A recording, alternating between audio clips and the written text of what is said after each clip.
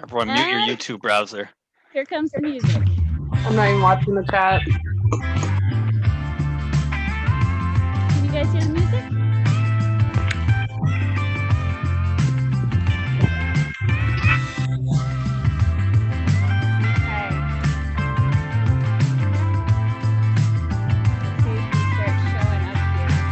Oh, we're showing up. When the sky is falling down and the clouds get in your eyes, I'll be a gold mine. When your world ain't going right and the struggle dims your shine, I'll be a gold mine. Back to back, I got you and you got me. Dream team, stick together and make it stop. I'm going to start mixing my drink. Let us know in the chat what you are drinking.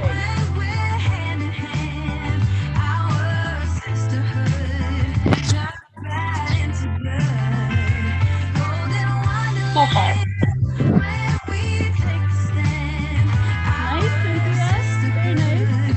Helps the common good. We are stronger, getting stronger every day. Can you guys hear the music okay? Or should I turn it up? Getting braver in every way. When you can't seem to win the fight, endless nights, I'll be a touchdown. Welcome, everybody. And all you need is some support. I'll make sure to hold the fort. I'll be a touchdown. Back to back, I got you and you got me. Dream team, stick together and make history. Golden wonderland, when we're hand in hand, our sisterhood turns bad into good.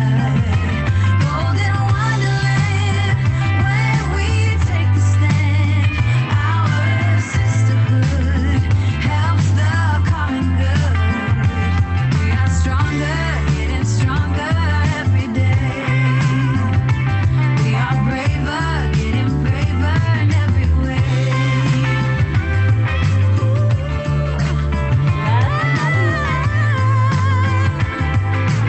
We're getting stronger,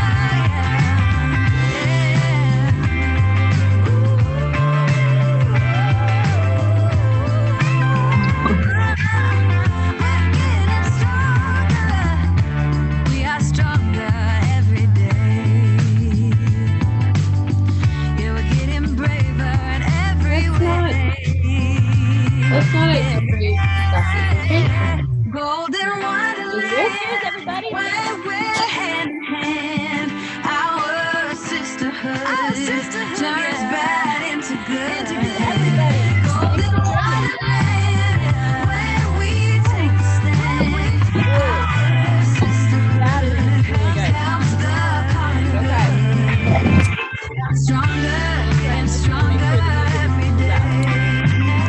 Go. We are braver and braver in every way.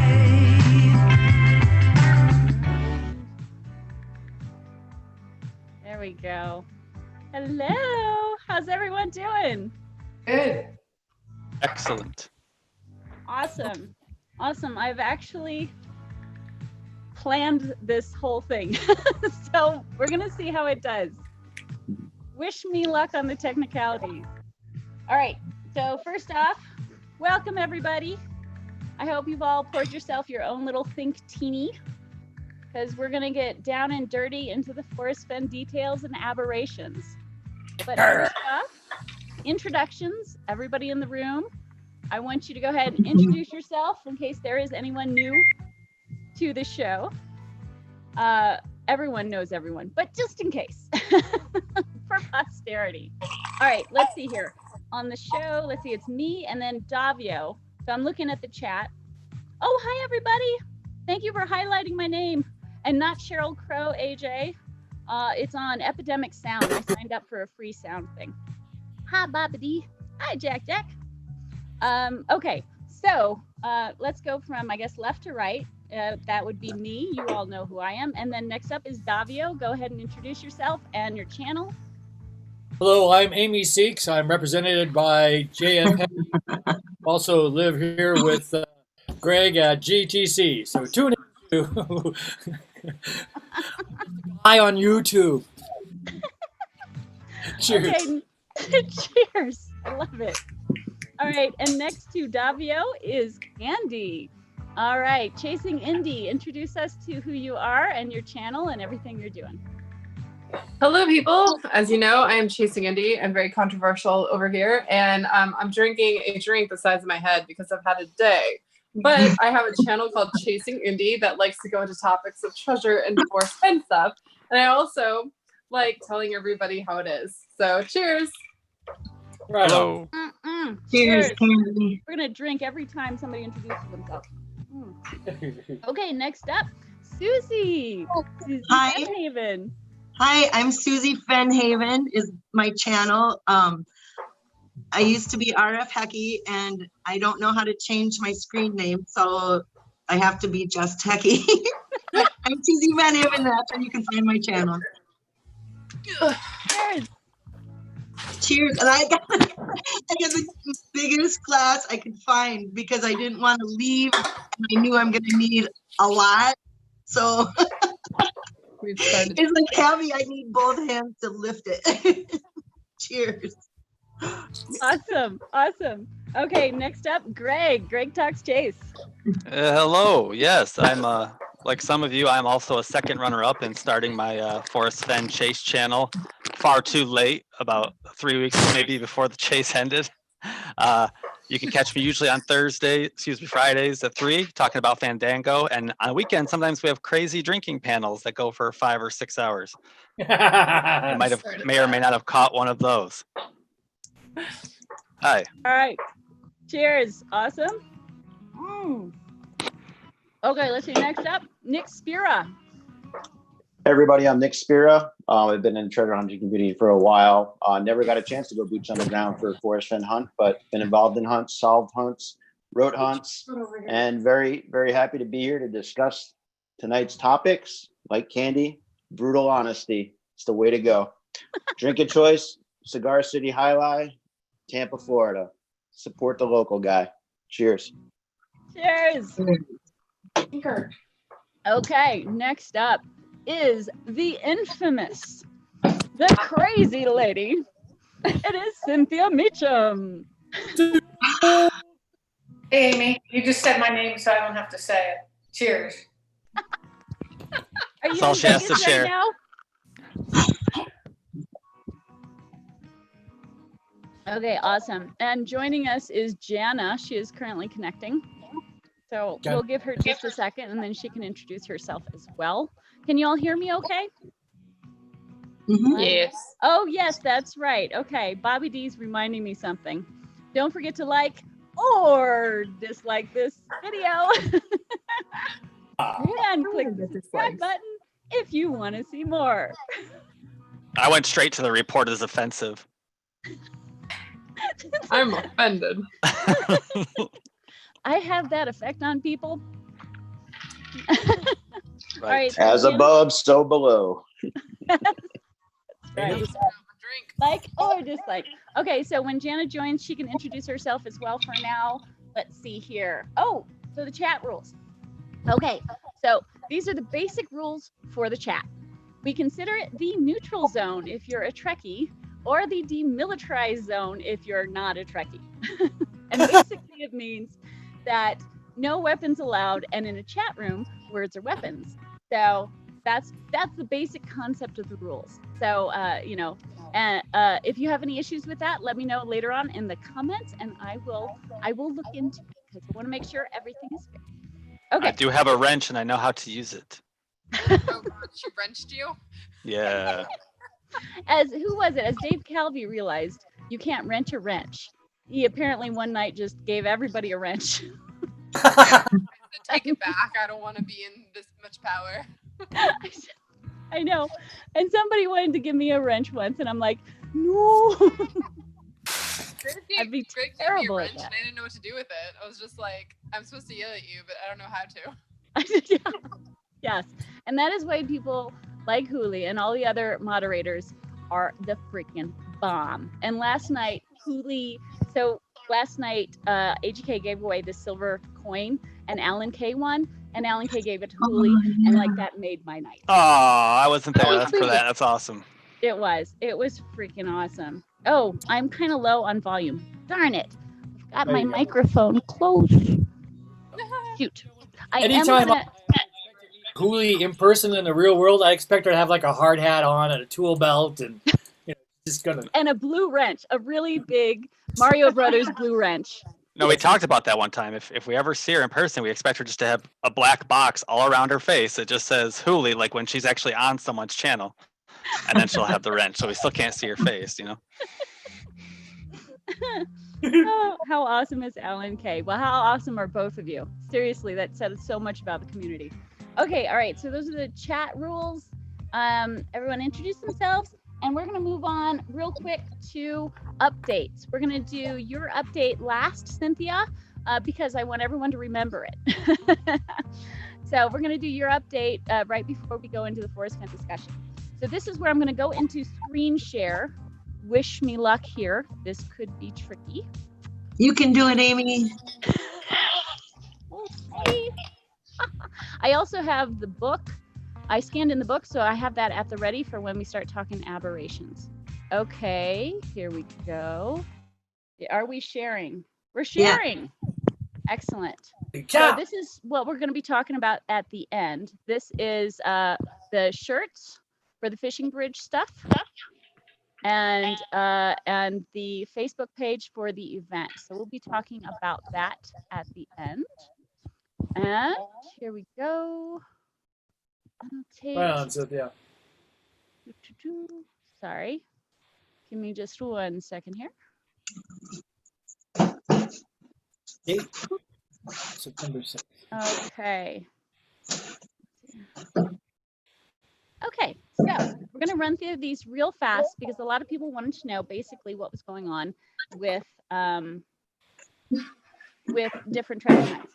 So this one currently on your screen is called Parish. Well, this is actually a hint for Parish. If you go to Natalie Nelson's, and let's see here, I can do annotate, I believe. Annotate. Look, I'm gonna get practice here. Check this out. I don't know if you can see that. Natalie, there we go. Natalie Nelson puts on this treasure hunt, and it is called the Parish Treasure Hunt. And she put out a video. So if you look up Natalie Nelson on YouTube, she put out this video, and it has a hint to it. So it also has a link to her. Oopsie, stop annotating. It also has a link to her GoFundMe page, which you can see here, is at $85. She's going to do a treasure hunting book, and her artwork is stunning. And so this is one that I've donated to, and I think everyone should give a little bit because we like to give a little bit to people who we know put on good hunts. So that is Natalie Nelson. And let's see here. Let me do this and try and move it because I can't seem to do this. There we go. Can you guys still see this? You can. Excellent. Okay.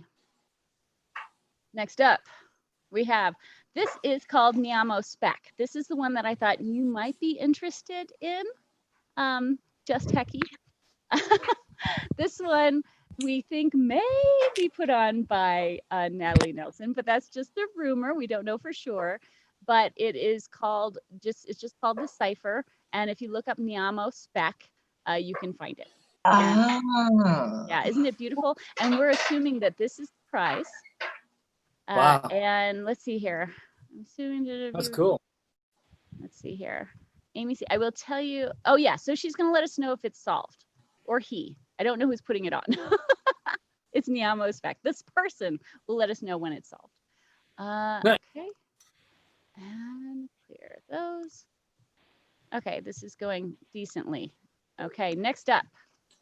This is So this is Mr. Clue. Mr. Clue put out his next clue. This is the prize here. And you can see here, he talks about, can you see my arrow? You can. Okay, great. He talks about basically what the prize is here. And the treasure hunt begins August 1st, so it already started. And this is the first clue. So you just look up Mr. Clue. He's got 260 subscribers here, and the first clue is out. And thankfully, he told us what state it's in. So you got a good chance with that one. This is breakfast, tea, and bourbon. Nobody guessed. Yeah, nobody guessed the let's see, clear all drawings. There we go. Nobody guessed it. Nobody guessed the answer. So anyone in the chat room, this is it. I fly like a realized bourbon red with a pointy head and feathers on my butt. Where am I? And there's a new clue, and the new clue is Los Angeles, Atlanta. Sounds like a route to me. Well, it apparently points to, what was it, a 4-inch by 4-inch spot, I believe. And so, yeah, and it's free to enter. You just enter an email and you enter your answer. And once a month, then I think the first answer that's correct, let me know in the chat if I got that wrong, is the one who gets it. Okay, so that's breakfast, tea, and bourbon. Next up, Valentine Goose. So this is the Beacon Star guide. And sometimes he's in the chat. If he is, hi, let me know if I got anything wrong. A little bit ago, he reached 26, I believe it was, reviews on his book. So he released a little info clue about the token, the proxy item that was released. And so you go to Valentine Goose and you watch the video. He also has other videos where he talks about kind of the basics about his hunt. And the awesome part, it is cipher heavy, right? So you got to be into that kind of stuff. But the awesome part about his hunt is that it's going to be fair no matter what. He is not giving out anything to anybody like on the side. So super, anything that he gives out will be there. This is the Gallows Harbor treasure hunt. Now this one I do have quick info on. Oh, so much stuff. Okay. So the Gallows Harbor treasure hunt, as many of you know, is an upcoming treasure hunt. He's currently doing a Kickstarter campaign where he's going to be putting the book together for this. And this is one thing he said on Facebook.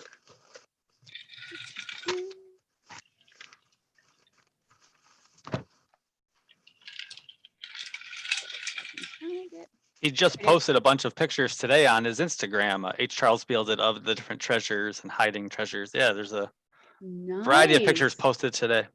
Nice. I noticed. Awesome. So this is one thing he said, just to get you get your motor running. Because I said, when he was showing pictures, he said, I forgot to mention that this skull, and it's not this skull, it's let's see here. Oh, that's the audio from this one. Stop. This skull right here, this is what he says on it. I forgot to mention that this skull has a treasure map tattooed to its head. And so I said, whoa, that's hardcore. And he says, I have so much fun creating as I do in assembling a treasure and working in the field. He also says that there are some very special features in the book that have never been done before. And it is definitely not all ciphers or hidden clues and pictures. So, this could be the next big thing for people who are trying to fill that Forrest Fen void. It is different from the Forrest Fen hunt, but it sounds like it's going to be pretty freaking awesome. Okay, next up, I hope I'm getting through these. Am I getting through these fast enough for everyone? I hope so.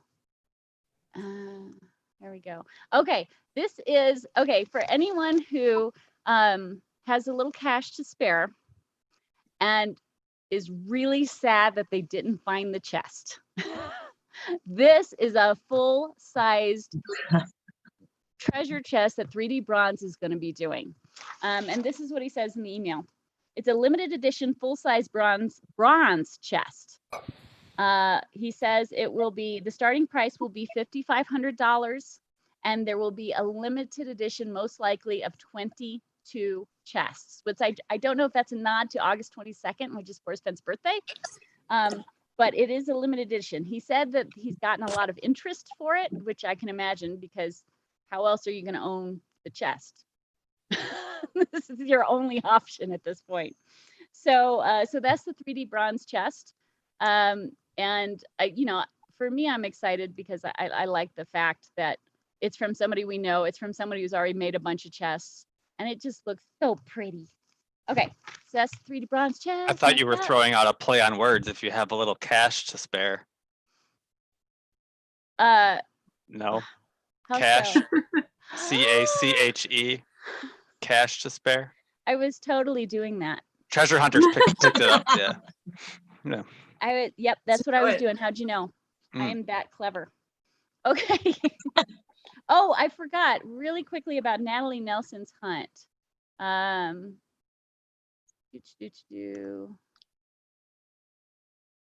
So real quick about her hunt, in case you're wondering how her, let's see, I'll put it back on the other imagery. Oops, stop.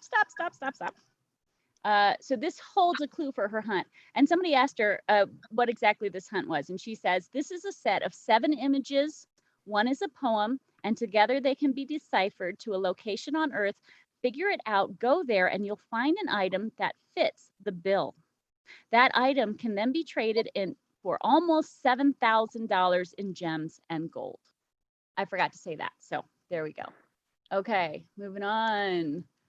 Now, this is Johnny's Treasure Quest, and the reason I'm talking about this one is because he mentioned that he may be doing a mini hunt. Where is it? There we go. Johnny says, thinking about spreading some love in Mackinac County soon. Mini Quest Scavenger Fun Hunt. Now, these are free for anyone who's in Michigan and wants to partake. It would be fun and awesome to meet some of you Yoopers. It's just a thought at this moment, nothing set in stone. So that is the Johnny's Treasure Quest up in Michigan. Okay, up next is K-Pro and Cal. Have you guys heard about this one? The showdown between Cypher Heavy versus non-Cypher Heavy? I'm Team K-Pro. All right, in the chat, put if you are Team K-Pro or if you are Team Calazars. All right, I'm we'll do a vote. Okay, all right. Don't you dare say it, Greg. This is what was said on Facebook about it. Tyson versus Holyfield, New Mexico versus Wyoming. But now, the most epic battle ever. K-Pro versus Calazars. So Codebreaker Charlie's versus Kitchen Sink K-Pro. Basically, to enter their hunts, it's going to cost $10. That full $10 will then go towards the prize pool. So if 10 people buy, you get a $100 prize pool towards it. And that'll help them judge who's winning, right? Which hunt they like the best. So, and they're hoping the target release date for that one is August 22nd. Burning rubber. This is, in case anyone doesn't know, Mysterious Writings page, and I just mentioned it, Jenny Kyle, because you see here, she asks 6 questions with people who find treasures. Nick Spira is also featured on this one. You'll see him answering 6 questions about his finding of the lost skull. Up next, Vegas Die. Okay, Vegas Die. I don't have breaking news thingies, so my apologies. Breaking news. We're all Team Mike and Team K-Pro for Vegas Die. That's going to be just a Voltron of just elite minds just destroying that puzzle to smithereens. You watch. We're going to Like see the if Mr. Beast one. yeah. Oh my God, Okay, they so- still haven't announced who won. They haven't? No. Dang. I think they're Okay. waiting for the release of the video. Oh, well. Eh. Okay, so this is what I got about Vegas Die from Mike. Stephen has agreed to personalize any book that is pre-ordered through Mike, through Calazars. If you want him to personalize your book with your name or message and autograph it, email me with that message. So if you order through him, not only do you get it cheaper, but you also get it before anyone else. They're going to get them out as soon as possible, of course, depending on how many orders they get. But this is also something key. If he reaches 40 pre-orders, Stephen Grogan will release a hint on September 1st. And they're at half of that right now. So they only need 20 more orders. And the book is $30. And I can't remember if that's total included, but I know it's cheaper than anywhere else and you get it before anywhere else. So that is Vegas Die. And I think, let's see, is that it? Oh yeah, that's Stephen Grogan right there. What do we got left? Oh, of course, AGK. So the AGK hunt is swimming along nicely. They still have the projected release date for September 1st. And they have their GoFundMe page, which has done quite well. And I think the total, let's see here. What is their total? So the total so far is about $6,332 in cash and $4,000 in valuables. That's an estimate, but that's basically it. Whew. Okay, take a breath. Take a drink. Yeah, well, we'll see if K-Pro mentions tonight the new team faction developments for the AGK hunt on their show. Oh, that's right. I've been hearing rumors about. You've been hearing whispers about whose team I joined? Oh. Well, maybe not whispers, but loud macaw kind of yelling. Oh. Macaw, I'm on your side. It's Okay. funny. I went and I looked at I pulled up all the hunts on Amazon and started looking at all their BSR rankings because I know they got this little rivalry going on. So I kind of took all the hunts that were out there right now that are like cipher heavy versus all the ones that are not, and just kind of looking at the BSR rankings so you can see how many units that they've moved. So you can kind of see what types have sold. So I know who I have my money on. So. Me. Let's face it. No laughter much. I can't Okay. choose a side for Team K-Pro or Team Cow because I like both things, but I'm a little on both sides. So. Yeah. I gotta support my girl. Mm. All right, Cynthia, you are up. I will get ready to screen share whenever you tell me to. So when you want me to show the shirts or the webs or the site, just let me know. But this is Cynthia Meacham. She is doing her best to organize the event up in the FORREST FENN finale, which is going to make me cry just saying that. I don't like that at all. It makes me sad, but it's gonna be a grand event. So you're on, Cynthia. Yeah, Amy, so can you go ahead and show the Facebook page? And I don't know if I captured yeah, can you go down to the agenda, please? Is it there? Maybe Hold not. on 1 second. Oh, shoot. Oh, I No. probably didn't capture it. Okay, so I guess, you sort of have the details. Well, it's not quite the agenda. So anyway, so for anybody watching this who is not aware, there will be an event at West Yellowstone and Fishing Bridge inside the park, Wyoming, September 4 to 6. The September 4th event will start. That'll be Friday night. And we will see if we can get into Bullwinkle's Bar. So the whole problem with this, the whole event is the pandemic and the changes that take place between now and then. So Matt DeMoss, who Smell the Sunshine, he and I are co-hosting this together, and we will do the best that we can do with whatever the regulations are, depending on which place we're at. But if it goes as we hope, it'll open Friday evening at Bullwinkle's Bar there in West Yellowstone. FORREST promised he would buy the first or a round of drinks for everybody there, and we'll see if we can all get in. So right now I don't know what the regulations are for the bars are. If we have 50 people show up, can we all get in there? I don't know. None of us will know until we actually get there and find out. So then on Saturday, the event that I'm pretty sure we can do is the group chase photo on Fishing Bridge. I'm planning it for noon on Saturday, and there again, this is Labor Day weekend, so we have to share this location with all the other tourists. It's not like we can just take over the bridge just for our photo.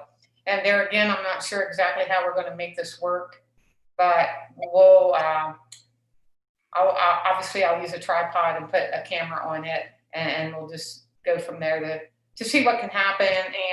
And if it's not real busy at the bridge, I'm hoping that we can be there like maybe 30 minutes or more, move the camera around to get different angles and see what happens. So I think there's there's 60 to 70 RSVPs from people who say they want to attend this event.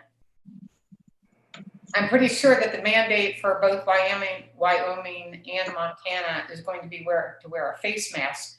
So everyone, make sure that you do show up to any of these events with a face mask. And then I'm not sure if we have to social distance or what. And so that's the bridge in this picture. I can actually, there where that pickup truck is in that dirt spot where that little dock is, it doesn't look quite like that nowadays, but there's still an area I can put a tripod up and I could actually get a shot similar to what is in that picture where everyone's just along the edge. If you go to my YouTube video where I did an update on this a week or two ago, you actually can see that that walkway in there is really wide with benches as well. So it's possible we can have people along the railing and then also standing up on the benches, and hopefully we can get everybody into the shop. So that's Saturday at noon. There's parking. You can see the one parking lot right there. There's a similar parking lot at the other end. So people can park at whichever end is most convenient to them. So that's Saturday, the fishing bridge photo. Then Saturday evening, starting at 5 o'clock, that will be the event where we all just socialize. That will be in Pioneer Park in West Yellowstone. They have picnic tables. I don't know if we'll be able to get one there again because it's a holiday weekend.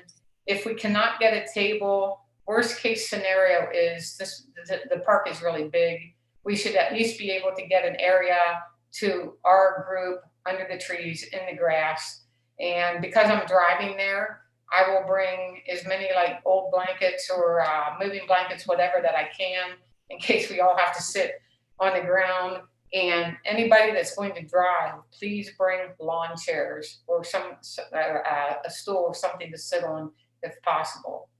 If Pete's Pizza is open, I talked to Jeff, the guy that owns it. He will cater pizzas for our group. I mean, it's not free. We'll all have to pitch in. But so Jeff said that he would do that. That would be food. The other thing we can do is go to the grocery stores that are there in West Yellowstone, pick up cheese trays, meat trays, fruit trays, blah, blah, blah. So there again, until we actually go, we don't know how much the pandemic will affect us. And Matt and I, people are asking us, what's going to take place and blah, blah, blah. All we can do is give you the location of the Friday evening, what we hope will happen Friday evening and then Saturday. And then we'll just all have to learn together what we can do. And then the very last thing will be Sunday morning, a brunch at 9 o'clock, I think is the time, at Three Bears Restaurant that's also there in West Yellowstone. And there again, depending on how many of us show up at the door, if they have to space their tables 6 feet apart, I don't know how big of a group they can handle. So we'll see. And that's pretty much it. Oh, and the t-shirts. Okay, can you bring up the t-shirts, please? Okay, so Carrie Finley is an awesome artist. She drew these designs and came up with this style and these shirts. So if you go to the website that currently is on the Facebook group page, I'm also going to send this to Dale to put on his blog.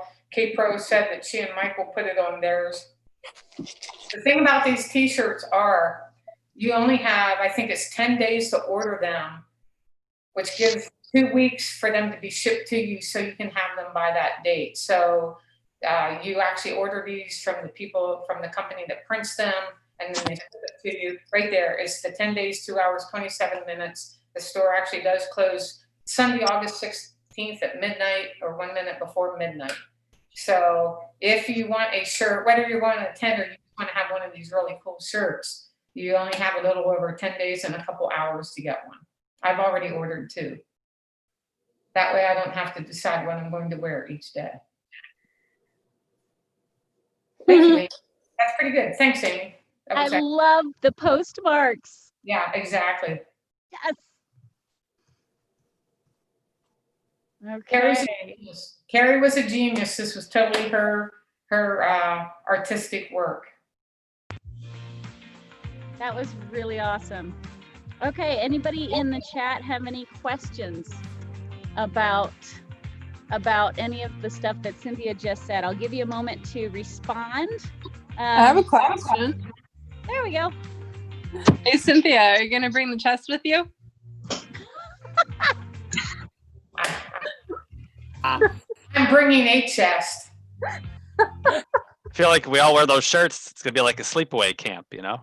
Or we're gonna have the It same. could be. Depends on how much we drink. Yeah, that's right. I don't drink. Yeah. Hey, one other thing that I did forget to mention, K-Pro is working on some games or activities or even just a raffle for Saturday evening, the picnic in the park. She has, I think, some prizes and stuff. And there again, this depends on if she's able to attend, she's the one that will orchestrate this all and host it. If she's not able to attend, she will pass the goodies on to me, and then I'll just pretend that there aren't any and I'll keep them. Right. Yeah, Cynthia, I told Kipper I'd help her with any kind of like scavenger hunt or something she wanted to do around West Yellowstone. Okay, cool, Greg. Thanks a lot. Yeah. You are like the geocaching master. So, I mean, you definitely I could probably plan a lot of it from home before we even get there, you know? So That's cool. If you want to come up with something like that ahead of time, that would be wonderful.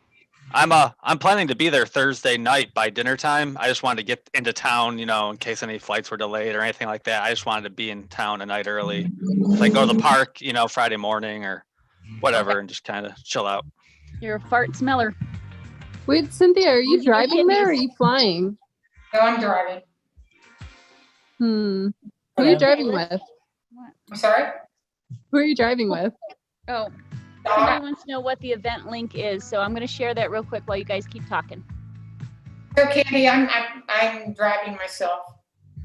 Unless you're Maybe I should beat you out in Vegas so then I could drive with you. Sure. That would work. Listen, Candy, I don't think Cynthia wants to go off the road on any of those hairpin turns in the mountains. So I don't know if you guys should be driving together. As long as I'm driving, it's good. All right.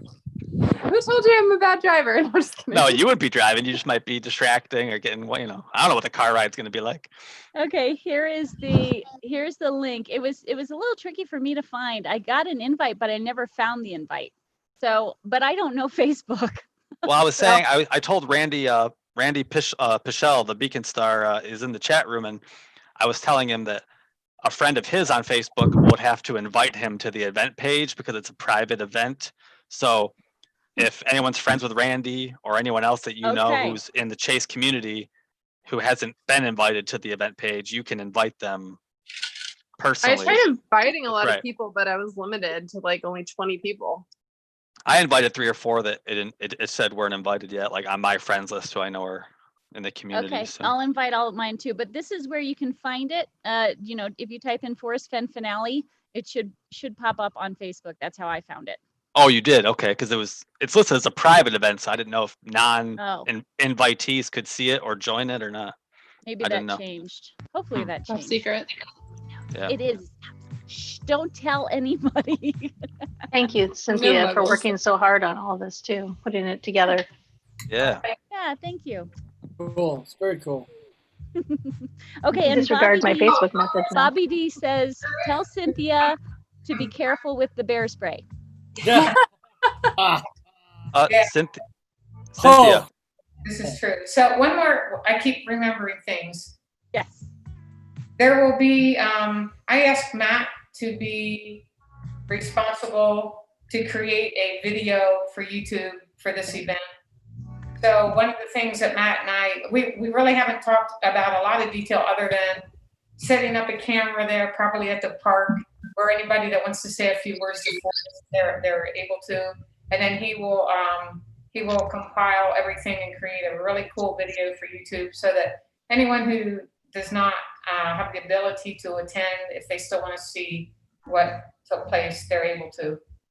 So one of the things that I need to talk to Matt about, and I'm sure he already knows, we will ask, I'm not sure what all he plans to do regarding this video, but we will definitely ask people before videoing them, like at fishing birds or whatever. Well, obviously, if you're a fishing bird, you know you're going to be in a picture. Anything other than that, we'll try to make sure that everyone is made aware that there is a camera rolling, and Matt is going to compile a video that will eventually be on YouTube. So just FYI. Cynthia, I had a quick question about the park where we want to hang out Saturday evening. Do you remember, are there the you know how some parks have like the public grills, the black metal grate grills that you can load your own charcoal into? Do you know, do you remember if you saw any of those? I don't recall seeing the grills. I can go back and look at my YouTube update video though. Because Okay, I'll check. Yeah, I captured the single picnic tables there. I don't really remember seeing grills. All right, I was just curious, because I know we talked about cheese trays and meat trays, but you could chip in and get the family packs of burgers or whatever, and cheap dollar store like spatulas and whatnot, and just try to throw a ton of burgers on the grill and something like that. We definitely can do that. I have to go back and see, but right now offhand I'm thinking that there are not. Okay. Yeah, maybe because it's a small community park versus a bigger town park, like a bigger county park, Yeah. Okay, we good? Thanks, Amy. Okay, I'm gonna see if anyone in the chat had any questions. Thanks, Cynthia. Thank you. Good idea. It's, a farewell goodbye on a bridge. It's really, how romantic. Cheers and cocktails all around. Waiter, cocktails all around. We can all pour some grape soda off Fishing Bridge into the water. For our homies. That's right, for the fallen. I like it. That's gonna be, I think there's gonna be a lot of really, really gut-busting laughter, huge smiles, lots of hugs, and tears. This is gonna be amazing. That's Maybe awesome. copious amounts of alcohol. I'm not sure about the hugging, Amy, with the Oh, pan. that's right. It'll be hug and touch each other at your own risk, I guess. That's right. Fist bumping and elbow tapping. That's right. It depends on how much alcohol there is. Doesn't that kill everything? Yeah. And A friend of mine, two artists, I'm bringing him along so we can all get our own postal mark tattoo. Hey. That's a cool idea. That is a good idea. Yeah. oh man. We can all be branded by the Chase. Get like the brand, the symbol. just have it. Oh my God. Let's do it like a tramp stamp. Wow. I was waiting for Cindy to say that. Well, we could use the poem. Canyon down and blah blah blah. So anyway. Wow. Okay. I got a That question postage for the mark chat. should have been down there on that shirt. I got a question for the chat. Everyone, and I'm going to try and watch your answers here. If you had to get a tattoo, and it had to be about the thrill of the chase, what would the tattoo be? I asked the room as well. What do you guys say? I can draw it. My tattoo would definitely be a bison. That's Fenn's favorite animal. It's Fenn's favorite animal. Wow, that's cool. Anybody else? Mine would be an Oh, asterisk. Yep, a compass. Asterisk is cool. Compass. I'd either get Holden's like the hunting hat or the moon on the epilogue drawing. Oh, the moon on your cheek. Yeah. Pretty cool. That's okay. stars. Let's see what everyone says here. Omega symbol. Oh, Gypsy Kiss. I'm at the rest area in Texas. No Uh-oh. way. Okay, I didn't want to say this, but I'm going to say it. Gypsy Kiss just said, I'm at the rest area in Texas. Just saw your shout out to our treasure hunt and wanted to say thank you. So I didn't want to say this because I didn't want people following him yet, but he's already gone. I So- told him he lied to us last night, didn't he? He said he's going to go next week or. No, he didn't lie. If you Oh, watched, okay. he didn't lie. He was rambunctious. He is out placing the proxy item. This Oh, I thought they weekend. said they changed it not to 2 weeks from now, but next week or something like that. All right. No, it's this weekend. That's why he's not doing a Saturday show. All right. Cool. But I didn't want to say anything because if he hadn't left yet, well, you just never know. I myself was going to just duct tape myself to underneath his car. Amy, Minotaur Moreno said face masks were lightly enforced on the trails, but required in the shops. Makes Oh, sense. yeah. Yeah. Like I have plenty of N95 masks I wear everywhere because, Yeah. why not? I had those anyway because I, work on my house all the time. So there we go. Okay. Do we have any? I don't know. Do we have tattoos? Anyone see Star and Compass? Stars and That was Compass. Jana. Yeah. Yeah, Compass Yeah. Rose is always a strong choice. Yeah. Yeah. I don't know what I would get. Maybe I would get one of those like really awful, slightly distorted like faces of Forrest Fenn, where it's like almost creepy because it wasn't done right. Yeah, right, right there. Yeah, I don't know. I kind of like let's see. Epic Space says I would get the stick from the chest tattooed on me.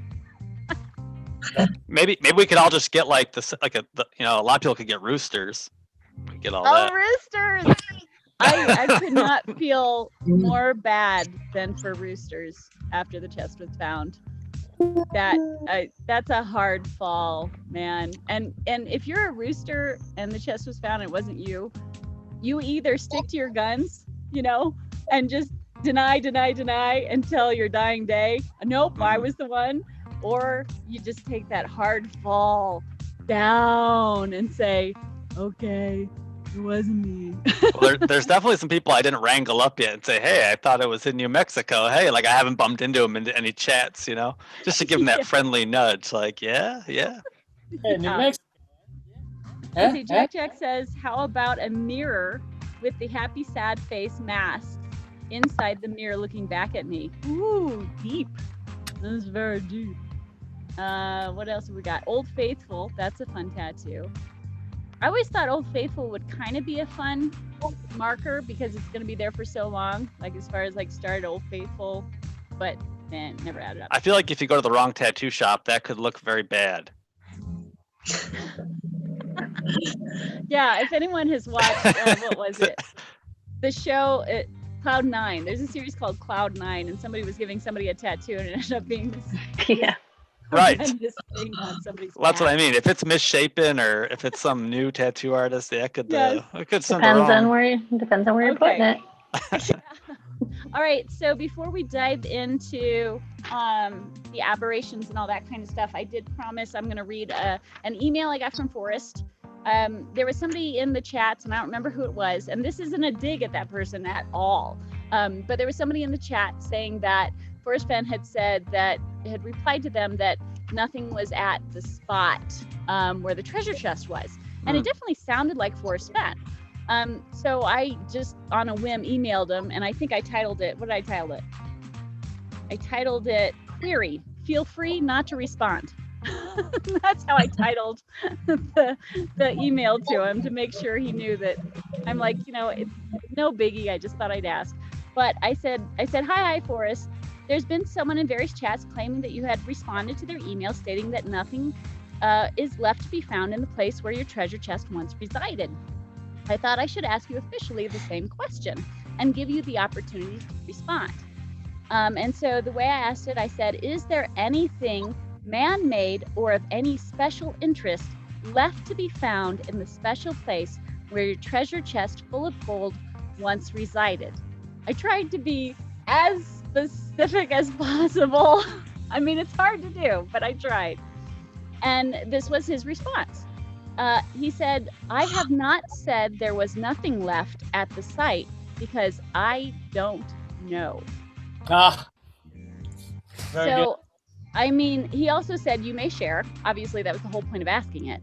And he said, I'm not on the computer much.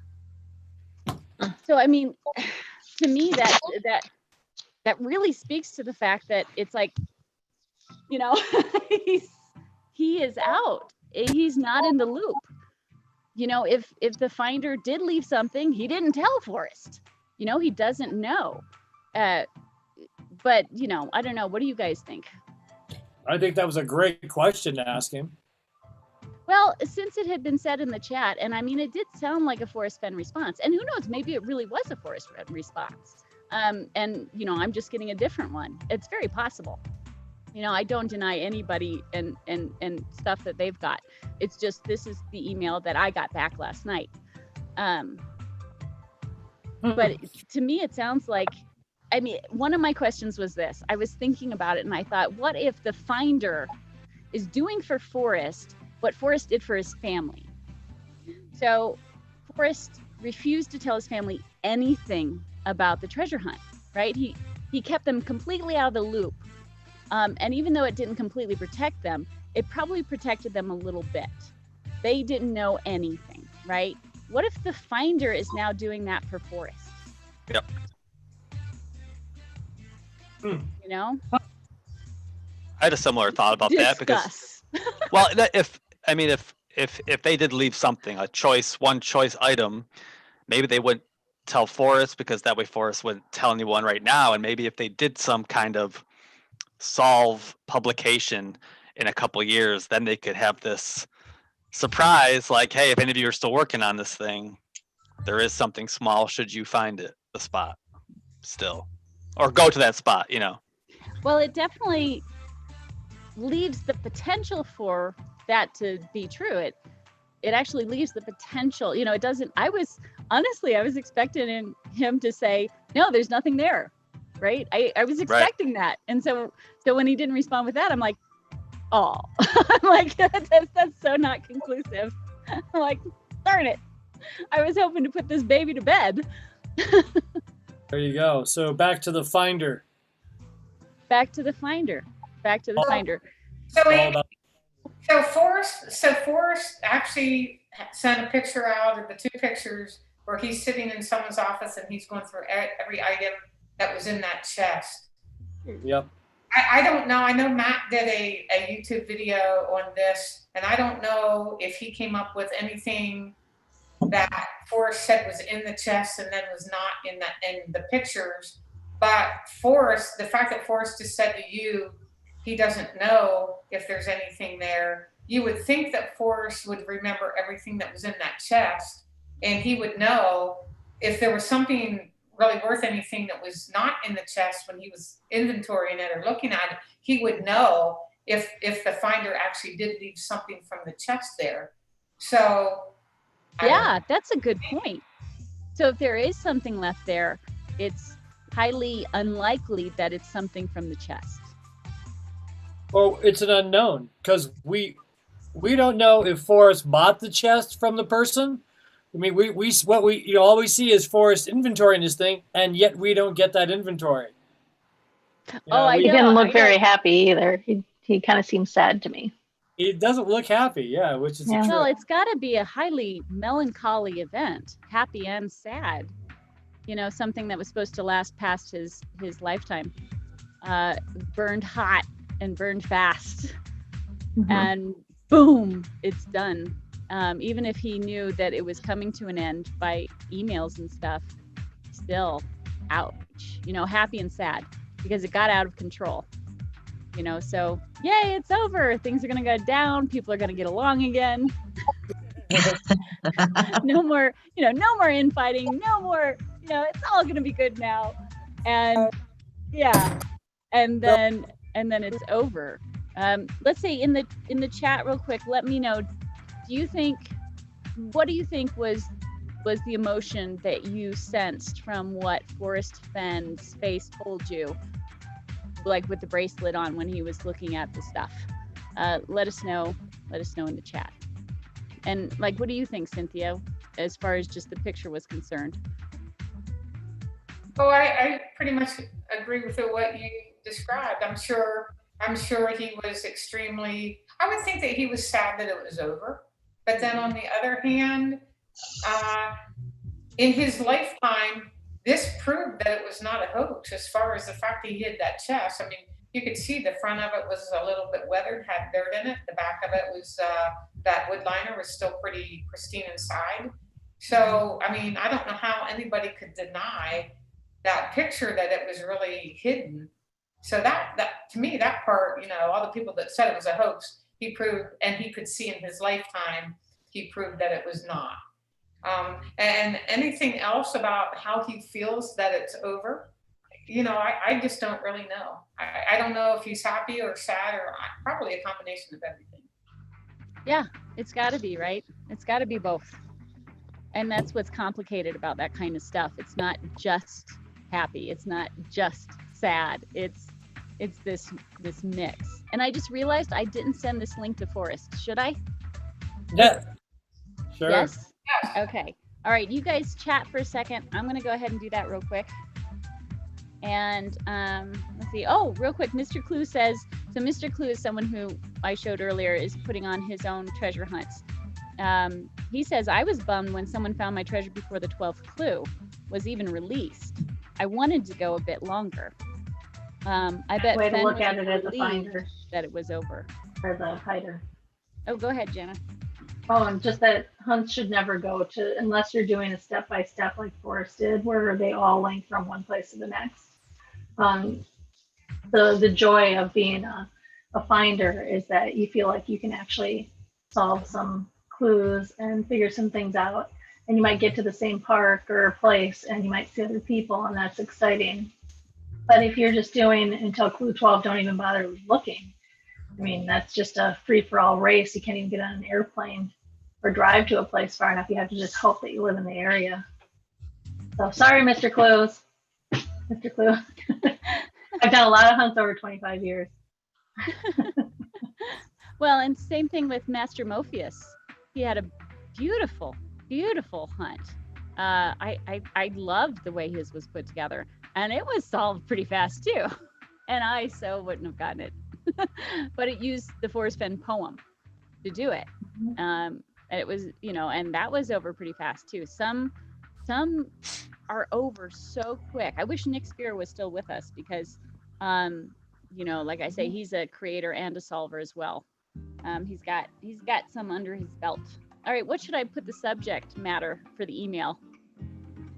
Amazing get together and Zoom party. Watch or don't. I'll say Cynthia's on live.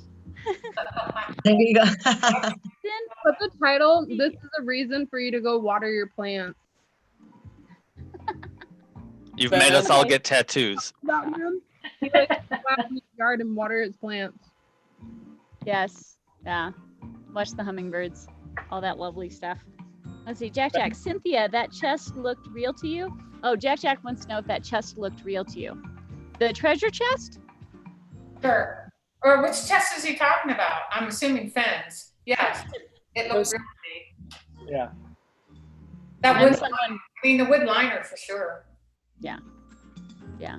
It all added up. I'm someone who is familiar with Photoshop.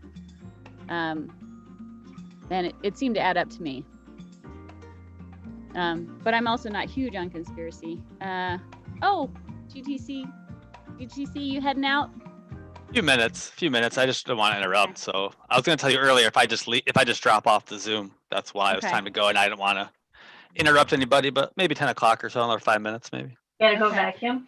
Do we know if K-Pro and Tower are going live yet? Because obviously, then we're going to drop off before their show. I don't. Let me check my YouTube. I don't remember if I saw a show reminder, but last week Mike put 10 a.m. or 11 a.m. so it was all screwed up, I think. So let me check. Okay. I received a message that it was 8 o'clock Pacific time, so that's 10 o'clock Central. Are they going on Hint of Riches or Calazar's tonight? I don't know. Talking directly to Mike, so I don't know.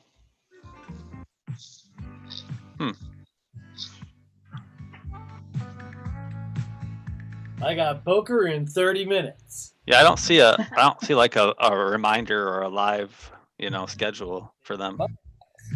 Well, K-Pro said they were going to go on tonight. Yeah, I think maybe they'll just go. All right, don't let me go over then. Or maybe they'll enter the room before then and be a little reminder. Okay. Let me turn the music back down. Sorry. There we go. Okay, so then should we dive into aberrations and stuff like that? Okay, all right. So this is going to be interactive as well. I want the chat to be able to participate. A lot of people have emailed me and contacted me and commented that they want to see, all the second place theories on the thrill of the chase. But since we don't have the solve, it's so subjective that I know that as soon as I have one person on discussing it, then everyone else is going to be so sad and upset. So So I thought we'd start simple. So we're going to start with aberrations first. And so everyone in the chat room, I want you to put the number one aberration that you found in The Thrill of the Chase, which of course includes the poem. And then we're also going to ask anyone in the chat who wants to say what their aberrations are. I know Davio's ready. I know Hecky is ready, correct? Yes.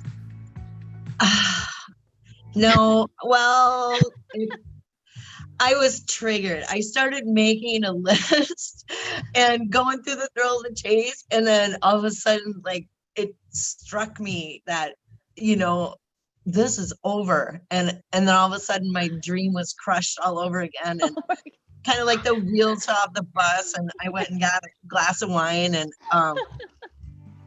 so my plan to show, I came up with a couple of them before I just got angry and pouty about it.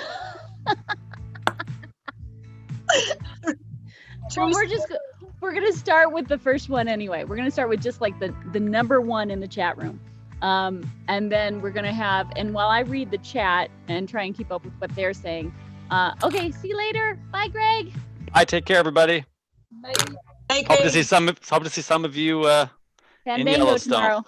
All right, yeah. See you tomorrow. Bye. Okay, so then who wants to go first in the chat room as far as their aberrations are concerned? Or aberrations in the number one aberration. Let's start with the number one, and then I'll go and read the chats, and then we'll go on to the next person who wants to go over their aberration. Does that sound good? Who wants to go first? I will. All right, Cynthia. So are you saying the one, number one being the one that we think is the biggest aberration or the most important, or the first one in the book? I would say the most important one to you. Okay. The literature and important literature and the way he messes up Hemingway's book titles. And it was intentional, so why did he do it? So I used Hemingway, the Clark's Fork of the Yellowstone, because Hemingway used to go there, right? And you can see how well that worked out. Okay, now you'll find this interesting. Minotaur Moreno says Amy Seeks Hemingway lived at the northeast entrance of Yellowstone. So you're on the same page with him. And then we also have Lori James who says Borders. We have someone speaking to the Too Far to Walk map. Let's see, where else? Going down. Oh, Zozo Rock says postmarks. I have to agree with the postmarks. That's where I was stuck in the postmarks. I don't have the book, but I never needed the book. Oh, Jack's a poem purist. I don't have the book, but I never needed it. The treasure at the end of his rainbow, my greatest aberration. Underwood typewriter, number 1 or 0. That's a good one. The names on the school picture had to be fake. I thought it had to be a clue. Aberration, teachers with ropes drawing. Yeah, the first little girl had clouds on her dress, and then in the smaller picture, those clouds were missing. That's a good one. Okay, go. Let's. We'll keep reading the chat, but let's go on to the next person who wants to go next with their aberration. Well, I'll say the biggest aberration is the things that are missing.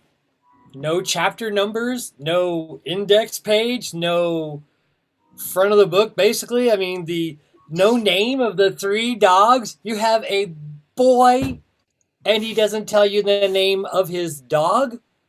And this is a memoir. So there's he doesn't tell you he tells you that he's really good at naming the top 10 songs, but we don't know what it is.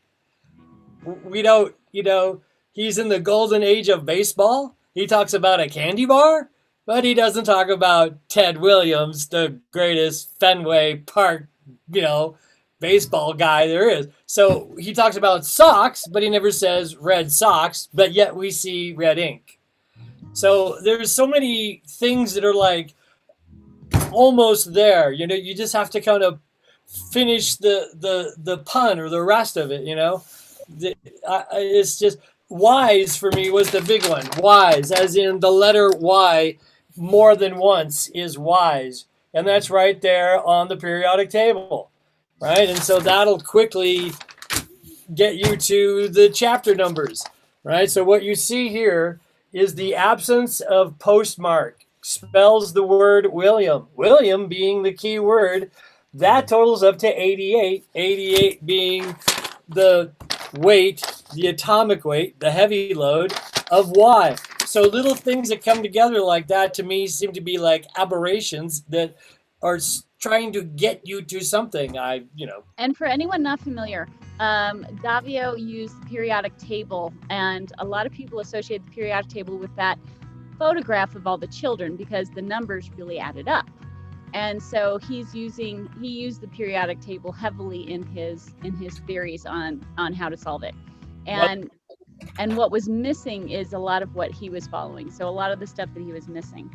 And now back to the chat room. Let's see here. Oki Tarman says, Tarbosaurus, there is one in every picture. Does anyone know what a Tarbosaurus is? Okay, Oki Tarman. Definition of Tarbosaurus, because I don't know what that is. Important literature. Somebody else agrees with important literature being an important chapter.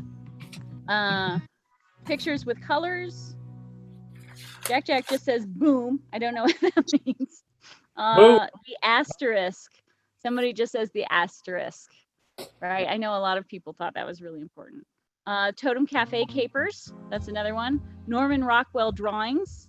One person says tea with Olga. 2. Okay, and next up, who wants to talk about the aberrations they thought they were most important? Okay, I can come up with one right when you open the front of the book, the ID card, and that his picture is of a little kid and not 17 years old. But I think the most important piece on that is there's a reference to Brown, that's capital BR period. So that BR period under his hair color is abbreviation for Brown, and it's capitalized. And that's where on his identification card, it just seems like it has to be. So I mean, that's one. I like it. I like it. That's your top one? Well, that's just just hard to pick, isn't it? It's I hard to know. pick. So that's like the first one, and it seems like it starts the book. I mean, Yeah, you open first it you up get and there the it is. flap. Right, you get the flap information that doesn't say look for aberrations. It says there's clues scattered amongst the pages. And so I'm considering that's one of the pages, the pictures that are included on the front and back flaps. And so it's like almost like start here, like you can't ignore those photos. And then if I had found that along that the tape line, like the fake tape line of where it looked like it was, had cellophane tape, it says, if you just look at the letters and read down, it says in a cipher. Oh, right. That's right.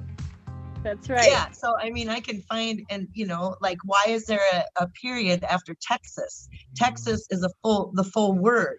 And then he put a period after Texas, like it's an abbreviation. Do you still have your video up about that? No, probably not.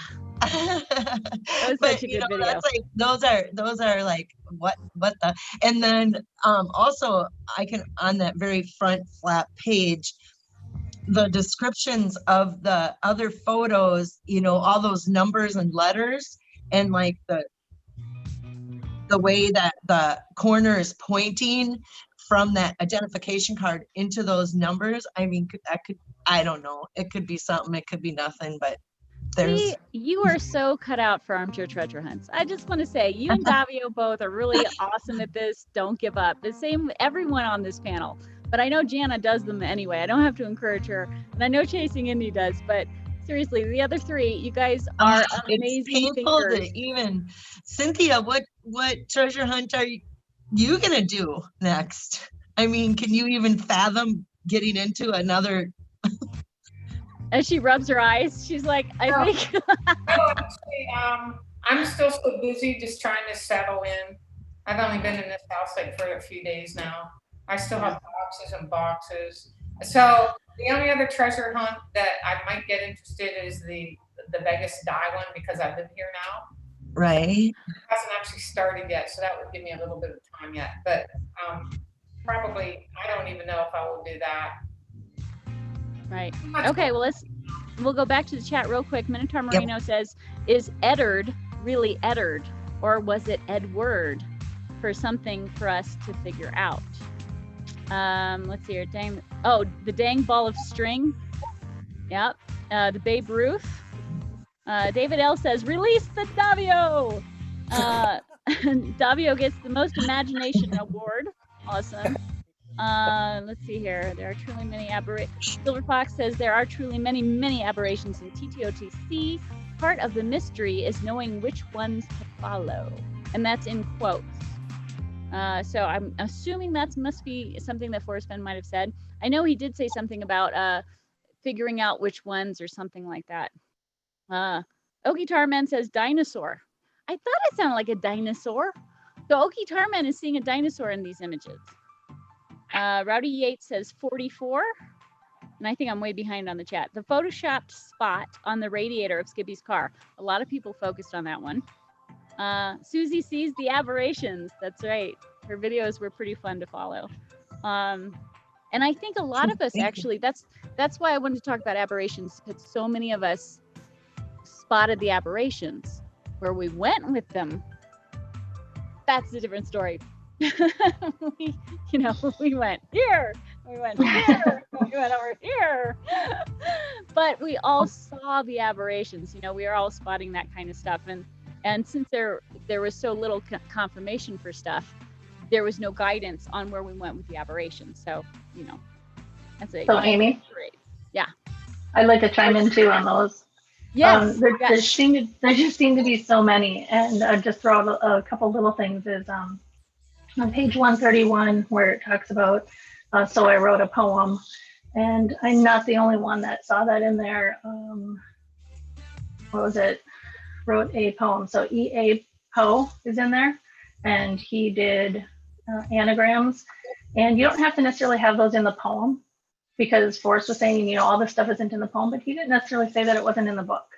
So in the book, there were things like page 90, sit on a flak vest, snowflakes in there, page 45, best, I think it was best agate, Agreta, if anybody knows who Agreta is, with the Shoshone Indians and the wheel. Let It Be, just the Let It Be is in there from the Beatles. Things like that. I found Davio would like that. Many anagrams that were in the book that are just aberrations. Right. Everywhere. Yes. Anagram. First page is like the White Album, I mean, that's yeah. And Minotaur Moreno says, Amy Seeks, I thought RF Hecky's video did the best job at finding the aberrations. Yeah. That is very sweet. All right, Chasing Indy, you're up. Can you hear me? A little bit. Leaning in definitely helps. That's what I'm doing too. What's wrong with my computer? I have an entire video on my YouTube channel called Aberrations Will Live Out on the Edge. Yes. I've got a whole good one. array of different topics you could go by, but I'll just go for my two top favorites. The first one was the book titles of his book. You anagram them, they create secret little hints that like to screw with your mind. I also was obsessed with the asterisk because in the original one he wrote on, I forgot, it's online somewhere. It's one of his friends shared it. It's in all blue writing. Everyone knows about it. He mentions that he created an asterisk where he felt something that basically put him full circle from where he got shot down in Laos. And in the Thrill of the Chase chapter, he totally omits that sentence. So he doesn't tell you about the asterisk. So I always thought the asterisk had something very important with the chase. And I actually always thought the asterisk was the blaze itself. So that's a big aberration. And I mean, I could go on for hours about aberrations because I lived and breathed them. But those are my top 2 favorites. Did anyone who Like it. communicated with Forrest Fenn via email or ever got an email from him, did he ever mention an asterisk in his emails in talking about anything? Yeah, and when he got when you ask him about it, he would totally deny it and then be like, "What?" Because I asked him, I was like, "Why did you take out the asterisk in your book?" And he's like, "You know what, Candy? I don't remember." And I'm like, "Bullshit, you don't remember." So I don't remember. one day come forward and just be like, "Hey, this is what the asterisk actually was or meant." It'd be great. 21 has an asterisk. Are you familiar with the movie Bat 21 with Gene Hackman? Right? He's I the don't know if pilot I've seen gets that one. shot down, and his little bird up there saves him. And the movie is actually BAT 21 with an asterisk. What's the other one, Davio? The other movie? 60, 70, 61, which is 61. the baseball movie, which is 61 with an asterisk, and that's by Billy Crystal. And those are two movies that are relevant to this. Davio and I went down the movie and the music rabbit holes big time. Hardcore. Very, very hardcore. Absolutely. I thought that the aberrations actually started meaning things around Yellowstone Park to get you into the park, like Cody, CODY, being actually in the poem. Just different stories and things that kind of led you to West Yellowstone or different places that were around to the arch, different Okay, entrances. so now that we know that it's in Wyoming, right? Now that we know that, the chat and everyone in here, tell us the number one thing in the book, and try and keep it to the thrill of the chase, because we know that, that book was what you were supposed to use to solve this thing. So keep it to the thrill of the chase. The number one thing in the thrill of the chase that you think would lead you to Wyoming more than anywhere else. How about the fact that he says in Wyoming? Yeah, why must I go? Big buffalo, which I In thought love with Yellowstone, there's just it just seems like there's more BLM land there. It's where he was when he was working in the Forest Service for that one summer. That's mostly where he was. So that's right. The what was that brigade called? What was the Forest Army? Basically, it's right. Conservation Corps today, but back then it was the Forest Army out of the Depression, right? Right. I think that's where he came across something that got him to be an archaeologist. I think he found something while they're out there, and I think the location. And that's what made it important to him. And how about you, Cynthia? Mine. So I still believe that he, in one of his early videos, he actually said you have to read the book to learn where the first clue is.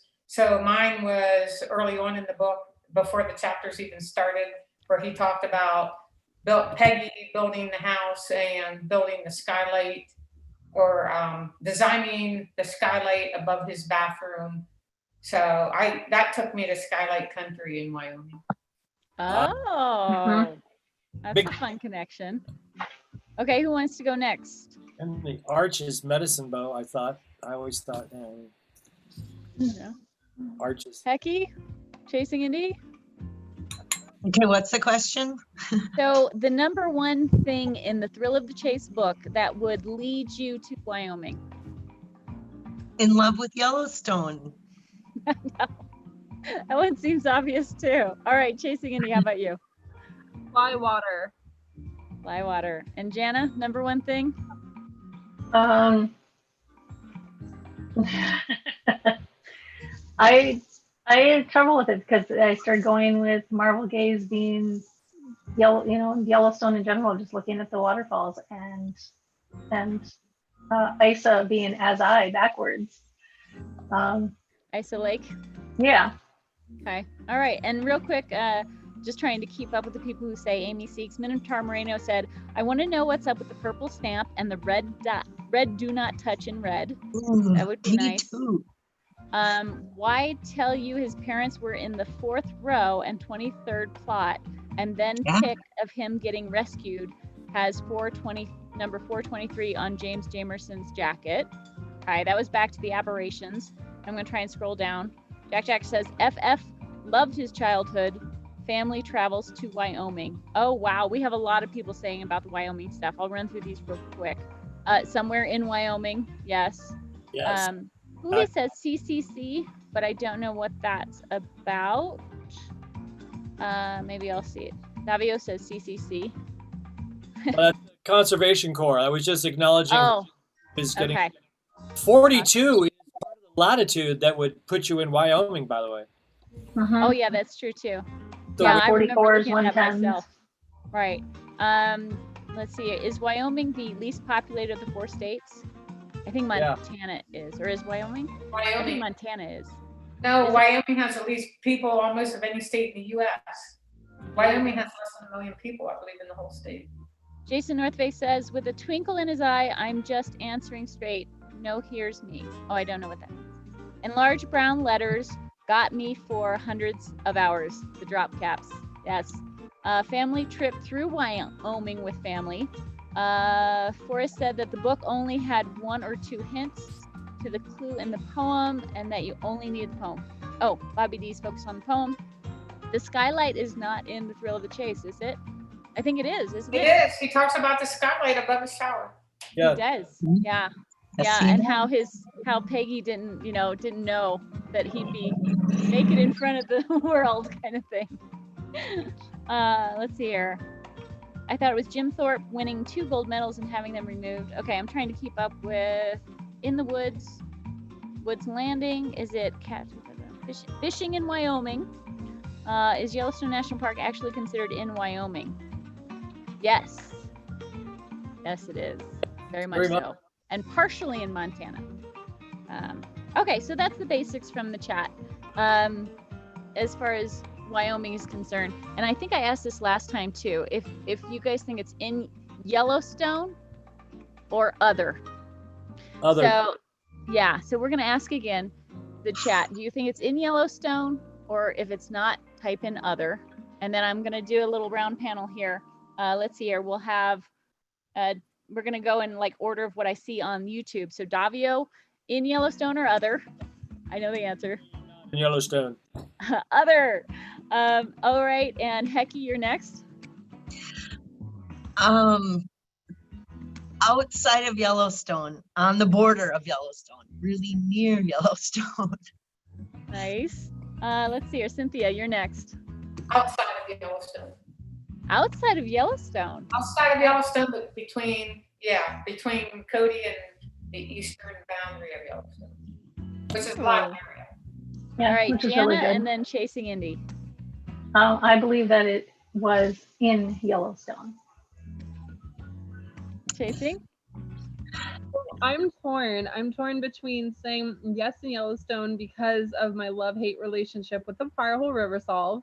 Yes. There's also Agreed. that stamp mark that says somewhere in Wyoming for the long ride home. So I think it was either somewhere between Shoshone and Casper, or it was in fact in the park on the Firehole River.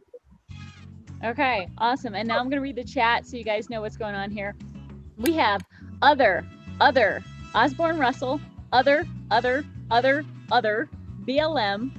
Yellowstone, other, and Jack says no comment.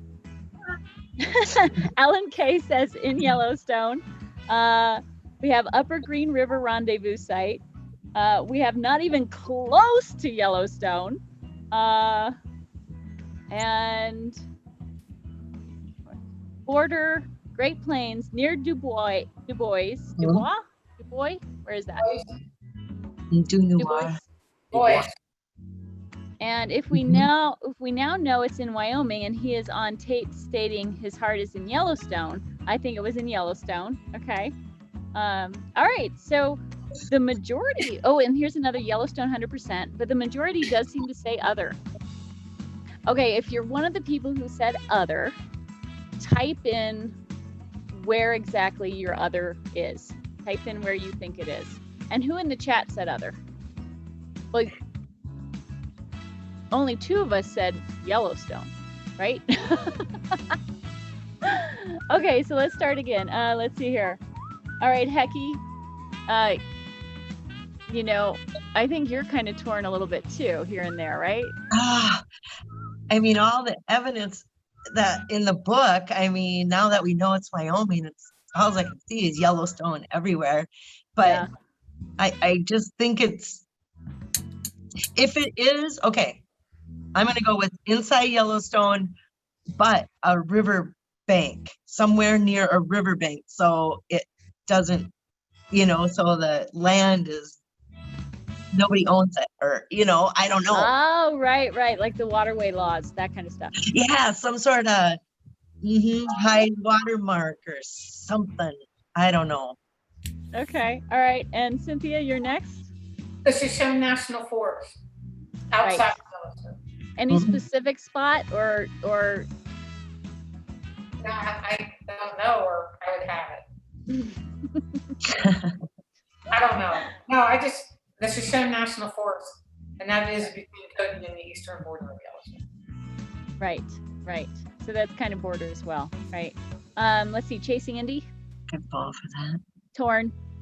Wherever home halts, that's somewhere on the far whole freaking river. Okay, and Jana, and then Davio. What's the question? I thought If you Where? said, you know, other, right? You know, if, No, she's in Yellowstone. yeah, I'm I in know, Yellowstone. You're in okay. like Yellowstone, right? And Davio is other, and I think we've seen Davio's site, right? You've shown us a map now, Place on BLM land. right? Right there. He's Settle- prepared, people. There. That little triangle of BLM land, that's at 42,105. And you see how it looks like a little face? Oh, it does. Yes. Look at that. And happens to be 3 log cabins. And he's like, all right, very cool. Now let's see what the chat says. It's I've- gonna be a little hard to read real fast. Hey, Indy. The Firehole River goes all the way down to Lone Star Geyser too, by the way. And I'm sure that you probably maybe took a peek at that, but I don't hear many people talk about the Lone Star Geyser.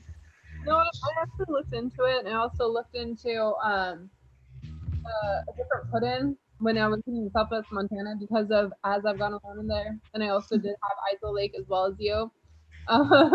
So I had different variations. Creek and yeah. It was a huge one that I looked into. And here's what the sorry. No, all right, and here's what the chat is saying. We have Dunoir Valley. Anyone know what that is? Dunoir Valley. Okay, we have Dunoir Valley. There's a brown house in Gardner near the bridge that has an omega in heavy rocks in the backyard above the river. Yellowstone 100%. Other planet. Has to be close to Yellowstone because the Rockies aren't away from Yellowstone. Another Dubois. The locals say it this way. Dubois. Oh, thank you, Jack. Boys. Mummy Cave. Dunoir Valley. On the Laramie River. Let's see, was it Jelm, Wyoming? You guys know that place? Jelm. Jelm, Wyoming. Centennial. Actual behind Mummy Cave in the woods. Union Pass above Dubois. Or Cheyenne. Bobby D. Okay, no. Fenn Creek. Sinks Canyon. Near the Rise viewing platform. You guys are specific. This is impressive. Base of Coffin Butte. Yeah, the end is drawing ever nigh. And I'm missing some, so I apologize. South Wyoming, Idaho, Utah border, Lake City, Wyoming, north of Bear Lake. It's not over until the finder sings. Ham's Fork, that's what Hulu says. Where was his cache at Hulu? Oh, Canopy of Stars, Lone Star. It's going to be a tragedy if FF dies and doesn't explain the entire book. Oh my gosh. I don't know what I would do if Forrest passed. And at that point, I think I would take those 2 people up on the offer to pay me to try and finish it. At that point, I'd be like, okay, let's do this. But I'm not, and some of you know, because I've mentioned it before, like when I put my video out, I put it out pretty early. And I think that's the only reason it had so many views, because now it's just flooded with all these different theories. But I had 2 people offer to pay me to finish my work. And, and I was torn because I'm like, well, I'm not moving on really if I do that. And it's not guaranteed I'm going to solve it. And it's not guaranteed I'm going to know if I solved it. So at this point, I'm in a holding pattern as far as that's concerned. But if we got news that it wasn't ever going to be put out, then, like is 6 months from now or a year from now, nothing's out, I might take them up on that offer. Because why not? Might be fun. But yeah. Amy, turn down the music. Oh, you did. Oh, I did. Is the music too loud? It's on. I don't know. All right, in the chat, let me know if the music's too loud. I just used thought to it had audio. background. It's time for And we only have, if K-Pro and Cal are going live, we only have about a half hour left. So what do you guys want to talk about for the last 30 minutes? I want to say thank you and I love you all. I'm going to go play poker. Oh, that's right. Good luck. Good luck. Hopefully I'll see Jana there. She is so good. She kicks most wicked good. Don't let that little face, well, she's wicked. Cynthia, so always good to see you, love. So glad you're doing well. And of course, Hecky, emails, mailing, so fun. Thank you. Night, everybody. Love you all. Ciao. Amy, thank you some more. Much love. Right on. Good luck. Just me and the girls. I love it. Minnesota, goodbye. Very nice. Have fun. Who else is playing poker? Are you going to multitask, Jana? I may, but I want to, if I can, just throw out a couple other little things. I'm not really good at like when you ask a question and I can just bang off an answer right away. No worries. I want to bring up like little things like where in the book it says I even taped magazine pictures to the wall in my room and shot at people. And then when I think of something like that, that was one of the first things that I actually saw in the book that kind of jumped out at me. Besides, there's one other thing, but I'm like, okay. The black hats, was that Yeah. what you're talking about? Yeah. Yep. It's on page 37 and 38, I think, respectively. Right. Also, But if if he's anyone shooting wants me to pull up any pages, I actually have it scanned in. I can pull up the page for you. well, the first thing I thought of was if he's got a picture on the wall, magazine pictures, and he's shooting at them, isn't he going to put a hole in the wall? So I was thinking hole in the wall in Wyoming was, one of those aberrations. Yeah. But it took a couple years, and then I was going down the Pink Floyd ideas, and then I would see the wall written in different places because it says the wall clearly there. Yes, And then there's another place in the book, and then also in Too Far to Walk, I think, too. Yeah. That and dots. Am I able to screen share? Not at the moment. Hold on. Wait, well, show me where, because I can actually pull that up on mine. No, it's my document. It just was easier because you can see all the red to see where I saw the dots. All the red in Thrill the Chase. In the images? No, in the words. Oh, in the words. All right, hold on. Yeah. Let me stop share. Okay, now you should be able to do it. Okay, this will only take a quick second. It's just maybe somebody wants to see something that would be just a little bit different. Yeah. Well, it's nice to have a visual. So I would see it had put down the Thrill of the Chase, page 104. I see what you And mean. then Yes, in the words dots on- themselves. Got it. Yeah, so the moving finger, Tower of Darkness, lots of dots. Addison dot, add dot, dots and bubbles. He was on the Today Show, which I thought was funny. I thought things like that were planned. Like if he was on the Today Show, or when he wore purple shirts on the Today Show, and then Right. Who wore sweaters like that in Amy C, Mr. Rogers. says double omegas, horseshoe, dragonfly, frog, and size of Olga's bathtub. Yes, the aberrations were painful. Okay, so Yes, they were. so the other question I guess I have for everyone, since we're all trying to move on, even though we still want to discuss all this stuff since the solve's not out yet, is how much time did you spend working on this per week? Like how many hours per week did you spend on this? And now that it's over, what are you doing with that time? Cynthia, I know what you're doing. Well, I'm lucky because, I mean, I spend hours and hours a day, every day for 8 years or 7.5 years. So I'm probably the luckiest searcher in the chase community because I had just started my move when he announced on 6/6/2020, when he announced it was over. I had so much else going on in my life.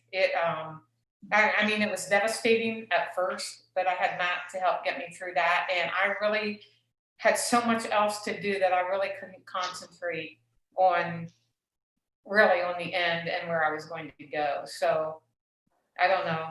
I guess it was, I don't know if that was being lucky or, I mean, it's just the way it was. So I don't know. Yeah. I mean, a lot of people didn't know that you had planned it beforehand. You know, most people assume that it was over and then you're like, I'm out of here. No, it was planned ahead of time. Right. And yeah, so for those of you who don't know, she's been, overwhelmed trying to finish this move into Vegas, which is why on Facebook you see pictures of her and K-Pro in the same place. Yes. Which is, yeah, I mean, can you imagine if all of us girls make it to Vegas for, a meetup? January. We're gonna take that town down, man. We're gonna destroy Vegas. It just won't know what hit them. If Chasing Indy were here, she'd agree. I hear her knees are here. Yeah, we have one thing I want to add on. So yeah, when Michelle and I decided we were going to downsize, and then I decided, well, I'm going to move to Las Vegas, Nevada. One of the things that was really high on my list as a pro for coming here was because it was 150 miles closer and 3.5 hours closer to West Yellowstone. So it's closer. It's actually closer to Yellowstone than Albuquerque was, and doesn't matter anymore. But anyway, I'm still here. That hurts a little bit. But that's not, I mean, I thought you had wanted to move to Vegas for a while. There were other reasons too, but that was the icing on the cake, was that it actually put me 3 hours closer to West Yellowstone. Okay. Wow. Yep, that hurts. That hurts. Let's see what the chat says. We have Davio who says 8 hours a day. Gallatin Go says too much time. Alan K says, I felt like I spent 1,000 years searching for it, and I'd do it all again. Let's see here. Jack says that Alan K, my 26 months felt like dog years, so about 39. Chasing Indy says, I have a fur ball sleeping on my chest, so that's why we only see these. My mind is always moving. This is Minotaur Moreno. Since it's no longer on the chest, it's now mostly work and thinking about what makes me happy. And now I can make that happen, which is awesome. I could have never anticipated about 12 hours a day for 2 years. Dang. You're making us all feel better, right? LOL, I'm 10 years younger. Oh, yes, Bobby D. Cynthia is going to possibly get into Vegas Die. I worked on the poem whenever I was sad, which was a lot. Chasing Indy. No, that sounds so sad. Jack says, I discovered I could be myself in the Rockies, and that was tough at first. Aw. So, yeah. All right. And so who hasn't answered? So, Hecky, how much did you work on it? A lot. Every day. it occupied my mind. Didn't matter what I was doing. Even if I was doing something else, I was still thinking about the chase or seeing it, you know, seeing things that I could relate or, you know, whatever. And now without it, I don't know, I'm still lost. I'm still looking for that, you know, that something, because it was so much energy and it was so much, you know, it was a dream. And so when that dream is gone, it's like, okay, oh, now what, you know? I'm still, it's months later. I mean, when was that? June, July, August, we, you know, we're 2 months in and it still stinks, you know? Does everyone agree? Raise your hand if you agree. It just stinks. Stinks. There's not enough alcohol in the world to fill this void. No, I end up watching mindless YouTube videos about nothing, or, you know, off of TikTok or something. I mean, I just can't, I'm trying to find anything that, you know, to occupy that, you know, that drive or that, you know, you guys know exactly what I'm saying. Yeah. It's hard to replace, hard to imagine. And we're all now at the mercy of the finder, which is so uncomfortable. It's so uncomfortable. You know, it was hard enough being at the mercy of FORREST FENN. that was difficult in itself. So to be at the mercy of someone who has no face, we have zero information about this person, and we have zero information about anything that may occur in the future, you know, it causes everyone to start squirming. You know, it's like, this is uncomfortable and I don't know what to do. And, you know, and I thought really, I was thinking about it today. I was really thinking about, okay, when it does, you know, say the finder does go, okay, this is where what Warm Waters Halt was, or where, you know, it start, and how am I going to feel for real if that happens? And I think no matter what he says, I'm going to be pissed. I feel like I'm going to be mad no matter what the answers are. There's no, I mean, the right answer is going to make me angry. Unless the finder calls you up individually and says, you were the closest and you're awesome, it's going to suck. It's going to suck. I already know. It's already like, it's not going to be, I'm not going to go, oh, hooray. It's going to be all like, oh. Yes. It's going to hurt like there's no tomorrow. I mean, I don't know. Cynthia, have you thought about what's going to happen when or if the solve comes out? No, but one of the questions I was going to ask you all is, especially if you were already searching in Wyoming, do you want, if it comes out where it was, do you want to have walked right by it, that you were so close? Or are you hoping you never had a solution to the spot where it really was, which will make you feel better? And people have asked me that, and I actually would feel good that at one time I had either walked right by it or drove right by it. I'd like to think that, at one time I was close. Now, I've searched a lot of Wyoming, but I have not searched some of the best or the most popular searches areas in Wyoming. Like it could be, I never searched Du Bois, I never searched Sinks Canyon. What's Kerwin? Kerwin was a real hot spot for a search area. So Lander. I'm sorry? Lander. Yeah, and Lander, I never searched Lander. So a lot of those areas, if it ends up being there, it's going to be like, oh, well, I had the right state, but I was never close. So I think I'd like to know I was close. It would make me feel better, I think, or not. I'm not sure. It's a double-edged sword. Yeah, it is. Yeah. All right. Who? Hecky? Jana? Close? Or far away? I finally got some dishes done.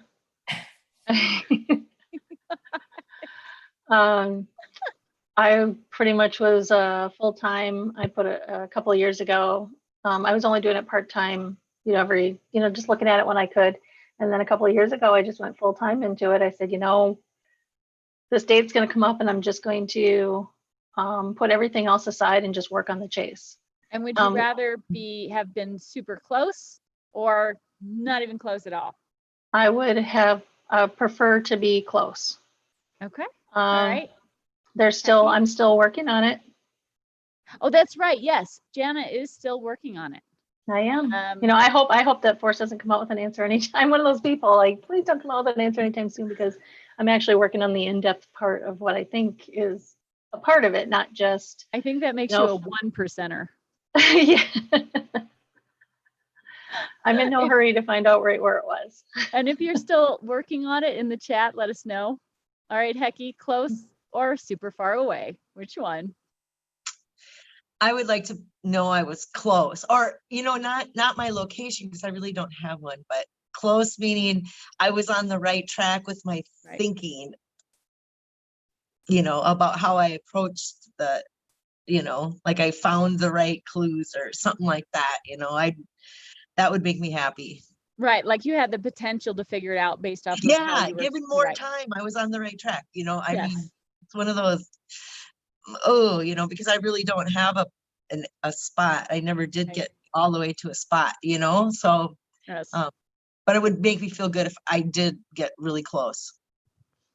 I thought it was going to be more. I thought Forrest wanted it to kind of be more about the journey as well as, finding something so elaborate, but to actually experience. I know, but to actually experience. I mean, I found some things in my life that it just, I don't know. I just feel like I'm a better person for it. Yeah, Aww. Me too. Would everyone agree that either their brains are better or they're a better person for having worked on it? Raise your hand. Cynthia, raise your hand. I feel I'm a better person since I got to know Forrest. Yeah. I mean, he taught me to have patience, to be kind to old people. Exactly. And not just him. Actually, not him at all. It was another situation. But no, I think, I definitely am a better person because of knowing him. And obviously, I would not know him if it hadn't have been for this treasure. So, right. Yes. Yeah. Okay, and I'm going to read some stuff from the chat here. Minotaur Moreno, I never thought I would find it, but I enjoyed trying. I did do a big creative free project to put good energy in the world. That definitely made me feel really good. Cool. And let's see here, Angeline Jolie. Finder is the new F-bomb in my conversational English. Minotaur says again, I walked over a 50K hunt. It sucked. But I felt good being so close. A $2 million prize. I don't want to be anywhere near close. Let's see here. Chasing Indy says, would you rather be close on paper or close in person? We have LOL Street. No, sorry, I had to walk away. Sorry, trying to keep up with what. Put Amy Seeks next to it. That helps me out. I'm still working on my solve. Roddy Smart says he's still working on his solve. Oh, Davio's coming back in. Come on in, Davio. What? Uh-oh. He's not out already, is he? Did he already lose? I don't know. Did you go all in? Oh, where am I doing? I gotta. There we go. Got to find the right buttons to push. No, I'm not done, but I was just loving what you guys were talking about so much. I thought that was really, really important, so I just wanted to chime in and say, you guys are awesome. Would you rather have been close or really far away, Davio? My feeling is I think the location is significant. So I think I've been extraordinarily close. And what I have found in this place is blowing my mind. So I'm wondering, what about this location? What about who lived there in these cabins? What's going on with this place, right? So that's the kind of thing that I'm exploring. You found Chase curiosity. is over. It's been found, all that, but the story is the spot. Why did he pick that spot? What's special about it? What's going on? If I'm in the right location, then maybe there's a story that I need to be putting out. All these buildings, these rock images that look like dogs, this kind of thing, you know. Basically, you know, what, you know, the location, right? A story about the location that hasn't been Right. told.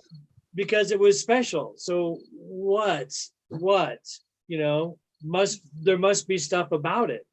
So I'm wondering, while we're left hanging, if we shouldn't keep kind of just keep the wonderment going, you know, the Well, you joy had of that- imagination of this thing, you know? And you had that idea before the chest was found, right? Yeah. Oh Yeah. yeah. That's what Keep it blew me going. away. That's what moved me to Denver. So I can be Right. 4 hours away from this location, right? Because Like I had Cynthia moving to Vegas. right. Exactly. I mean, I've got GPS numbers that put me there from, you know, Charlie Brown, the character number 5, that actually gives me a GPS coordinates, blah, blah, blah. But the location, there's 3 log cabins, and they're easily 1820s, 30s, you know, early, who lived there? The story, right? The story. Yeah, the history. And a lot of people are still working on it, partially for that reason. And Chasing Indy says, I have the gut feeling that the finder is someone we know, and that they Yeah. are definitely up to something. All right. True. Another question for the chat then. Do you think the finder is a member of the community in the sense that either they have a handle, right? Or they've participated in chats or blogs? Or do you think they're a dark horse where they were in the shadows and just watched? What do you guys think? What do you think, Cynthia? Wow, that's an excellent question. I'm going to go with the dark horse because I know there's a lot of people that watch the blogs that never have written to FORREST. They never reveal they're lurking or whatever. And then there's also people that don't ever do any social media, any blogs or whatever. And I met one of those guys at the function in the Junction a couple years ago, and I think there were a lot more like him than what we realized. So I'm going to get the dark horse, that it's not someone that ever commented on any kind of YouTube or forums regarding the chase. Yeah, All right. I'd agree. That's just. I agree. Wow. How about you, Jana? You agree? I don't know if it's somebody that we know or not. I mean, with what Cynthia was saying, reminded me of a friend of mine that years and years ago, he was a treasure hunter here, and he drove his van out to West Yellowstone and basically lived in the park and outside the park, and just spent the last couple of years working on what his solve was, but also brute forcing, just searching areas. So who's to say that the person didn't literally, even though FORREST says you have to go there and you're not going to stumble over it, but if you have any idea at all that you got out of anything and you're in an area and you're really brute forcing it, or is that person going to come across it because they know what they're looking for? I haven't been in contact with that specific friend. Yeah, I actually saw a person in Yellowstone using a metal detector. It is doable, especially when you're in, more than, you're not just on the basic areas of Yellowstone, you're in, an hour walk or 2 hours walk into the park. Somebody can pull out a metal detector, and FORREST thinks that, that person probably won't find it. But detector, whenever I go out with my metal detector, I put it in a tripod bag, and I have a camera with me, so it looks like a tripod. Yeah. All right, so this is what the chat is saying. We have dark horse, definitely a dark horse. If they got close, they surely would want to monitor others' progress. That's very interesting. That's from Hooli. Street Scene says both. Carrie thinks they hacked FF's computer. Meatman says dark horse. So we have, dark pack mule. Angelin Jolly says I'm the dark mule. So, that seems like a majority are saying dark horse. Holy cow. What are we going to do? If it's a dark horse, It's I think I agree though. I think yeah. Yeah. I totally was until Calazar. You were Right? what? Calazar had a show, right? Kind of like Yeah. one of the, I don't know if it was before Oh, right. Gypsies, And but then he had a released, show, right? yeah, And yeah. he was before Susie, but doing kind of Susie stuff. He was doing a lot of what Yeah. if, maybe this could be, you know, asking questions. I always thought was the way, instead of being, Pre-recorded videos. yeah. Yeah. And he was live, and I won the book from his kids. You know, there was like 100 viewers, Oh. right? And that kind of kept me in with the YouTube thing. And then Susie did a video, and I said, "That's it. I'm going to go on TV." And it really kind of broke me out of a shell of a communication, which I've been wanting to really want to do stuff, but I don't want to do it alone. So this is a great way to kind of like not be alone. And I'm, you know, reaching out. I've got bandwidth in Denver like I've never had before. Yeah. No Yeah, that's what pixelated Cynthia Davio said. anymore. Cynthia's like, I finally have internet. I've got internet. I'm going to use it. Look out, you know. So I don't know. And I blame Toby for making my first video. I mean, he was the one that encouraged me. He's like, make a video. Yeah, just yeah, right. Well, and I really was channeling you Susie too. straight out said, "I'm dyslexic," and here I go. And I went, I am such a wuss. I have to, you know, because I struggled. You know, the best thing out of this is I have learned to read better. You know, I don't really, absolutely, Both absolutely, of you. absolutely. That's I mean, awesome. I took the book to Sullivan's Reading Center, and I paid $500 for this woman to read the book onto my iPad. Wow. No kidding. I didn't know where else to Yeah, to go. help I you. got to find people who read. That's a reading center. Hi, how you doing? My name's Dave. Here's the book. Did you read this? I swear to God, that's what I did. And she said, sure. And so I sat with this lady who read the book, and that got me through having flow in reading, right? So then I was That's a able to beautiful really thing. just punch through the research is what it means. You know, I That's was a able to freaking then, beautiful thing. yeah, that was it. And then Susie really made me go, oh, well, you just have to get over it. You're a big wuss. So you're embarrassed. So what? Who cares? Who are these people you don't know out there? Just put it out there. And I go, well, duh. Just So, do it. Just do yeah. it. So I her love that bravery- Susie's awesome. I loved that she was one of the first people I was watching too, after Cow. But it was funny that us being in Minnesota, and then I knew that we both were actually going to the libraries or having library books sent to us, and I knew we were getting the same books. It's who was going to send it back sooner, you know, for that how far around we were, you know. Yeah, so it was funny. Well, what about you, Cynthia? I mean, you've made videos on the Forrest Fenn stuff that are awesome too.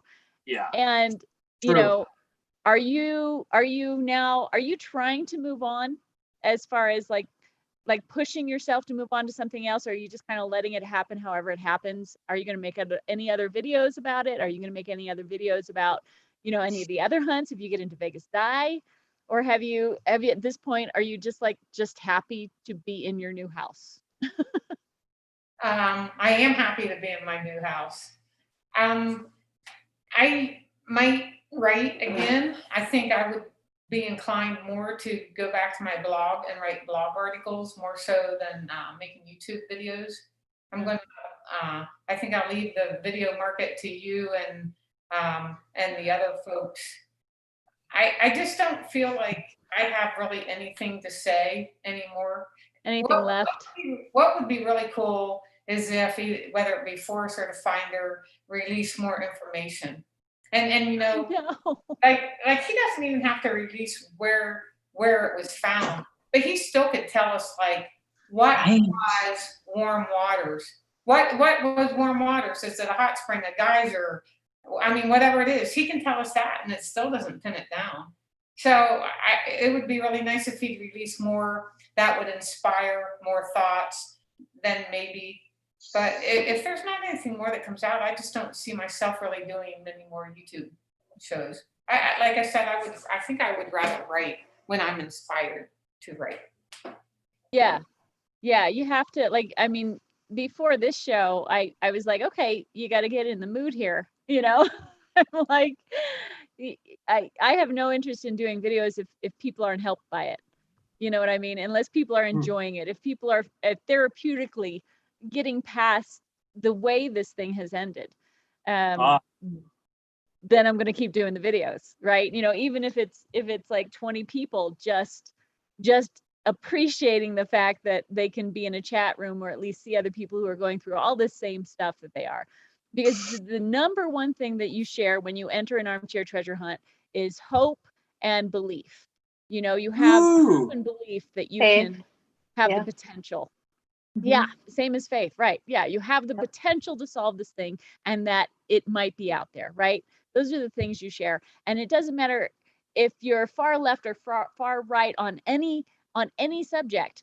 Everyone shares that when they go in. And that's part of what binds us all together. Yeah, the And invisible so- thread. It's all connected. We're all connected through this invisible thread, you know, it's, you know, Yes. we're Little all in it. Albert Einstein there, little cotton candy, invisible. Yeah. Yeah. Quantum entanglement, baby. Mm-hmm. And Shiny objects. Is that a turtle behind you? I can't see very well on my screen. Is that a turtle? oh, that yes. Yes. That What is is from that? the Marshall Islands. I love that. And turtles are awesome. It's show Okay, and tell shiny time. object done. Were you going to say something, Cynthia? Yeah, so Amy, one of the things I did want to mention, even though, I mean, I don't really have a much desire to do more YouTube videos. I hope that people like you and K-Pro and maybe some of the other people do stay available to still, even if you move on to other treasure hunts, I hope there's still someone that can promote more Forrest Fenn gatherings. One of the things that someone said to me after it was found and the chase ended was, and then after I created, or not just me, but Matt and I decided that we would do this event on Labor Day. I had people, one guy in particular, Gary, say, why can't we have an annual Forrest Fenn treasure searcher meetup and have it like on August 22nd every year, which obviously is Fenn's birthday. So, and I like that idea. Now this year, and then Gary really didn't say much more. For one thing, he lives in Florida, so logistically it's very, very difficult for him to come to the Rocky Mountains. But I loved his idea, and I said, yes, I hope that whether it's him or a committee or a group of people can come up with something to perpetuate this group of friends that has been established, that we can keep doing something every year. So Rock. like you, Amy, to be able to promote it, put it out there to everybody like UK Pro and whoever stays in this. So hopefully we can keep this thing going. And the pandemic really, this year is a weird year, but hopefully it all gets under control. And then maybe for the next year, it'll be done with, things will go back to normal. And then Gary can put together a committee and then work something up for 2021. Well, I love event planning. That's one of my favorite things to do. So yeah, I'm known as the cruise director in my family. They always make fun of me because I get out my little clipboard. I'm like, okay, we're gonna do this and this. You know, I have all these fun things planned. So I'm all for it. Good. Because this is a bond that we share that goes past so many other things. Well, I hope Forrest doesn't think, bad about that, or that he is kind of honored by that idea, because there's a lot of people who are fans of rock stars that get together on rock stars' birthdays or other, Pi Day. I got together with a whole bunch of friends from school on Pi Day to celebrate it. Yes. The Einstein and 314. I mean, there's just different things you can do. I mean, I like the idea. Yeah. So, and here's hopefully what it's an honor. Angela Jolly says: the silence of Cynthia Meacham is like the ocean running dry. No. And now we're gonna have to get together on Cynthia's birthday every year. If we get everyone's birthdays together, we're gonna have a lot of meetups. Bring And margaritas. Minotaur Come to our says, house. I totally see the next Cynthia as a walk a trail video it. and give your opinion on the trail vlog. Let's see here. Forrest Fenn Oh, I Aftermath. think she should tell us on how not to handle bear spray. I think that'd be a good video. I did a video on that. Outstanding. I don't know. I think Public service announcement. There you go. she nailed how to properly pose for photos. Yeah. Oh no, she Brutal. froze. Oh Ouch. good, she's still smiling. I'm thinking, I'm trying to say something really witty here, and I can't come up with anything. I thought you need did more that to so drink. graceful. I mean, you just showed, look, we can all be a klutz, and here you go. That happened to a friend of mine doing Half Dome. That they pulled the pin, hit the button. He's so far away from his car, the truck, no milk. He just laid in the frickin' Tuolumne River. Oh, it was brutal. Oh, So I thought it was great you put that out there to say, look, you got to pay attention to this shit. yeah, you can be in some serious pain. For anyone in the chat who is not familiar, Cynthia released a PSA video on how not to handle bear spray. I'll leave it at that. Go to her channel and you can see for yourself. Let's see. All I can say is it burns like hell, and it will leave your skin orange wherever it sprays it. Oh, It's intense. oh. And it is intense. Very intense. I Very have a painful. great story on how I found out I was allergic to horses, and it's a Oh. similar story. Ouch. I'll The just same say area, that. I'm assuming. Bareback. Never ride bareback. No, I wasn't bareback. Okay. Oh no. Well, no. I mean, that would mirror Cynthia. That's brutal. Brutal. Ouch. I did not do a Lady Godiva impression. Let's hear. Jack, sorry, I'm missing some of the chat stuff, but I'm trying to keep up.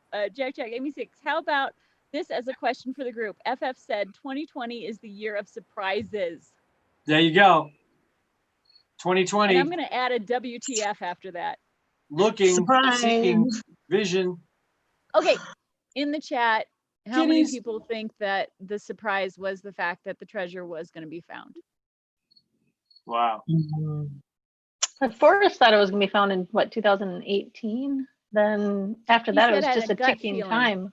Yeah, that was just time after that, and that's why I really went full time, was after a comment like that. You know, you got to put the pedal to the metal at that point and really, Exactly. pull out all guns, and you either do it or you bail. You know. Exactly, Jenna. That was That's when I started putting in the big crazy 12-hour days. I'd wake Yeah. up, take naps, really just. Oh, bam, it's bam, 9:05. Thanks, Bobby D. Yeah, that was no joke. Yeah. Is K Pro live? Does anyone know? Oh, I don't know.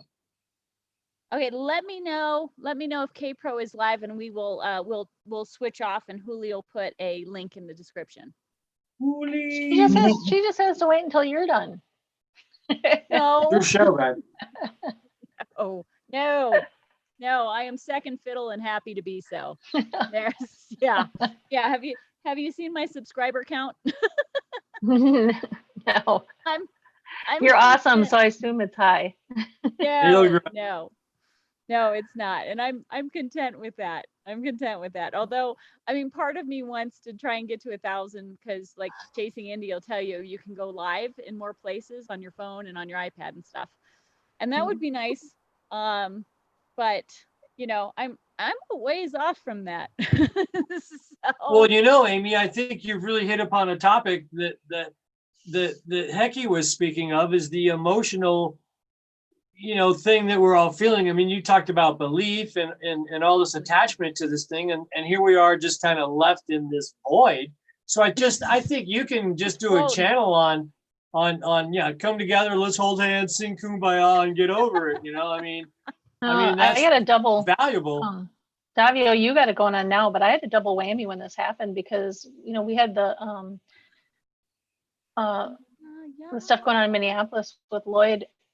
That's right. Or with Floyd, sorry, and that hit pretty much the same week. And then you get the people who are your friends who are bashing you because Forrest didn't come out and say who found it or where it was, and so then you had that too of is it really? It's still not true. And Right. And not only that, I'm getting people that aren't even in Minneapolis and they're bashing our area in Minnesota about just how terrible it is here. And it's not. It's a great place to live. We just had some bad crap happen, and now it's happening all over. It's happening in, out by, Denver and out on the, West Coast and stuff. Everywhere. And right. And I'm like, I These- had to stand my ground on all avenues. It That's was really right. it was really a tough Kumbaya month. channel. It is. So yeah, coming together like this has been wonderful. Yes, exactly. The poker's been helpful too. So I think, Amy, just having if you consistently have a night that's yours, Amy, I bet you can build a channel, right? Because we need that. We need that feminine. It's going to be okay. Come together thing here. That big smile that our girl Hecky's got going on there, and just like I see on Cynthia. I mean, we really need that. It's like you just have no idea how important it is. In a world that is porcupines, you guys are kitties. How's that for? All right, where's Chasing Indy? Let's see her kitty. That's I had to throw that in there because we got a theme here. Right? We have a mascot, a little tiny black kitty. So Well, yeah, and as long as it continues to help people, that's the whole point. I know. I mean, it's helping me. This is the Absolutely. best distraction because you have no idea how much hard work this is. I spent half my day trying to figure out how to do all the technical stuff with the music and with this. Thank you, Amy. Thank you for doing Yes, it. thank you. Absolutely, it's wonderful. It worked. It did. You did. You're doing great. And what Susie was saying, about how she's feeling about this is, I think she's really saying the words that there were many, many thousands of people are feeling. I know. And that's one thing that people don't understand. So, when you, like, let's say you're a rooster, or let's just say even internally you're a rooster. Anybody. Because internally we were all roosters. Internally we're like, I think I got it. I think I can do this. Or, right? Yeah. They made us, And what people don't understand is that we all are in pain when we think about it. People get so wrapped up in their own pain, they don't realize that, hey, they feel the same way. I'm not alone.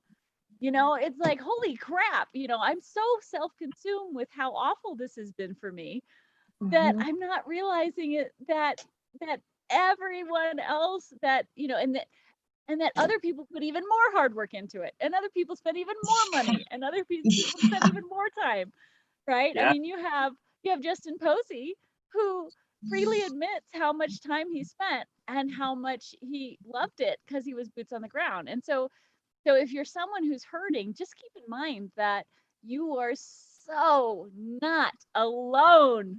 There you go. That's Let's right. all give a heart out to everybody. The big We Minnesota love you heart all, thing. and Yeah. we're all in this together. It sucks for everybody. Yes, exactly. it's that invisible connection we all have. I mean, you can feel the energy of it, because it's like, everyone sucks. A string, just to wear a string around your neck or a string around your wrist is the thread that holds us together, right? I mean, it's kind of that. Hey, that's the ball of string. There's your metaphor. I'll say, Amy, get on that. There you go. Bracelets. I mean, just a $1 piece of string really, it ties us together. Yeah, and it's golden, baby. There you go. I It's like golden. It's a golden piece of string, and it binds all of us together. It binds the lovers, the haters, and it binds us all, whether we like it or not. And I think that some of the hate and the angst that's out there right now, it's all amplified because of this COVID, I mean, and because we're in this lockdown and we're in this weird world that nobody ever imagined. On top of this, it's like an added layer. So there's this ball of anxiety out there for anything and everyone, and so people are just waiting to jump and attack, and it's and it doesn't hurt. It doesn't help that the chase ended the way it did. So we have COVID, pent up emotions. We have the way it ended with all of our fate in the hands of an unknown stranger. Sorry, go Yeah, ahead. sadly, a year from now would have been better. Next 2021 would have been better, I think, for everybody, psyche, Right, so to right. speak, and that it wasn't This is this a fun year. thing that Angelin Jolly says, Zoom is the new Prozac. Yes, it is. Ain't it the Or if it truth? was found last year would have been okay too, just because then coming into COVID, we all would have said, well, good thing that it happened last year because everything's going on now, you know? So to the finder, you know, I would, you know, I think there's a lot of us that, yeah, we spent a lot of money on trips, but Oh my God. So I sold my shop. I roughly spent $75,000 over 4 years, which I would have done anyway. I would have just been in Yosemite. I hit a deer out there on BLM land. So the front of my truck, 2 weeks after I bought a new transmission, hit a frick. And then, yeah. So here I live in Denver now. Yet another example for anyone who's hurting. See? Exactly. It's good to hang was with y'all. time. Instead of hiking, I worked on the chase. Instead of this, I worked on the chase. Instead of camping, I worked on the chase. Instead of going four-wheel driving, I worked on the chase. You know, all of these things that time for me is the most precious thing in life. It's the only limiting quantity, no matter what you do. Yeah. You only have so much time. So Finite. yeah, and I've been pretty honest about this. I was in it for the money. Yeah. But I found out that I found out about, oh, I'm gonna cry. Okay, no. Breathe. I found out that for me it ended up being about the journey because of everybody I met. There you go. So true. Yeah, the journey really. It started out for money and turned into the journey. That's why I'm still on it. There you go. However, I wanted to buy flowers for everybody. You know, I wanted to send flowers to like everybody, like people I've met in the past and people that, you know, friends who are just everybody. I just wanted to send flowers. I wanted to find it and send everybody flowers. Yes, it's right. Or have a party, invite everybody. Come on down. It was a commitment. I mean, we were in this, it was like such a commitment of your heart or yourself or your, you know. Yeah, and it was so personal. It was so personal for each one of us. Very. That it's and that's, and when we were all alone in this, not, you know, even when alone together. No one wanted to share alone together because of the nature of the beast, you know. And then to top it off, we had to be alone because of the COVID thing, alone, you know. So it's just that's right. We're all in that same, we all feel that same void. Yeah. And as families, we all got into the little fights and the little, you know. So I don't know. It was all a big family. Everything was, you know, smiles and fights and. Well, and I mean, let's be realistic. Families fight. Yeah, exactly. That's my point. They try to make up. Yeah, and the gossip, you know. What are they doing? What are they saying? And here's what's their idea? Minotaur says, diving into a huge creative project that puts positive energy into the world is the way to get over this, in my opinion. Captain Marvel says, where do you think the hater aspect is coming from? I think that has a lot to do with the way it ended, COVID, and the passion behind people's, you know, the passion that people had in this chase. It was $1 million. It was gold. It was mythical. You know, it has a lot. And Angelin Jolly, and I hope I'm saying that right, Angelin Jolly, because it's Angelina Jolie. I don't know. Anyway, she says, it's like we all had a collective colorless breakup with FORREST FENN. Oh, so closureless breakup with FORREST FENN in a Walking Dead episode.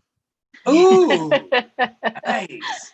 Everybody's pictures at the end, everybody who died at the end. Yeah, he broke up with us over email. I mean, that's so exactly. Again. Exactly. At 9 o'clock like at night. Sorry, you've got mail. Damn it! Bloody hell! Worst breakup ever. Yeah. Just hanging out there, you know. Brutal. Brutal. Yeah, no, that was me. I was Yep, leaving my yep. own meeting because my internet is freezing up. So if I'm freezing up in the chat, I apologize. But luckily, I've got it here, so I can watch everyone. I'll change the quality so I can keep up. But yeah, there's no question that that we're bonded by something so unique, a once in a lifetime thing, and the way it evolved, the fact that David Rice, Desert File, was the one who held the first Fenn buoy. And if you watch the video about it, it is the quirkiest collective of people. And I remember talking to one of the people who went there with her son. And she went there with her son because she wanted to bond with her son in this chase, because her son was at this age where he was like, so, not interested. And she goes, when I first arrived, I almost left that night. she goes, but then I got to know everyone, and it was just the best thing ever. And then all of a sudden this evolves into these huge meetups. And the next one being Fishing Bridge. Yeah. This doesn't happen with other treasure hunts. That didn't happen with Masquerade. I don't know any other treasure hunts where that occurred. We have meetings here, or get-togethers, ever since 1998. We have a pre-dig and a rehash for a big winter carnival hunt that happens here every January. Oh, nice. Yeah, because I know you had talked about the ones that goes on up there. So part of me wonders if the Gallows Harbor one, since it is like, if you were in it for the money, then you might transition to the Gallows Harbor one, even though it's different from the FORREST FENN one, because it has that same, financial amount. But I would say the Gallows Harbor one is much more like a one that you want to do with group, because first off, the treasure itself is massive. There is a video released that I can't share because it's supposed to generate interest in the book. So you sign up for the Kickstarter campaign thing, and they send you a link to the video, and you type in the code word, and you get to see the video of them hiding this treasure. And it's the Ark of the Covenant. It is shaped like the Ark of the Covenant. It has these angel wings on it. It has these two. Oh, I saw that huge box. Yes. Yes. So it's like 18, 20 you inches. Thought the FORREST FENN treasure was going to take 2 trips? Yeah. This thing is. Well, even the ones that they do up in Canada, where they have $100,000 in silver or whatever it is, and they supposedly, that's a lot too, and they're in the ground. It's like, well, wouldn't you search for something that looked like it was recently put in the ground? Because they find them in the matter of like a weekend or something. Right. That was a shorter one. Yeah. Oh, let's see here. We have another. So everyone has expected FORREST statement that the treasure chest was found in Wyoming. Oh, I don't know what that means, Oki. Rephrase that and I'll reread it. But yeah, so I'm going to kind of, I'm definitely going to focus on the Gallows Harbor hunt, just to help people who were in it for the money transition. Because I think that's a good transition void if they're in it for the money and they want another treasure hunt. Then the Gallows Harbor is definitely, your avenue for that. But I would highly recommend forming a team, which is kind of awesome because the treasure is so the Ark of the Covenant box, it looked big. And it was filled with stuff. So it's going to be like a lot easier to distribute that among your group, as opposed to the FORREST FENN one, which was smaller and had very, very, very unique things in it, which would be harder to distribute as a group. So that's my suggestion for anyone who wants another big money one. And it is a book. You're going to have to purchase an actual book. But if you sign up on his Treasure Man group thing, then you'll get the video, and he's trying to really make it immersive. So I'm diving into that one for sure, because I was in the FORREST FENN one for the money. Yeah, me too. I started in for the money and then it morphed, Yeah. It was a great distraction, ultimate distraction. So distracting. Yeah, love the distraction. Jesus, cerebral distraction. You know what I mean? I really needed it. It was good timing. Yeah. Brutal. So I'll Brutal. keep doing videos on all the treasure hunts so that you guys, you know, can eventually transition into one if you want to. I was talking to, you know, Hecky several times about ones that don't get a lot of attention because, you know, they're not going to be solved in a week. Those are the ones, you know, I like, it was painful for me and others, like, you know, Mr. Clue, it was painful for Mr. Clue that his was solved before the last clue came out. Like, damn it. So, you know, and then the last Treasures Illustrated one was solved super fast too. And so I'm nervous to get into one of those, especially where you have to go boots on the ground, because not only might it be solved fast, but it's also, you have to be in a specific place. But if you know someone in that place, like Mr. Clue, you know, it's the peach tree state, you know, it's Georgia. So at least you can make a decision ahead of time. It's like, oh, okay, I know somebody there, or I'm willing to go there, or all that kind of stuff. So, and the Gallows Harbor, we know the general location of that one. So I like those. And there's so many that are upcoming. Yeah.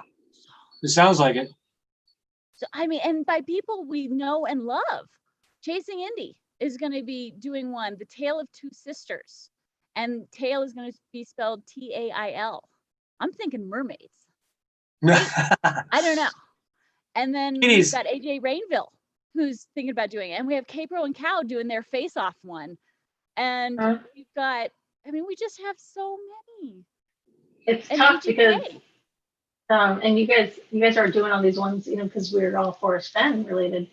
But in Minnesota, man, there are a lot of hunts that did not happen this year because of COVID. But today there was one that ended that went about 4 or 5 days, and it went from one clue took you to a park, and then you found a tube with a clue in it that took you to another park, and you found another tube that took you to another park. It took you to 13 locations. Oh, that's right. Wow. It was the goose hunt, right? It was the goose hunt, yeah. Yep. And then it ended up being way at the top of the stairs in a park that was only about, after you run all over, it was only about maybe 5 miles from my house. Oh. Yeah, but there's hunts going on all the time up here, but it's hard to, I used to concentrate. I used to do a lot of those. Yeah. And now I'm doing these book hunts and they're taking up my time. You know what? But I'm going to show you guys something. I'm going to show you guys something real quick that you guys might like as far as keeping your brain going, even if you don't get into another chase. They're games that I play. Where'd she go? Come back. come back. Come back. She went away. Oh. A puzzle? I should ask for a sponsorship, right? They're called exit games. And it's like an escape room in a box. Ah, I heard somebody, was that you? Somebody was talking about that. oh, neato. Mm-hmm. Keep your So, brain going. but I you like have it. to play with a group. So That's good gift giving. yes, and you only use them once. They're designed to only use once. Really? Okay. So like there's some where you have to cut up the cards and overlap them and all this other kind of stuff. They're really cool. And then you have this little disc here. And I should totally be getting sponsorship. Affiliate link below. Affiliate link below, people. Well, I was gonna say a link. Yeah, exactly. I know. How much do those cost? I should do that. They range in price on Amazon. Sometimes they're cheaper at other times than they are. But this disc is how you can tell if you're right or not. Sorry, I'll put it up for a second. There you go. And there's lots of different exit games, and they're all different puzzles. Yeah, and I highly recommend though getting the ones that are rated well. Like they'll have a little award symbol right there, because we have played a couple that sucked. And they didn't suck because they were just the ones. It's like a bad armchair treasure hunt where you're like, that's a terrible solve, you know. They're like, oh, mine was better. So I recommend getting the ones that have the awards to start off with, because even if you don't figure it out, they have hints and clues. It's set up so that there's like 3 clues for each one with an eventual answer, so that you can keep going. It's like, they're set up really well. It takes a second to learn how to use the disc thing. Well, it took me a second to learn how to use the disc thing. You guys might do it just fine. But they're like, when I was doing the Forrest Fenn thing and I would get my brain going, there's a few things that I would do. And sometimes I would just play this all by myself. You know, I would get one out and I wanted to challenge myself as much as possible. And I'm like, okay, lateral thinking. I'm channeling AJ Rainville here. Lateral thinking. And I'm like, I don't want to use any hints or clues. I don't want to, and inevitably I'm like, I don't know what the bleep the answer is. And I'm looking at a clue. So it's, I would say, it's a super fun game. So I highly recommend those for a group of, I think, what is it, like 4 to 6 people or something like that? Because there's a limited number of things that you get to play with. I made copies of it all though, so everyone had copies of like the little things. 1 to 4 players. Yes, and I did the 1 player. Challenge accepted. You need to wait 1 player. Yeah, because you can try and figure it out yourself. Yeah, that's funny. Yeah, so that was kind of fun. I missed one. You gotta take the wrapper off first yet. That's the first thing you gotta do. Yeah. It's open. They're giving you cookies in the chat. Cookies! Yes, cookies. And I missed one. Oki Tarman said, Forrest stated the treasure was found in Wyoming, ? Oh my God. Hundreds confirmations. You wouldn't say have had it that, not. have you? If you know where the walking man is located, would it change your mind? So Oki Tarman, I hate to be the bearer of bad news, but yes, Forrest Fenn on Dale's site announced that it was indeed Wyoming was the state. What?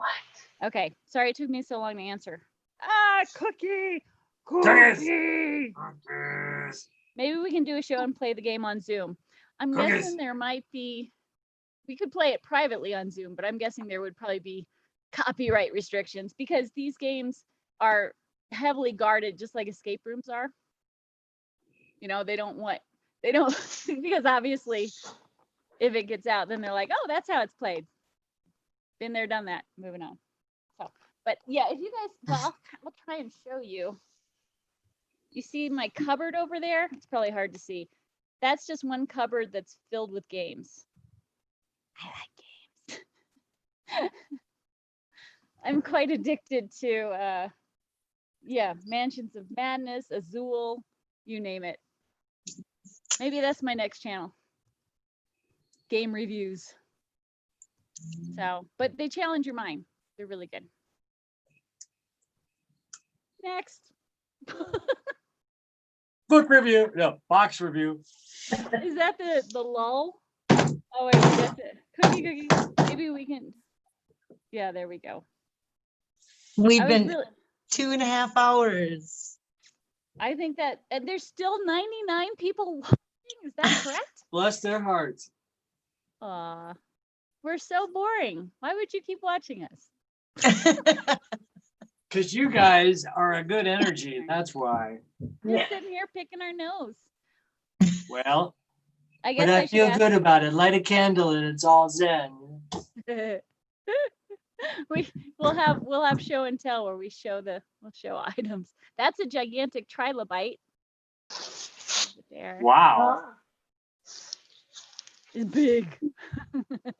It looks like, You know what? There is a project that I'm in the middle of. I found a place where there is a solstice marker in the Santa Cruz Mountains. So I've been trying to get that information out and make a documentary and stuff like that.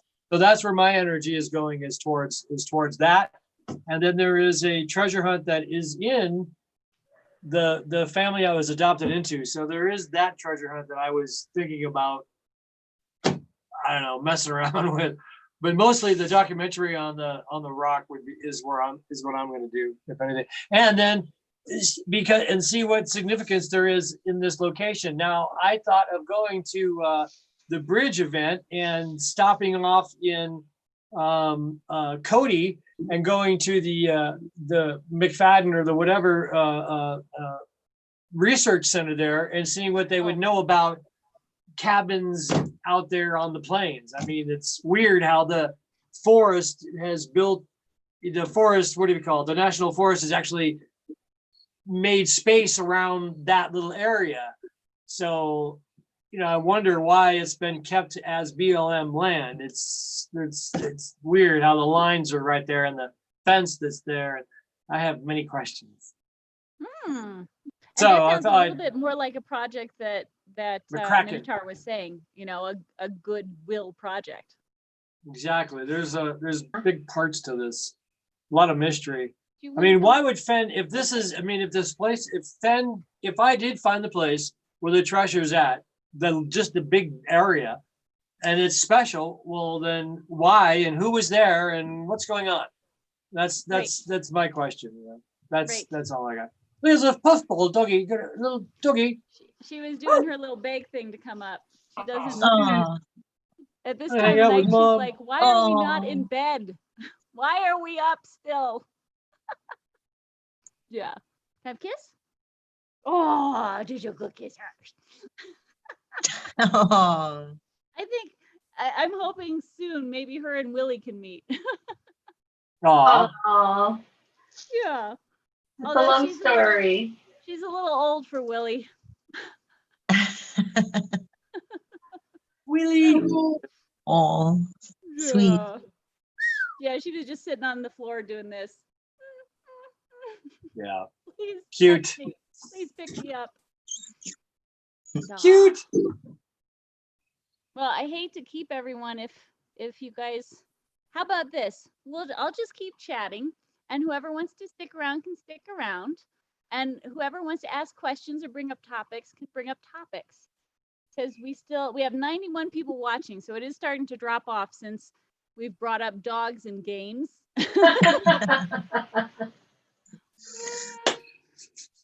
But if you have, here's a question. So Cynthia isn't on very often. And do you have a question for Cynthia in the room? Doesn't mean she'll answer, but before she drops off, I don't know if she's hanging out or dropping off, but we'll give you, because it takes 15 seconds, or I don't know what the latency is here, but give you a chance to ask Cynthia a question. That's Hey, brilliant. People. Have you talked to Forrest since the chest has been found? I mean, like talk to him like over the phone or? Is that for me? Yeah. Yes. That would be an affirmative. Yes, I have. Okay, there What'd you you go. say?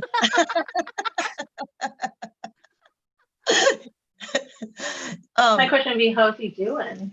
Yeah, Like, how's he with doing? How's he COVID and feeling? everything. Like, we all think about him and stuff, but I don't think very many of us, we don't want to call him, we don't want to bug him, we don't want to email him or whatever, but we're all thinking about him.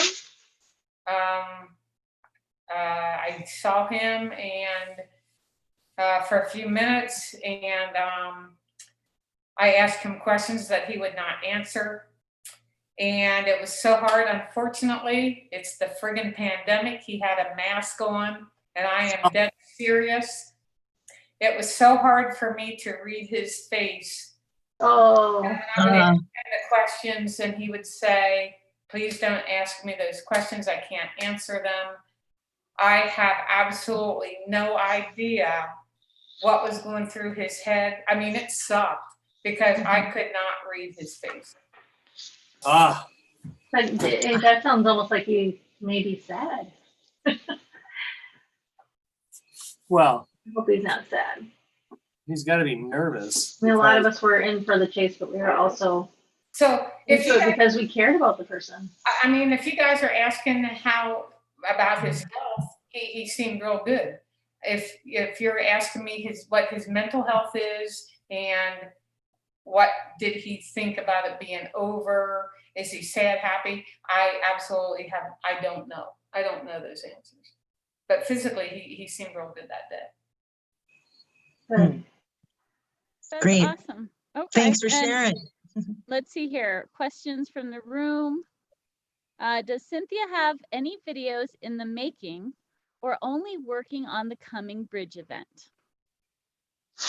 I do. I have nothing that I have no current projects going on right now. Everything is, all my energy and time is going into the Labor Day event. I mean, that's going to be here before we know it. So Yeah. Matt and I we talk almost every day about the logistics and everything about that. Oh, wow. That's awesome. Yeah, Okay, I appreciate talking about it too. We're still on the fence, even though we've got arrangements made and hotels and cars and all that's taken care of, but COVID is still a little tough. Yes. I know. It's complicating things. Mhm. Alan K says, Cynthia Meacham, what was the first treasure hunt you ever did? Ben's. This one. Me too. Me too. Oh no, this is my second. Sorry. I know Jan has done others. What's that? Which one have you done, Davio? What was your first one? There was a treasure map handed down through the family. Oh, that's Cool. right. You talked about that. Yes. On one of your Very videos, one of your catch and Right. releases. Right. So good memory. So yeah, yes. I've been watching. Yeah. There was I was a dark horse for a while. my family came over with the family I was adopted into came over with Father Juno Becerra. So Spanish gold handed down, left out there somewhere. I have some kind of a map, I don't know. Yeah. That's just freaking Like, awesome. It got That me is out. awesome. I'd be on that. Well, it's I wish it was that easy. Well, there you go, Jenna. Okay, and here's another question. This one is from Hooli. Cynthia Meacham. Forrest's birthday is just around the corner. Is there any way we can honor him or celebrate that would make him proud? Is he accepting cards in the mail or postcards or anything? I don't send one of my relatives in Missouri. I don't send her anything, not flowers, not postcards, not anything, because everybody's still nervous about even when they touch stuff. Is he okay with that, or does somebody else get it before he does? Do they open his mail form and then hand him the envelopes or the letters? I mean, how does that work? I don't know that, but that's a real good point, because I was thinking about having the YouTubers encourage people to to mail him birthday cards. But now that you've mentioned that, Yeah, I wonder. So now, and there again, with the email, I really don't think he really is on his computer much. So if everyone was just going to inundate him with happy birthday wishes in an email, I mean, he still could do it. The most that'll happen is he doesn't read it. But that was a real good thing to bring up about the mail. Yeah, it was only because it was brought up on our side about elderly, keeping in touch besides just phone calls. I I've think got an idea. I agree. I think maybe it's a bad idea to actually send him a card. I don't think one idea came to mind for me was the people who actually go to the event next month. But that's after his birthday. So Yeah. What do you think, I've got Amy? an idea. What's that? So, I trust all of you guys, and I trust all the people on my email list, because either I've met you or I've known you for a while via Zooms and stuff like that. And there's quite a few people on that list, and you guys also know people. So we could do a significantly decent Zoom event. That's what I was thinking. Each person comes on one at a time. Oh. To do a happy birthday thing. I was thinking 100 people, all little boxes. 100 people, all little boxes, and then everybody sings happy birthday together. Yeah, we could do that too. So That's a great idea. That's a great idea. Then you can watch it would take it a lot to whenever. organize, but What do they call that? You get on Ripley's Believe It or Not for the most people on a Zoom at once. Oh, and look at this. The No maxes. show tonight. So K Pro and Cal are focusing on family tonight, since they have family in town. Okay. So thankfully we have not completely screwed anything up. Oh, I got that flush. Oh, we kept everyone entertained, right? Are you entertained? Are you entertained? And let's see here. We have one. What was Cynthia's favorite spot that she ever searched? Good question. Probably somewhere inside Yellowstone National Park. I actually did search the Indian Pond area, which is on the north end of Yellowstone Lake, and has a really cool trail around it, and a trail real close to Fishing Bridge. So I think just from a sentimental standpoint, knowing how much forests like that area, maybe that. And actually anything inside Yellowstone National Park, seeing it for the first time in person is special. It is. I remember my first time. Oh, that sounded wrong. Or what?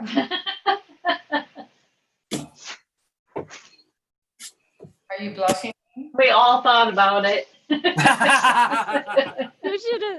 guys should have seen what I wrote in the chat the other night. I forget what night it was, but it was about, I have a little right up here. You can see I have a little bronze chest that I got at the Vegas meetup. And in the chat, I said, whenever I'm feeling low, I get out my teeny tiny little chest and play with it. Nice. So as soon as I pressed enter, I reread it and went, delete. And everyone in the chat is like, too late, we saw it. That's pretty So, cute.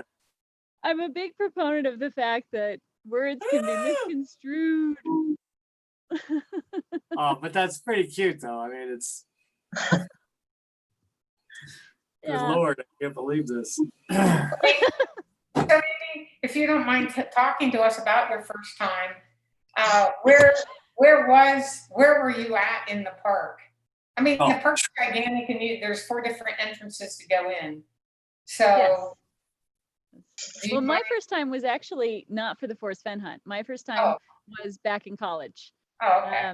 I was taking a geology course where we were doing the Grand Canyon, and we were doing Yellowstone and some really important places like that.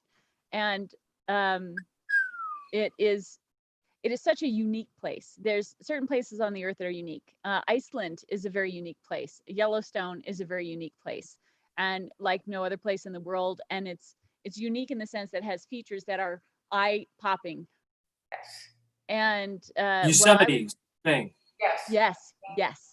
Yeah, Yosemite, very unique, eye-popping place, right? Unique rock features and all that stuff. So Red Rock. I was really thrilled to go back there. So I've never gone boots on the ground, unless you count the one time I went where I knew I hadn't solved it yet, but I wanted to just revisit Yellowstone and revisit West Yellowstone through the eyes of FORREST FENN. At this point, I had read the book, and I thought, okay, well, so many people, like very early on, he said somebody was within 200 feet. And I thought that suggests potentially 200 feet off of a trail. It also suggests that somebody was guessing where it might be, right? And hadn't really technically solved everything and had gotten that close. And so I thought, well, I'll revisit Yellowstone, and I'll revisit West Yellowstone through his eyes. And I went up and down Watkins Creek, 200 feet off the trail this way, up with a metal detector, and 200 feet off the, with a metal detector, because I'm like, well, why not? And the stuff you find is really fascinating. You find marks on trees. You find a billion different blazes. And when you metal detect around them, you almost inevitably get a beep, right? And so you have these heart attacks, these little teeny heart attacks. What if, right? And then you dig up your next snuff can, and and your next bullet casing, like an old. You're cleaning up the park. Yeah. And there was one particular heart attack I enjoyed the most, and that was when I was up Beaver Creek, and it was right where the landslide had occurred and Earthquake Lake was, and it's a place that like a billion people have searched. And I think the Christ sisters were filmed searching it in one of the videos. And we were looking around there. Yeah, popular place. Everybody knows it. And anyway, I went up on the hill, and I was with my metal detector, and this one particular aspen was there. And I'm going around it, and it beat. And I look up to say, hey, it made a beep. And as I look up on the tree is carved TTOTC.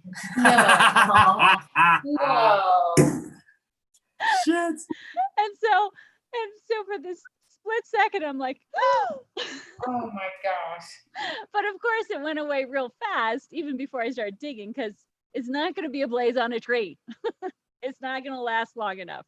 And the carving didn't look old enough either. It looked almost old enough, but not quite, right? But Wow. it still was that instant of, Wow. and then I watched a YouTube video where I saw the two guys who carved it. Oh, wow. It was so cool. I'm like, they're the guys. what a trip. Yeah, it was really Wow. fun. Again, the string that binds us all. So that was my most exciting, heart attack moment. And I'm sure we've all had those while we're searching. Like, maybe, is this it? Oh. Metal Yeah. detectors do that too, though. Yes. Beep. For me, it was a realization hit me. I go with my friend. I figure this stuff out, and we go to this location, and then we're driving back, and we're listening to the book on tape, right? And he goes, The "Dude, one you had recorded. yeah," and he goes, "Dude, we did that." Where he says he walks down this thing and goes through this. We did that, and then about a half hour later, the next chapter says. The guy driving says, and this guy's never read the book. So he's listening to the book after we've been to this place. He goes, dude, we did that. By the time we get home, this guy is losing his mind saying we go back. Turn around. And we were there. And it's like, and I go, I don't disagree. And we just, went through some more details and said, holy cow, we were sitting on the bench. The bench is the bunko, the bench. Yeah, get in the car. It was like that. It was really. We had that problem where we got all the way home and we're looking at our pictures on Chloe's phone and we're like, oh my God. And we put it on the computer and looked at it and we couldn't blow it up big enough, but it literally looked like the chest was wedged in and we lost it. Like, we're like, oh my God, we're going. I mean, it was good enough to drive all the way back to Yellowstone from Minnesota.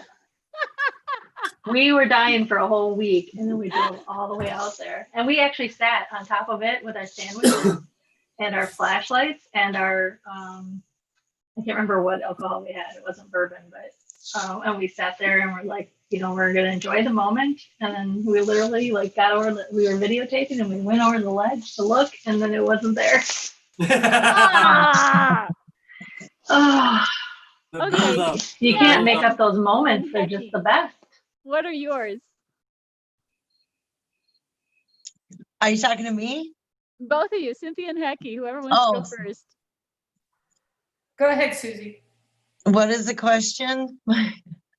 And your best, oh, holy bleepity bleep moment of, I think I found something, whether it be an aberration or something out in the field when you were doing the ringing rocks. I was gonna, the ring. I would say, that whole, what got me to the ringing rocks was that, oh yeah, mother on the crack, right in the beginning of the book, he's like, step on the crack, break your mother's back or whatever. And then that statue of, and then he talks about, there's all these different fetishes, but they don't call them that, and that's what it's a giant statue of Mary, standing on the Continental Divide.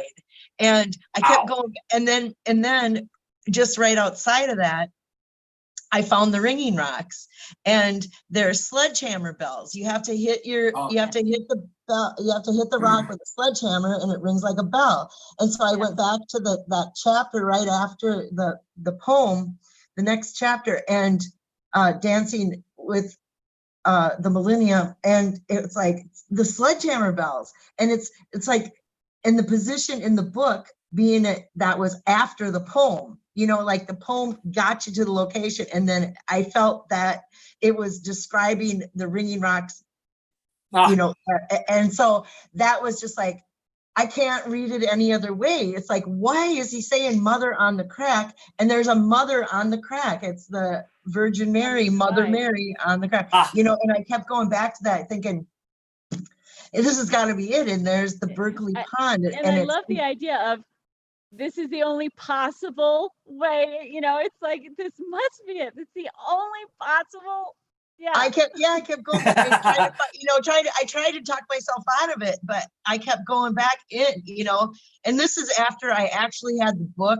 I was in the chase before I had the book, you know, when I finally got the book, somebody like it was sent it 3 to you, right? months. It took me 3 months from the time I got the book to the time I had to go boots on the ground in Butte, because it was just like, this makes sense. He's pointing out an environmental tragedy in front of our own eyes that I never learned about, that I had no idea was even a thing until the chase came along. And I thought, what a brilliant way to teach people about what mining does. We're all looking for this gold, and you know, and I just made this whole story, and it's like, it's gotta be good. You know?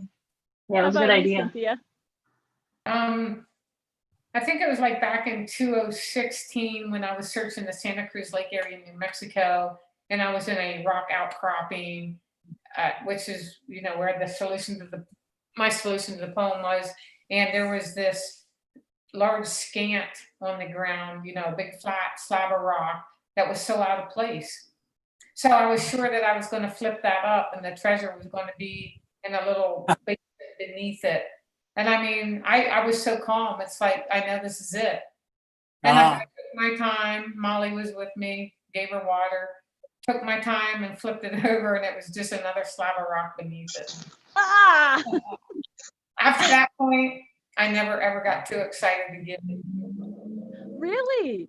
Yeah, I mean, I didn't really have any other, I don't think I had any other moments like you guys are talking about after that. After that, it was like, okay. My expectations have lowered every year. Expectations for really solving the poem and finding it, I think it was just, you know, reality. I still love the chase and the adventure, but yeah. And you have to go to find out that it's not there too. Yes. You can't find out if you're right or wrong if you don't go. Yeah. Yeah, I had to. That's it. I had to know. I mean, it was like a thing, like this urge. It's like, I gotta go and see this for myself.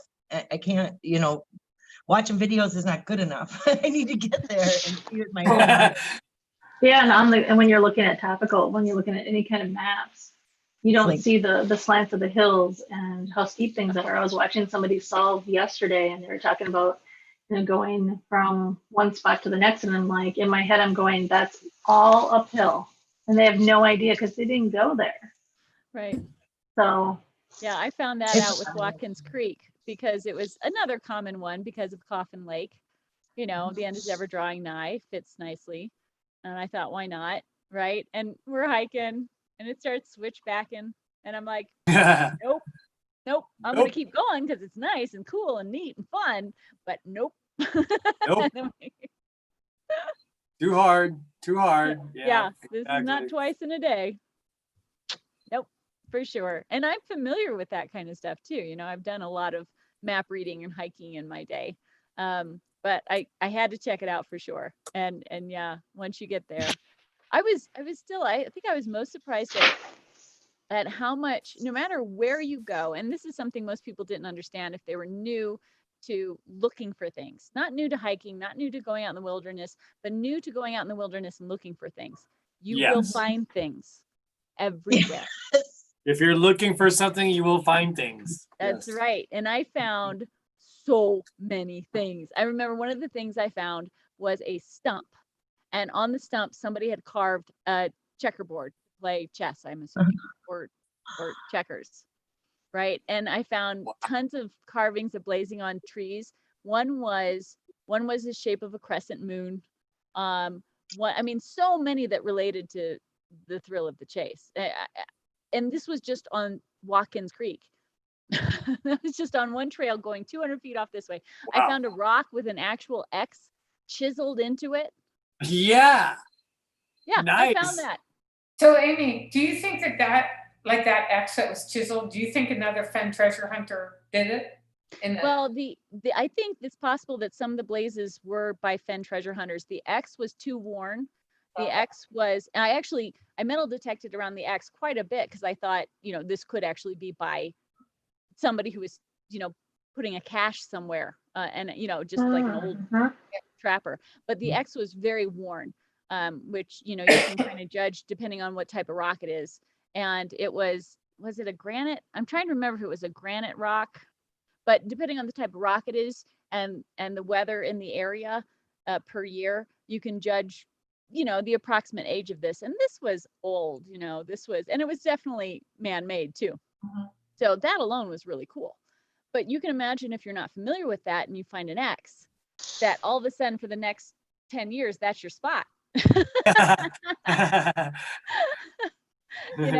You've just been sucked in. Yeah. And then you find out later that, oh, this wasn't that. So you have to be, I would say with any armchair hunt, the number one thing you have to be is skeptical. Skeptical of your mind. That's the number one thing you have to, Yes. I know everyone talks about the rabbit holes that our own minds create and all that kind of stuff and all the confirmation bias and all that kind of stuff. Because, our brains just do that to us. It's inevitable that we suffer from that. And it's hard to, how do you tell when your brain's doing it? And because you're creating a link where there is none. That's the basics of what it is, right? You're creating a link where there is none. But how do you tell? How do you know? Right. Where's the confirmation that makes it an actual link, and how many of these become not a coincidence anymore, right? And all of us, I haven't met a single treasure hunter who says that their theory, that they didn't try and prove their theory wrong. I haven't met a single person who says, oh, I never thought about trying to prove it wrong. Like so many say, I tried so hard to prove this not to be true. and obviously, we can't all be right. So you have to leave this space in your brain for it, no matter even with the strongest of convictions of being like, I tried to prove it wrong. Obviously, if we can't all be right, then there's a high potential that it's going to be wrong. And since we're left in the dark, again, floundering in space, just floating, waiting for somebody to tell us something. Aimlessly bouncing off walls. Yes. Yes. And some people like Jana, still working on solving it. Yes. I'm going to call her a 1%er, but I am going to ask the room real quick. Is there anyone in the room still working on it? And if so, are you like Jana in the sense that you're hoping that you'll have a little bit more time before the solve is released? There's only like 90 people in there, right? 81. We're down to 81. If I'm the only one, that's definitely the 1%er. Oh yeah, that's right. Percentage. Right? I guess I'm considered still working on it since I'm trying to prove a theory. So it's to some degree I'm working on it, but not really. It's weird. Yeah, you're a gray. I would consider you a gray area. Yeah. You're a gray area. I did start working on another hunt though. Okay, well that's healthy. I did want to ask Cynthia something. Nope. Now I forgot again. Getting older sucks, people. If anyone would like to sponsor me in the nootropics, if anyone knows what those are, if anyone's listening, I would like a sponsorship in the nootropics because my brain's starting to fizzle. Nootropics. What was it? Oh, I remember what I was going to ask. Have you done any interviews since the find in like the last month or so, or has that like fizzled out? Yeah, I have. I'm real picky about who I will interview with. I have done, I think I've done, I don't know, somewhere between 3 and 6 maybe of people I've already interviewed with, so I knew them. Oh. Or wow, that's a lot. Or the ones I didn't know Dale probably interviewed with him first, and he sort of had a background in what their project was going to be about. And so if he recommended that they were a good person, then I would talk to them. It is amazing. And so you have the news stations, and all they want is they don't give a shit whether or not it's real. I mean, just like the Barbara Anderson person, she proved that the media, all they want is something that is drama related. It doesn't matter if it's real or she's making this crap up, and they just believe the stuff. Are you telling me to shut up? No, I'm saying they want jazz hand drama. Yeah. So I absolutely won't do that. And I don't know. I'm guessing that might be over. I'm not sure. The interviews I did, there was one guy by the name of Ben, and he is writing a very, very lengthy article for New York Magazine that I don't know if it's going to be 5,000 or 10,000 words. I mean, it's going to be lengthy. And it isn't just about the fact that it was just now found. And he seems so genuine. I really, really liked him, and I believe he's one that Dale highly recommended that I talk to him. And the very first thing I do is I ask these people, what is your project going to be? And so if it's something like that, and I can contribute something, sure, I'll talk to them. And then some of the people I interviewed right after 6/6/2020, and then they called me again after FORREST announced it was Wyoming, because they knew through the previous interview Wyoming was my state. And so then they came back to me again and asked for an additional words from me and what I thought. So, but there's a lot of stuff out there that I think is coming. Cynthia, are you involved with Yen, or is it Yen? Jens? Oh, Jens. Jens, yeah. Actually, Did he there, drop off? as far as I know, Jens may be coming to the event at Yellowstone. I think Ben, the guy from New York State who is doing this article, I think is going to try to attend the event. I always suggest to these people that they need to talk to a lot of searchers who aren't in the limelight. You know, get away from Amy. Mm-hmm. Get away from me and Dale and the names that you hear all the time. Talk to other people that have been doing this for a long time as well, but nobody ever interviews them. You know, so the best way I can advise them to do that is to come to this event.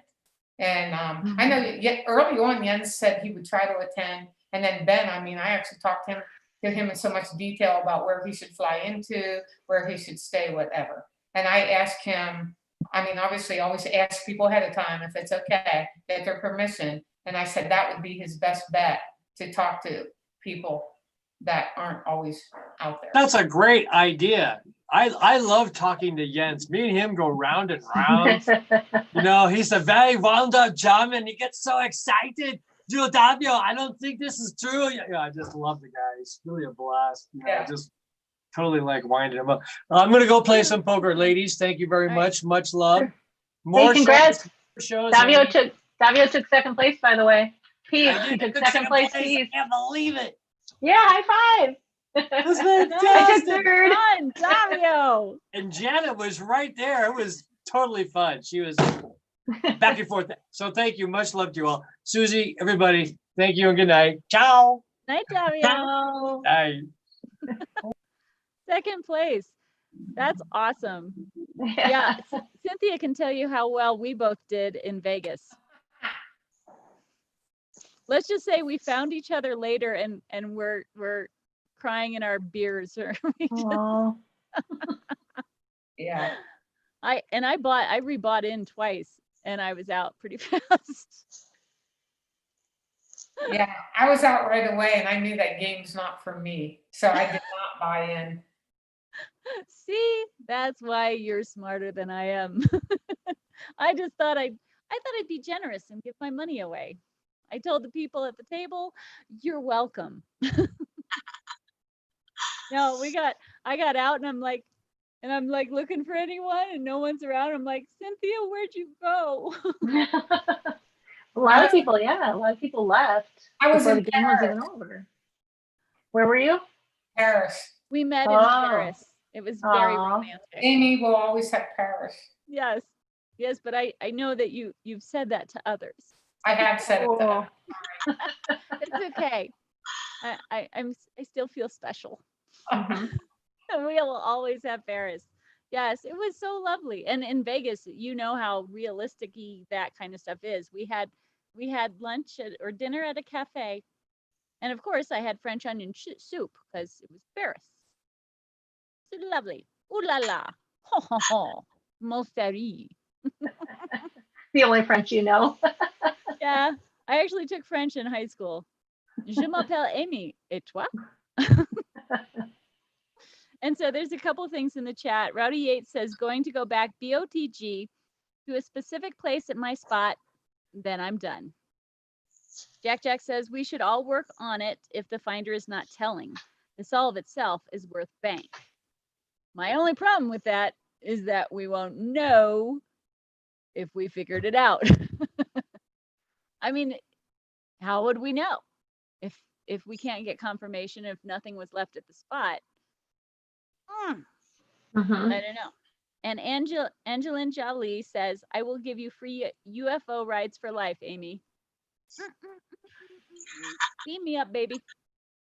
Yeah, if it was a dark horse, that found this, I mean, they might not be. Are you thinking that they might not be somebody that watches everything, or just did it all on their own? They didn't look up, go on the boards or anything. Because if that, I mean, that's a possibility. I always ask the question in the room, do you think the finder is watching right now? There's been a couple people who have dropped off the planet in our groups. I will say that. Don't think that I haven't thought about those ideas. Okay, ladies, now that it's a ladies panel, how do we flirt enough to get the finder to give us some information? We'll buy you drinks. Well, he should be buying us drinks.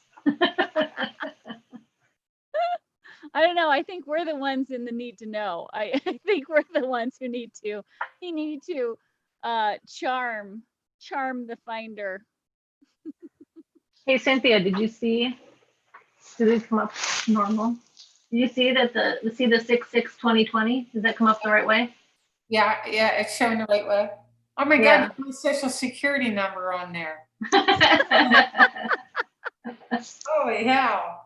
Yeah, and then so June again. 20th, 2010 and June 6th, 2020 is in the first letters of the poem. Wow. Just thought I'd throw that out there since we're all just chatting. Yeah, Okay, and so- I don't. So, Diana, so you're saying the 6/6/2020 is in the poem, whatever you decipher, whatever you did? Is that where Yes. it came from the poem? If that's the case, do you think there's not really a finder then? If it's in the poem, Ooh. does that mean Fenn just ended it on 6/6/2020? Possible. Is that where you're going with that idea?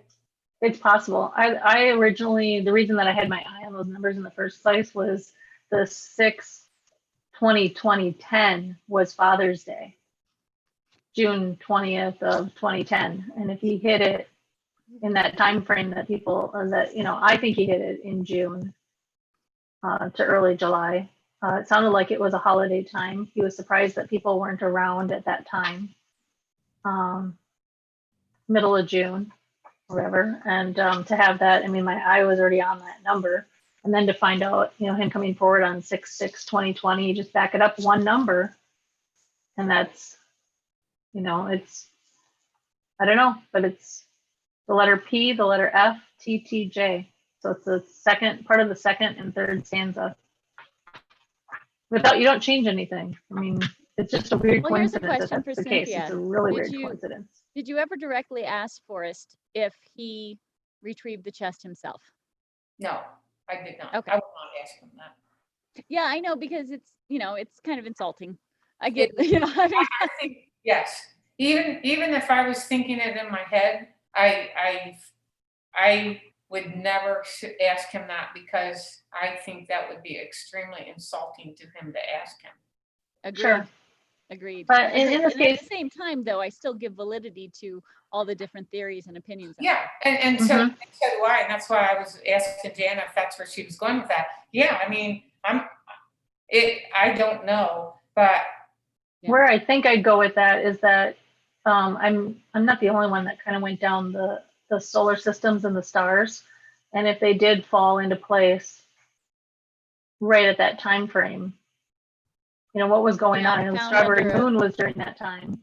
Right. But yeah, if something falls, I mean, Yellowstone is known for looking up at the stars, and you have Cancer, and Aries is in the actual poem itself with starry sky. If you actually sound out the end of, Terry Scant, sorry. The end of Terry is airy, and you have the S for scant, and you have Aries. And there's a lot of star play too. and So- in the statement that he released when he said the chase ended, he said it was found under a canopy of stars, right? Mhm. So, And I was torn on that. I was That so was- torn on that, Cynthia, because I'd found so many revelations of going down to Tom Hanks, being Forrest Gump, and going down that road, and other stars that kind of came out of that. Stars, movie stars. Movie Ah, stars. I was like, Tom Hanks? Yeah, movie stars. Movie star. Um, Got it. Real quick from the chat, Captain Marvel says you should have Jens on the show. Email me, Jens. Yes, I was curious if he was around, because I haven't seen him since he came into one of our Zooms one night, and then he was gone. So someone Bobby said D Jens says- was in Yellowstone shooting more footage lately. I can't remember where I heard that. Have you guys Oh. heard? I haven't heard a Bobby D peep from says him since it was found. Say again. Sorry. I think he's still working on his documentary. I mean, that's what I assumed. The fact that he asked me if I minded if he came to the event to talk Yeah. to people, and then I Yeah. heard about that he was recently in Yellowstone filming. I just sort of assumed that would be for his documentary. So Yeah. I think he's still working on it, unless you guys know different. Who was it? Who was the other person who was working on a documentary who was in Europe? Tilo. Yes. Was he? But Tilo's in. Tilo was the star of Jens's documentary. Oh wait, no. Tilo- Sorry. I must be getting the two confused. Okay. Tilo was the more burly guy. Yes. Okay. Jens was the one. Yes. Okay. I got it right. Never mind. Ignore me. Yes. Tilo was the one who kept cheersing me and trying to get me to drink more at Function at the Junction. Yes. Got it. Yes. And Gosh. Jens was the smaller framed guy who had like his equipment stolen or something after he had gotten back. Yeah, I think so. Yeah, and he didn't want to do, they kept telling him to do like a GoFundMe thing, and he's like, I just don't want to have to do that for this. Where But was it his stolen footage from? was amazing. I forget what he had said. I just remember he was live on somebody's show and talking about it a little bit. Oh, But that his sucks. footage was just stunning. The way he edited stuff, the way he color graded stuff. Mhm. Oh, I was such a fan. Who are we talking about? Jens. Oh, Jens. Okay. Yes, he had Right. a brief like little preview that he had done. And Mhm. if you don't color grading is when you film in a certain way that you can basically Photoshop it later, have a certain look. But his footage was it was beautiful. I loved it. I was so impressed. So I hope he does. I hope he does finish. It was so nice. It was so good. Everyone looked good on it too. Like he made people look good. Right. Yeah. And people who were upset at him for not like filming or giving him attention, he gave them attention. He was very kind too. He's like, I'm not intentionally excluding anybody. So yeah, good guy, amazing footage. Jens, put it together, baby. We want to see it. And Bobby D in the chat said, he might know a way that we could definitely know if we were right or not. And let's see, and if I'm missing you guys, I'm sorry if I'm missing chat stuff. I'm doing my best. Brian Gates says, Amy Seeks, he gave us the state and scrapbook 253, the one that mentioned Wallace Beery. Wallace Beery starred in movie Wyoming. One of many, many Wyoming connections. Yes. Yeah, that's a good one too. So if sorry, go ahead.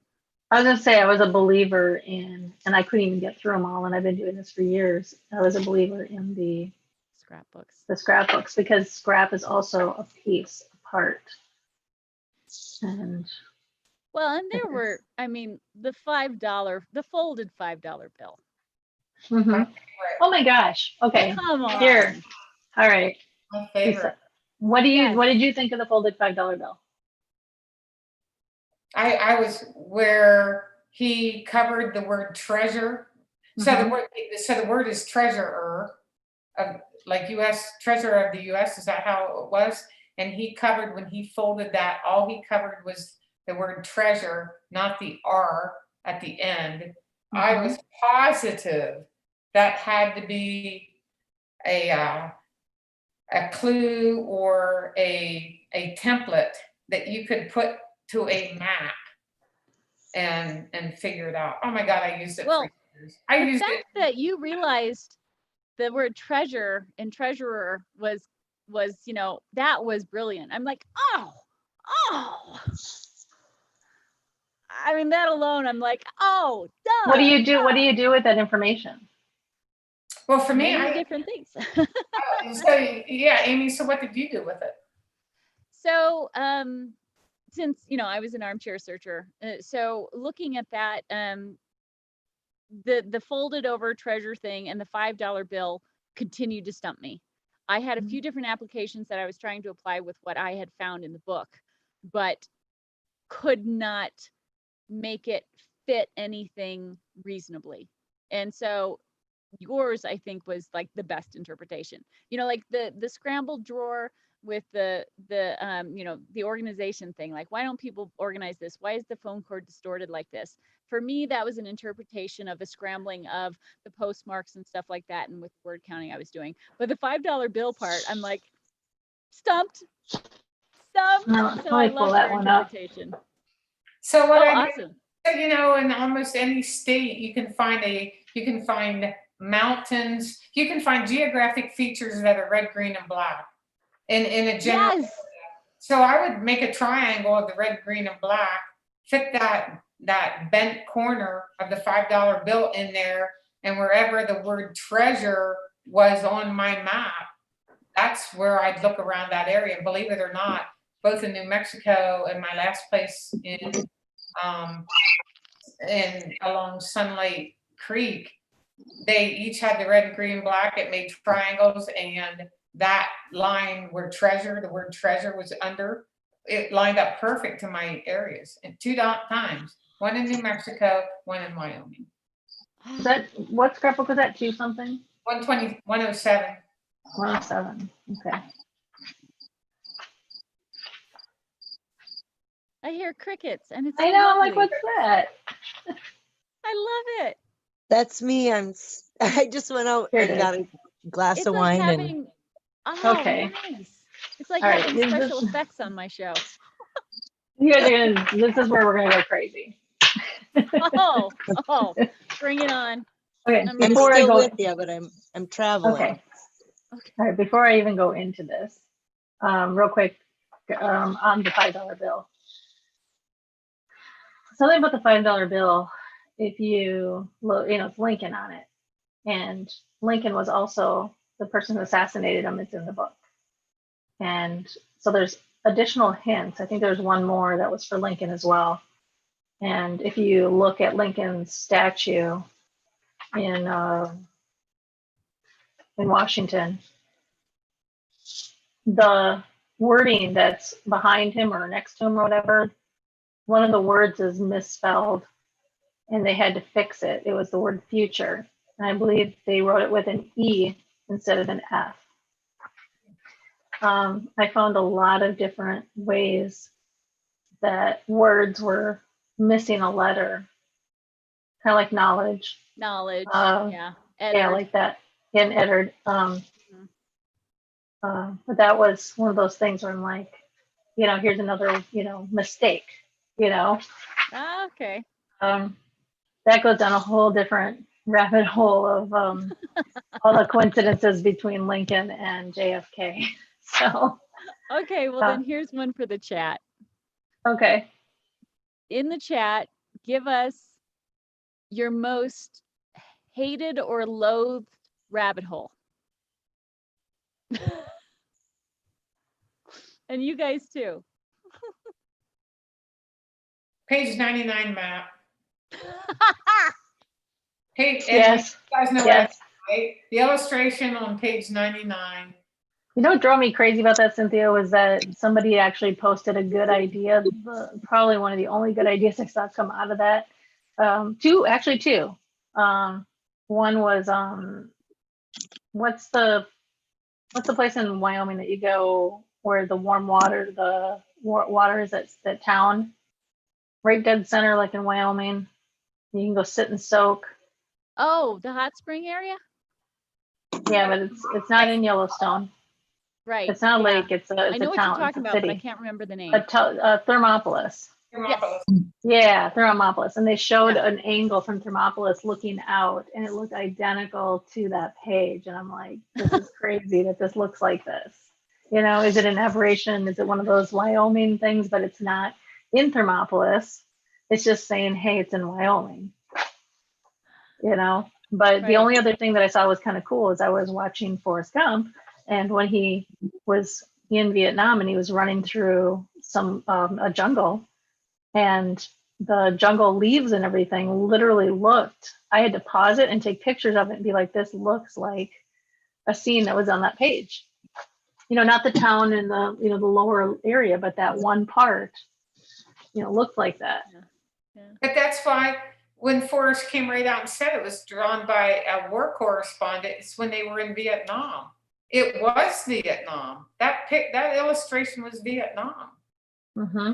I think is what Forrest meant when he said it was drawn by a war correspondent. Yeah, one time when I met with Forrest, he said that he tried to, it was when I was helping Dale with some video, because I had, I've done video work before, so I was just trying to help. But he was doing one of his interview things. And one of the things that Forrest said was that they tried to find that person who drew the illustration because it was going to be in the book, and they couldn't find him. So, they kind of assumed that if he had a problem with it, the guy would come forth, and apparently he never did. So, I mean, the drawing was done by somebody else per what Forrest Fenn has said. Does it mean that Forrest Fenn didn't alter it at all? No, we can't rule that out. And then at a Fenbury, I remember we were sitting there with a bunch of people, and he goes, that's where the treasure's at. And he points to the X that he had made in the book that Cynthia got everyone to sign. And he goes, that's where the treasure's at. And I'm like, you're so mean. Right. Right. So is he kidding? Is he lying? Is he, because everybody's like, have you ever heard him lie? Yeah, because he knew the conspiracy behind that drawing. Right. He knows how to incite the searchers and make them go crazy. And then he laughs at us all. In a situation like that. I mean, he did it just because he knows what he stirs up. That's why he considers himself a rake. He's not a bad guy. He's not a good guy. He's kind of bouncing off the sides. I know my biggest rabbit hole that has to be a part of it all is the tombstone he found with a French soldier with the English writing and his reference to the Rosetta Stone. And what else I find really interesting about that whole waterfall scene and him tripping over the different kinds, some were metal and some were stone. I mean, and then if you go back and listen to his stories that he recorded with the the project to record everything about Vietnam, he never mentions anything about those tombstones that I heard of.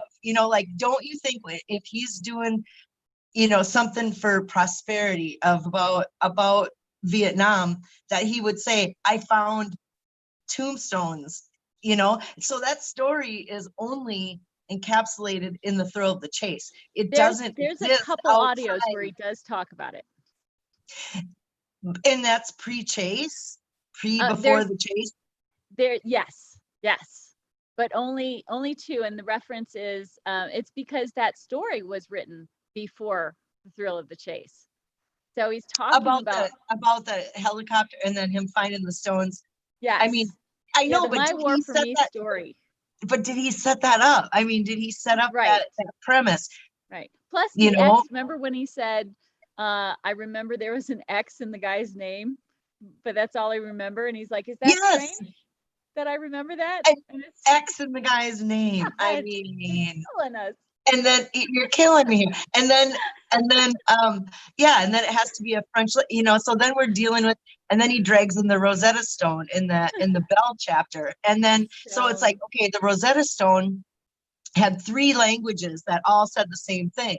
So what languages are we using that mean the same thing? And what is our key? And then he throws in the Greek symbols, and that's how the Rosetta Stone was cracked or solved, was using the Greek language. That was, that was like the universal they had an language, established language that they knew how to interpret. Right, it stood the test of time. So and what me, language? Oh, sorry. And then I can go into the gold bug from there, and Yes. they had, you can go in the gold bug, and it said start with English. Start with English. And so then it's, that was his instructions when he was, so when you're talking about rabbit holes. Yeah. It was a rabbit hole for me too, but in a different way. So I was a word counter, right? I was treating it more like a book cipher where you use the poem as a way to know where to go. The poem and the postmarks and the Bonko story and My War for Me to figure out where to go to find these words. And so I was a word counter. And so the fact that there were some odd ways that the word stone was used and the word yellow had been added to at least one of the stories, yellow Cadillac, I was like, okay, it's potential that Yellowstone is one of the words we will eventually mine out of this book ciphery type of thing. And so that's part of the reason why I never ruled out Yellowstone completely, because I'm like, just by word counts, I think it is possible that if we knew the solve, that's maybe one of the words that we would end up mining. Because that sentence about the Rosetta Stone, it's like, okay. And the sentence about Gardner Island, yes. Yeah, and when you actually read what book is it to Gardner Island? Treasure Island, or is it, Treasure Island, yes. Yeah, Captain Kidd. Yeah, so I've read all the books that are pretty much in TTOTC, and I think that you had to. I think that, or you had to know something about them. How and they were great books too. They are, but there's certain words that are in there, and certain things and certain ways that things are done that were clearly in TTOTC too. Yeah. But not just Rosetta Stone. I mean, people really frowned on any kind of gameplay, and there's gameplay. There's definitely gameplay. Well, there had to be. You may say, he may have said that, whatever wasn't in the poem, even though I kind of question that. It was definitely in the book. Definitely in the book. Here's some quick stuff from the chat. Carrie Galloway says 5 equals star under canopy of stars. And Angeline Jolly says, instead of rabbit holes, I go down rabid holes. Nice. We go down gopher holes in Minnesota. Yeah. With Minnesota Gophers here. Dave Bradshaw says the $5 bill with the corner folded is an I'm thinking he means aberration, but he says apparition. He might mean that, of the $50 bill. Rowdy Yates says the bombing run in Laos and the flight from Nova Scotia to the Carolinas. And Andy Mootman, hope I'm saying that right. Could Cynthia speak about the 12 by 12 inch locations some more? Okay, and just 1 second, I'll keep going. Brian Gates says, ask the girls about the word it. Begin it, take it. What are their thoughts? Alan Kay says, how does he not know that soldier's name? What was the whole point of the story? To never forget the fallen soldier. Exactly. I'll go. I'll come back to that. Let's see. It wasn't a soldier. Is she talking about the page 99 thing? It was. It was talking about the soldier's grave. The oh grave yeah, was the X? He couldn't remember the name. It was the X. I jotted it down real quick to come back to that. I forgot. So thanks for the reminder. I was going down more recent about the grave of the unknown soldier. So I was kind of really getting into that, and it drew me into some crazy. The grave of the unknown soldier literally brought me to Cody, Wyoming, 6 degrees down, and I wasn't even looking for it. It was totally an accident. But I do wonder if that is just giving an homage to the grave of the unknown soldier. That's all. Right. That'd be good for an X. Thanks, Jana, for confirming my search area. Oh, yeah. Hey, you know what? If you need some help with Cody, I've got quite a few ideas for that area. Anyway, Cynthia, what's with the 12 by 12 location? Just what I said in a YouTube video earlier this year, I think. Okay. The conversation went something like, I wasn't prepared for this. Let me think about it so I get it right.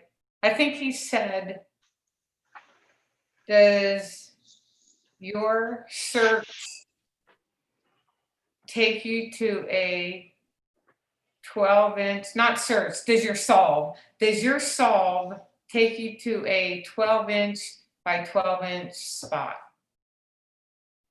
How would you get to a 12 by 12?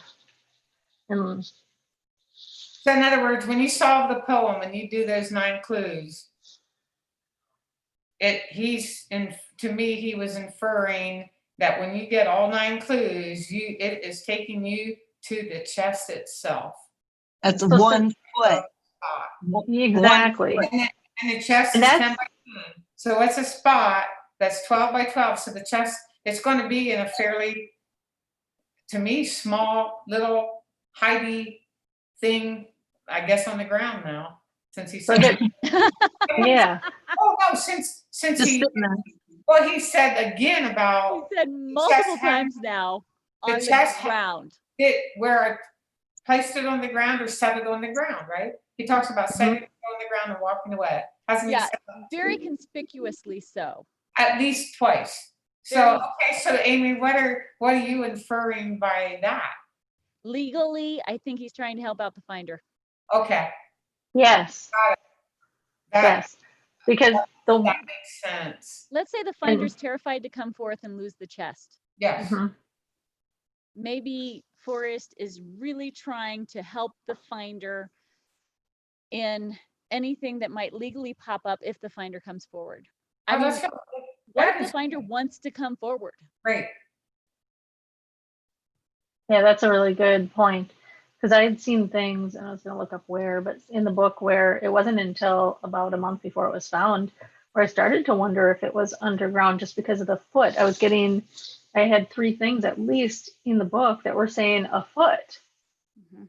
And I'm like, well, what does a foot mean? Like, that would be, you wouldn't think you could find it to a foot. You would think it would be a foot under something.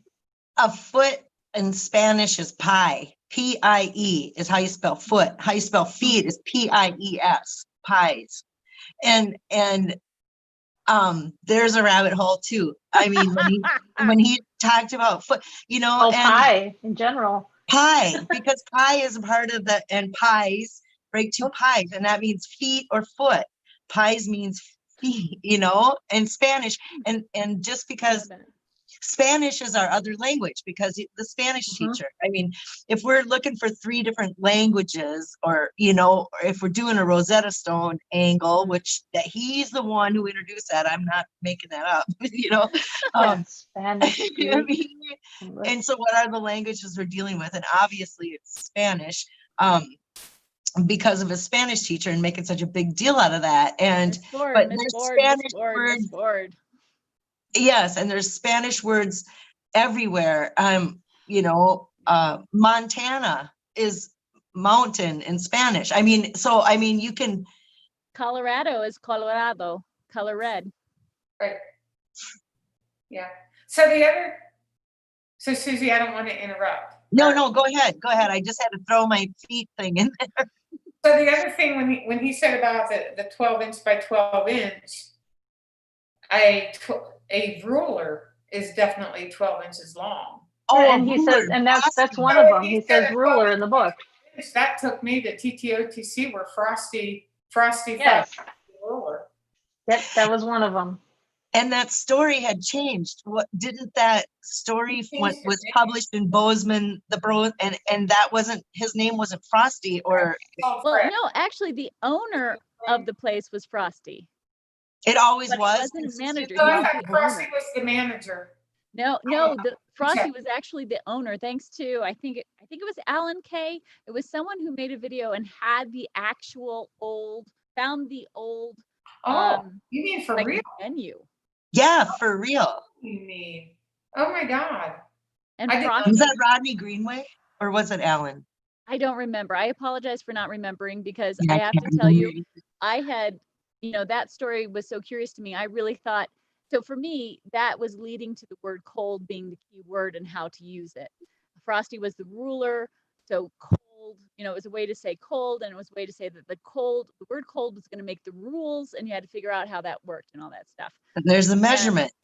Mhm. And yeah, well, for me, I couldn't, I'm like, okay, is it ruler as in 12 inches, or is it going to be ruler as in I make the rules on how the rest of this thing is going to go? So study the word cold, and then that's going to teach you how to do this stuff.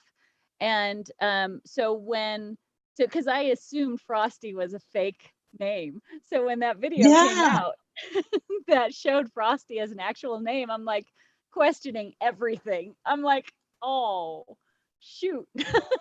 It's a real person. That, because that took my theory down a notch. It didn't negate it.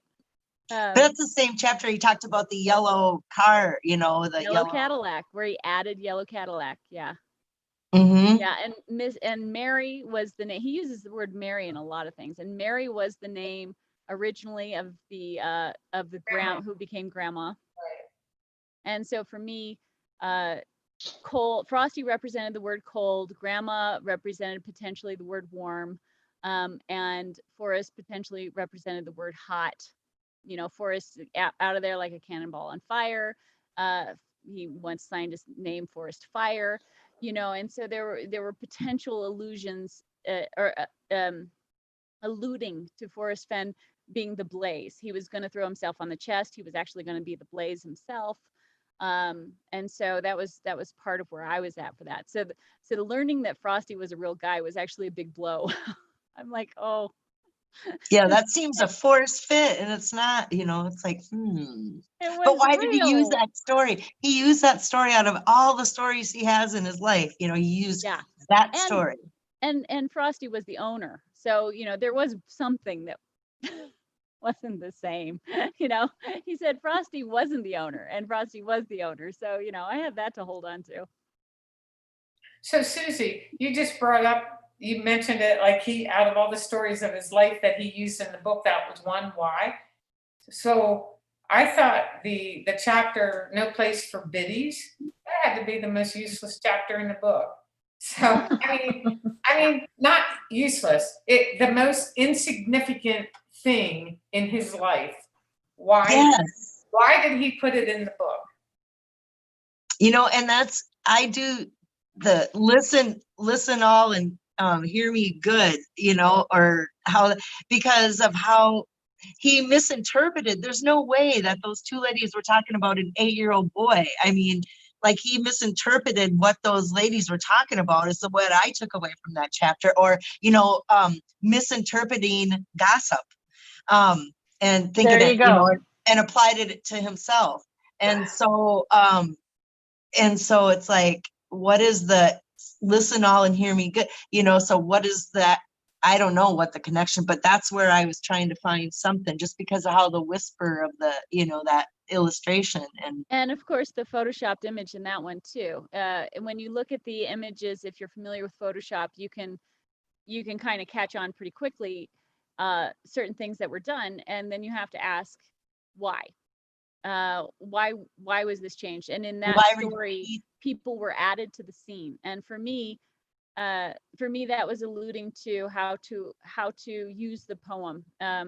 I shaped the poem according to the number of words in each stanza, and 6 stanzas. And so 6 came up a lot in those drawings because of the added people.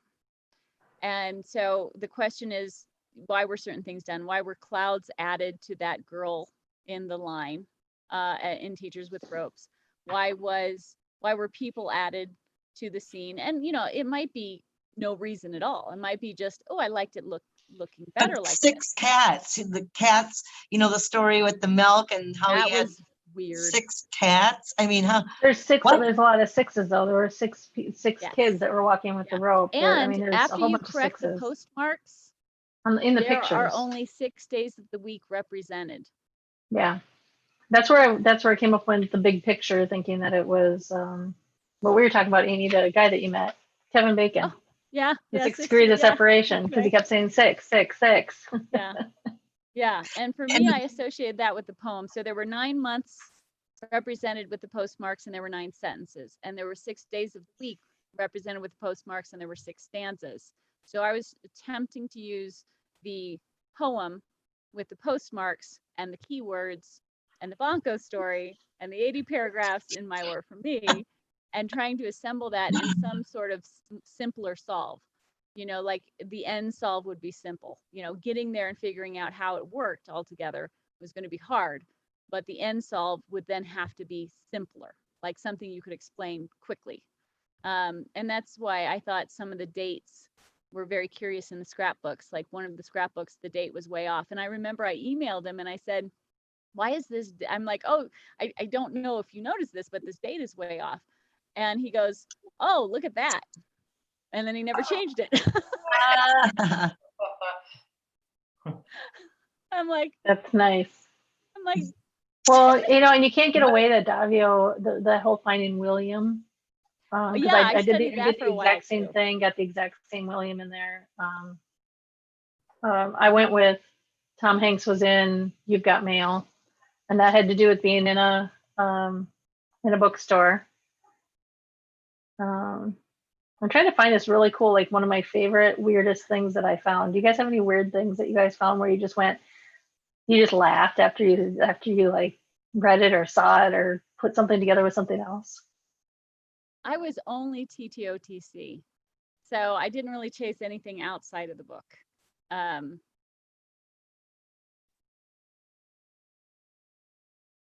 But I'm guessing you other two. And I'll use the silence, and I don't know if everyone froze up and I'm just having bad internet, but I'll use this time. So I had Dave, something I can't, it's hard to think on, we'll take on a second. I'm going to read a couple chat ones. So David Okay, good. Bradshaw says, a ladder measures a foot wide and each step is a foot. A foot is 12 by 12, 8 inches. And then I have to shout out to Angeline Jolly. She's cracking me up. She goes, are you a scientist? Therapist? Undercover world ruler in waiting? She's cracking me up. She is cracking me up. So go ahead. Are you ready? Now I forgot because because you're the ruler now. Yes, I'm the one who will be running the DIA New World Order whole thing with the lizard people. I learned about that the last year. In case you don't know, there are some people who believe that lizard people live underneath Denver International Airport. Good. Did not know that. So I'm heading out to hang out with the lizard people. That makes me worried when I fly out there. Well, there's Are they with V? The movie V? Or the TV show? What's that? Oh, Remember that V. TV show, V? Yeah. My sister actually made the little vials of little whatever that stuff was. She Isn't played it V so- back in the Do you day. guys, anyone in the chat room remember that TV series V? No? Oh my gosh. It was, I mean, if you go back and watch it now, you're going to be like, wow, this is bad. But we were glued, whatever night that was on. We were just glued I to the remember. TV. Yeah, I remember I was in grade school and it was such a big deal. Everyone watched it. It was a little bit like, you know, who shot the JR. Dallas guy? Yeah, who Yeah. shot JR? Oh, my internet is fine. Thank you, Captain Marvel. And I'm going to write you a song called Bad Internet, thanks to you. Nice. Yeah, I was asked to go on a show a few times, and my internet is actually better now, which is the only reason I'm able to do this. Before, I think it was the flip side who wanted me to come on a women's panel, and there were two reasons why I couldn't do it. It's because my internet was so bad, and because I was an armchair searcher, and I didn't want to share anything. So. And now I'm just like, so did you know that the bonko matches the poem and that there's 80 paragraphs in the second drop cap of My War for Me and that it matches with his birthday? You just can't stop me now. I know there has to be something to those drop caps that are at random that are the beginning of chapters, or are And, they beginning and the of chapters? first four spell out a win, AWIN. Yes. Yes. Is it a red herring? Oh. And then the tea with Olga, there's a green tea on the Gypsy Magic, that picture of the Main Street Cowboys. He wrote you know, like he wrote their names and it's green ink. And that one he wrote Jim Nat, N-A-T. And so there's a green tea. And then you can find a red tea where it's do not touch. There's a red tea and do not touch. Oh, right. Yeah. Yeah. Red So tea. I found a green tea and I a mean, red tea. I mean, I don't know what you teas. do with these things, but these are aberrations that I, you know, see and cannot unsee, you know? Yeah. Mhm. And I mean, he was asked about the ball of string and he said, you know, I can't imagine a ball of string got that big or something like that.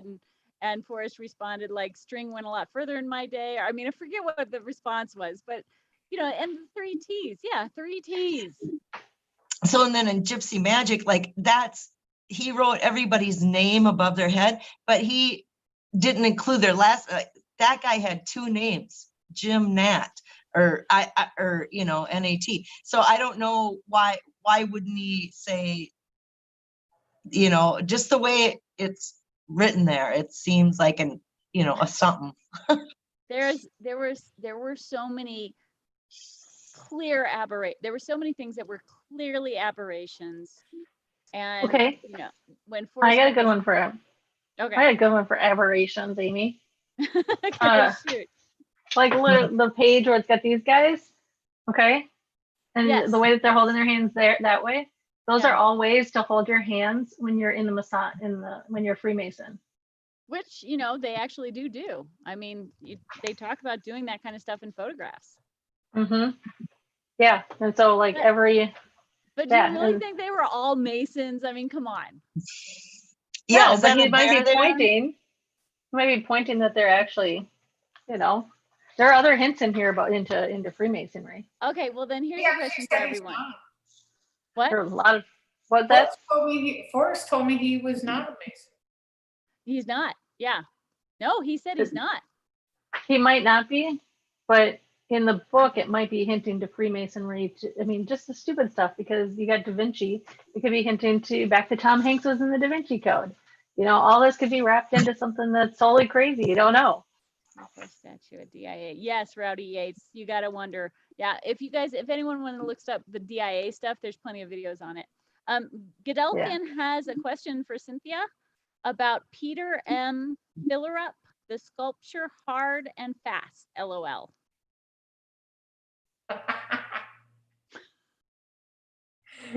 I can't. That it sounds familiar. Eugene, I'm sorry. It's late. I'm drunk. I can't think. I'm tired. I don't remember what you're alluding to exactly. Well, remember the scrapbook where they peed in the gas tank?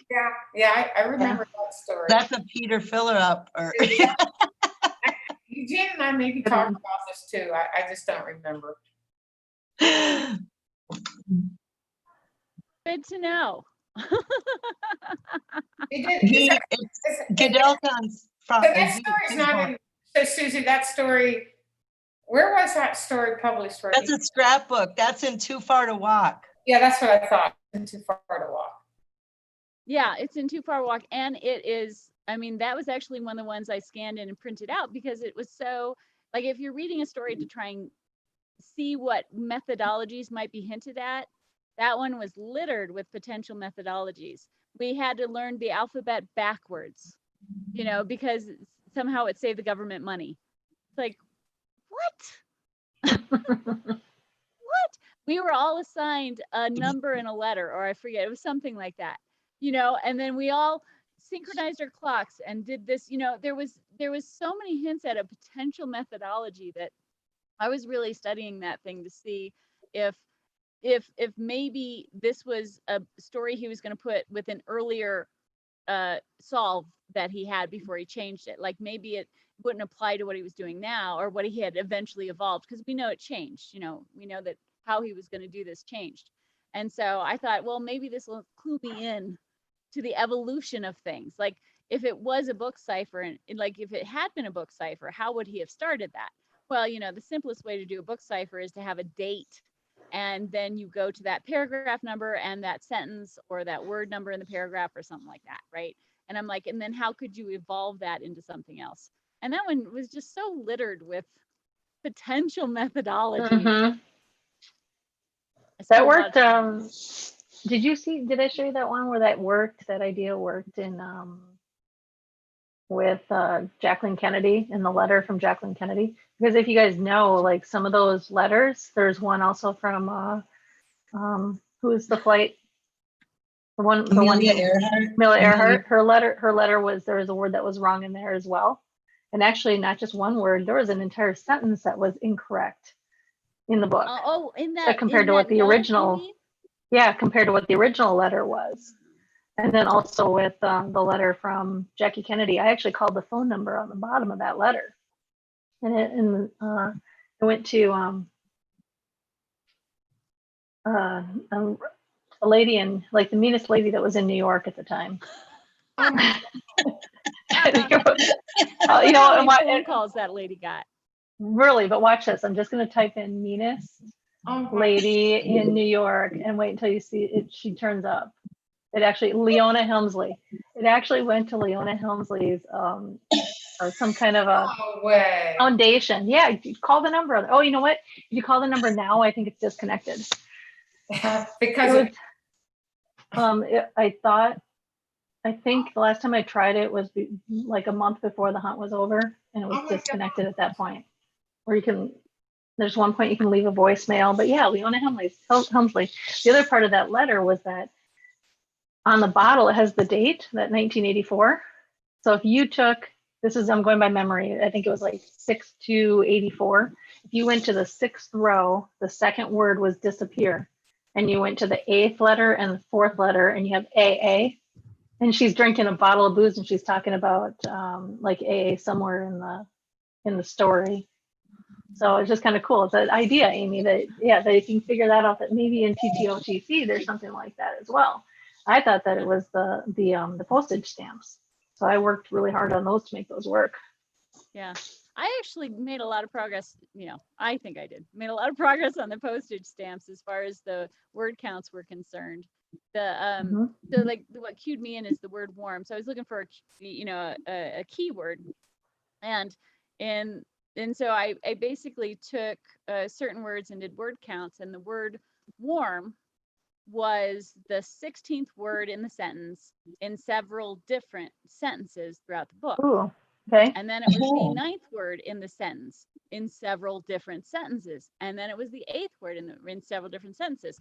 And so then I arranged it per, then I used the postmarks to try and arrange it per day of the week and per year and all this other stuff. And when you arranged it per month, all of the word warm was the same number in the sentence for those months. So it was, I think it was 3 times in the 2 April stories, the word warm shows up, and it's the 16th word every single time. Wow, that makes so much sense because time is important. I mean, the Time magazine and the Time, like, well, it's so stressed. And so how do you apply that to the poem, or how is that applied, this time concept? And so I really like that, Amy. Yeah. Well, it definitely, that's where basically I just kept following that concept, and other words did the same thing. The word cold, however, did different stuff, and that's why cold was kind of setting the rules. And so I'm like, okay, so we have different words doing different things consistently in, when you arrange them in different ways. So, but yeah, certain words when arranged per month via the postmarks were the same word count. Other words did the same thing. So like in one story, the word black and white was the same word count in 2 different sentences in one of the stories. And so even if that isn't something, that's amazing. What if it isn't anything? What if that is just cool? Yeah, there's coincidences, that's for sure. Yeah, but I mean, that's potential. amazing no matter what, that you found that, Well, but yeah, it's like it has to eventually lead to something, which I still hadn't, like I say, I hadn't finished what I was working on, because cold was going to tell me how to do stuff, and that's what I was really deep into, because I had finally committed to cold being the key word as far as the first key word, and that's what I was deep into, and I was, I was continuing to find things that I'm like, oh, okay, this clarifies this does this. And, and I finally was getting to work on it because of being self-quarantined. Well, not self-quarantined, self-isolated. Yeah. I finally got a chance to work on it because, we have lives. We, it's like we have things we have to do. Most people do. Yeah. Yes. Do you remember when I showed you the grid and it said find key on the page 15? Davio had some good ideas. I think I had some good ideas, and I think that somehow something worked on that page. But it said find key, but then he had that one video where he pulled out the drawer and he had 5 keys sitting in there. So then the question was, are we supposed to find 5 keys or just find the key, like on page 15? Was that? It's on Dal's site, I think. Does that ring a bell, Cynthia? Cool. He did all these different videos that are not on YouTube that I'm aware of. You have to go to some other. I think they're on YouTube now. Yeah. Okay. They're on Vimeo, but they'll put his stuff on YouTube now. But you still can go to the site and find them and click on the link there. Oh, Yeah, Godelkin responded. Cynthia and I were in Cody. It is a sculpture at the museum.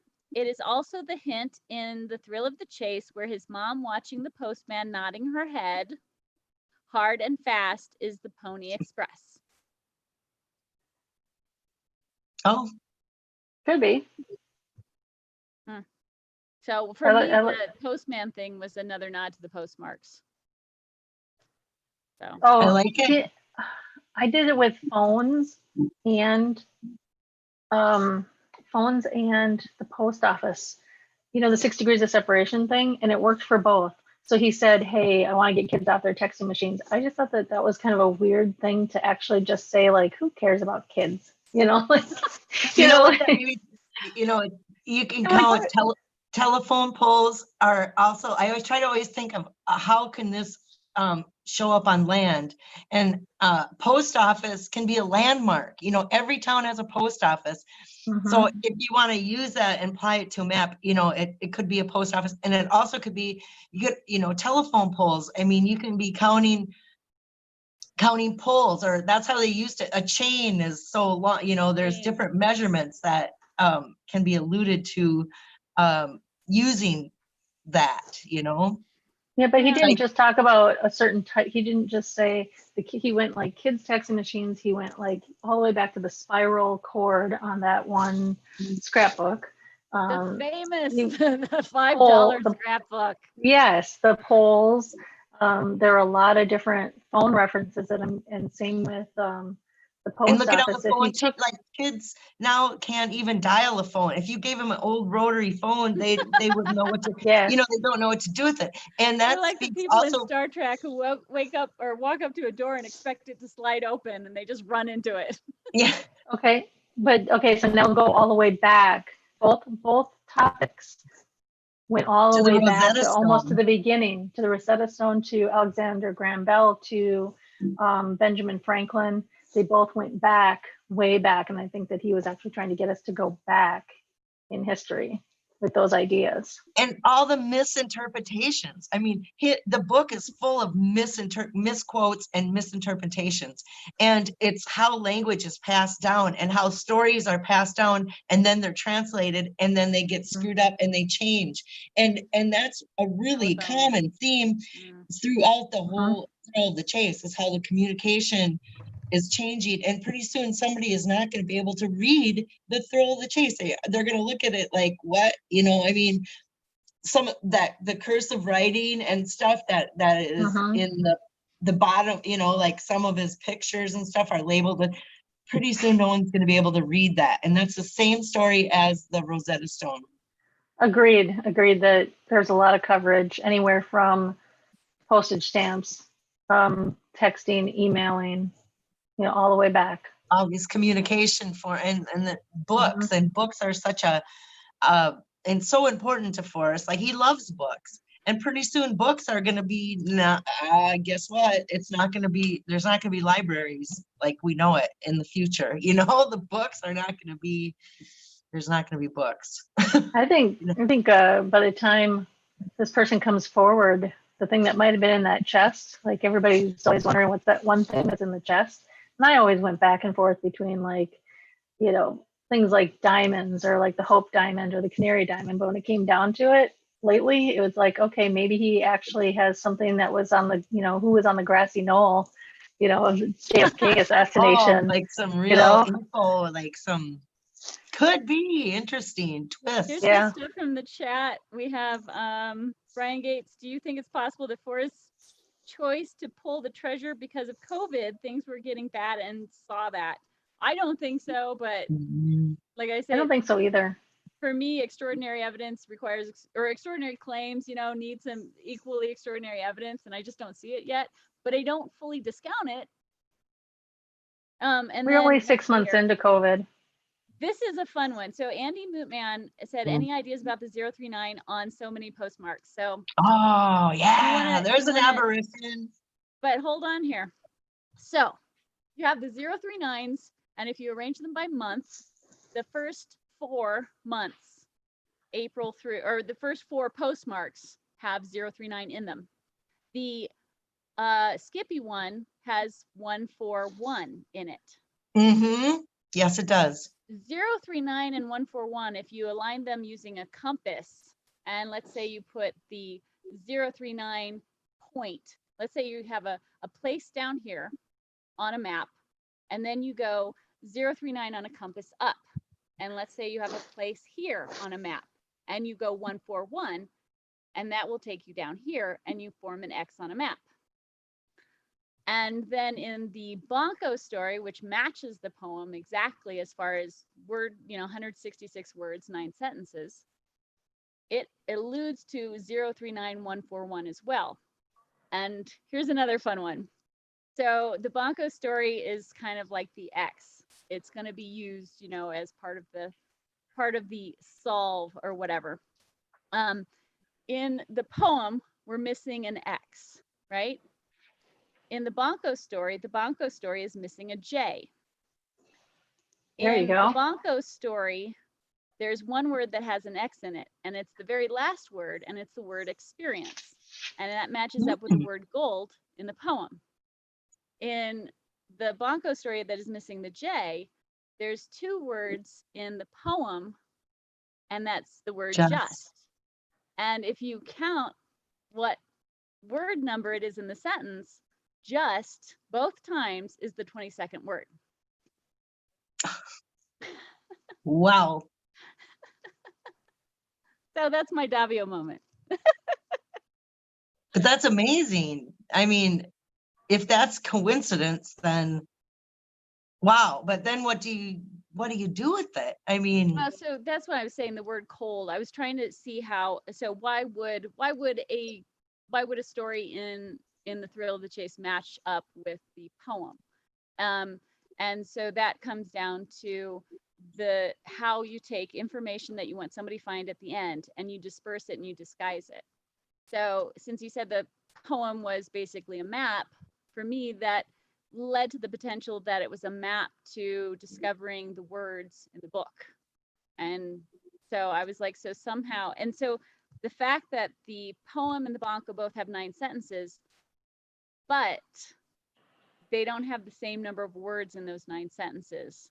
That was going to be one of the ways that he was going to use to disperse stuff in the use of the poem and the Banco. So you needed the Banco to be able to use the poem correctly. I can't see the word just in this page. On the poem? No, in the poem. it's In the missing. Okay, so Banco story, it's the word experience. In the poem, it's the word just. Yep, it's missing. So Amy, now that we know the I state see. of Wyoming, can you use your knowledge, the stuff that you're telling us tonight, and reverse engineer all this? So you really, really, really have used the book, as Jan and Susie, you have too. So Amy, so you were actually in the West Yellowstone area, but in Montana. Is that correct? So one of the words that I found doing those curious things was the word mad. And it's the 5th word in multiple sentences.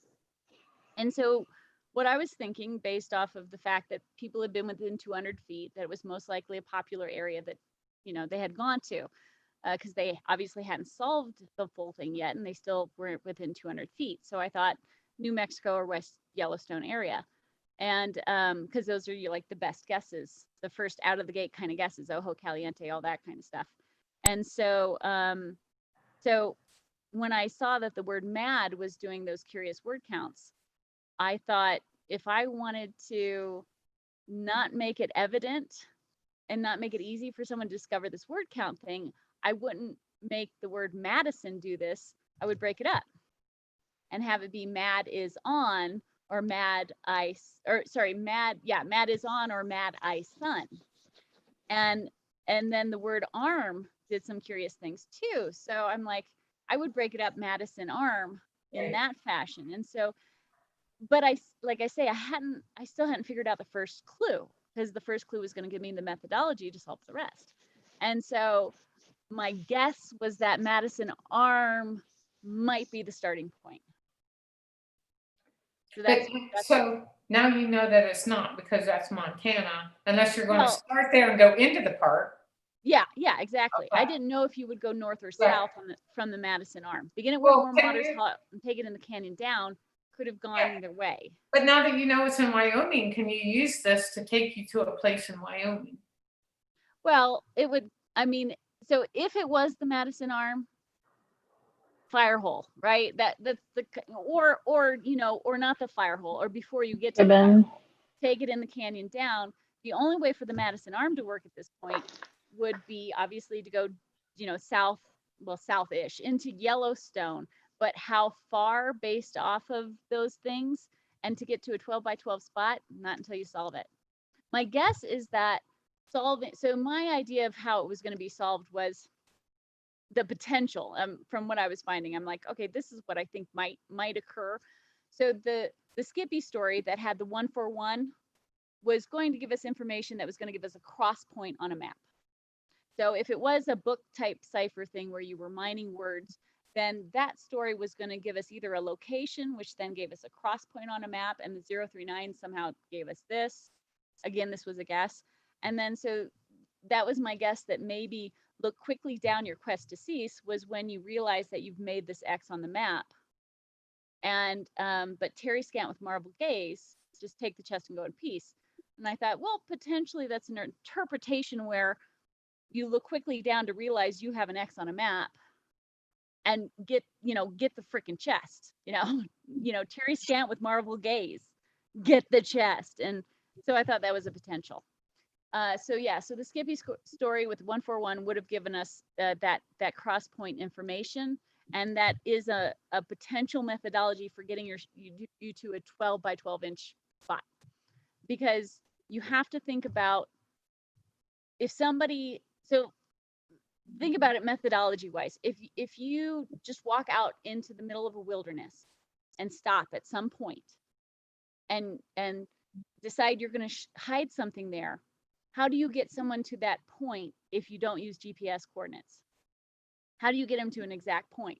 And there's actually very few ways to do that if there's no major Old Faithfuls, if there's no major landmarks in the area. That's why it seems like there must be a landmark. I mean, there must be a major landmark that somebody's going to stop and take a photo.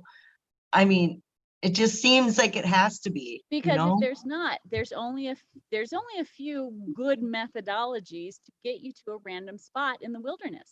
But then he also says you're not just going to stumble across it. Well, if you go to a major landmark and you look around 200 feet or even 500 feet from that landmark, how do you not come across it? Well, and that's why for me, the blaze was never anything physical out in the wilderness. For me, the blaze was the X that you created on the map. Now, there might be a blaze in the wilderness somehow, maybe, I don't know, something you metal detect, something like that. But I was leaning towards the fact that the blaze was something you created, which lined up with some of the stuff he said about, I can't take a radial off of it. If you knew what it was, you'd understand. And I also thought that the X, I thought it was multiple things. Like, so the X in the Bonko story. So you find the X, you find the 039, the 141, which is an X. You find the Bonko story, the missing X, the word experience, and FORREST FENN was the blaze. And that had to do with the 80 paragraphs in My War for Me, lining up with his years, and then maybe being used with postmarks. I hadn't figured that part out yet. But the missing X, the beautiful tie-in to finding the missing X and having it eventually be something that you made yourself on a map. So going along those lines, I was following the blaze being something that Newton did originally with light. Yeah. And a rainbow and a prism, but then you also have at the end of his rainbow. Yeah, Indiana Jones. On his blackboard, he did the with the light and the staff. Right. Yeah. Something along those rainbow lines. Thing was something I never, like, a lot of things I reconciled with other stuff. I'm like, okay, the X matches with this matches with this, but there were some that I'm like, so like the Gardner Island thing, don't know. The rainbow thing, didn't get. I was guessing maybe the last set of keywords maybe had to do with colors, because I thought there were potentially a set of keywords for each clue.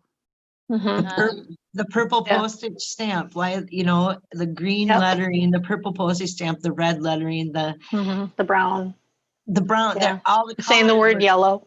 The colors were introduced.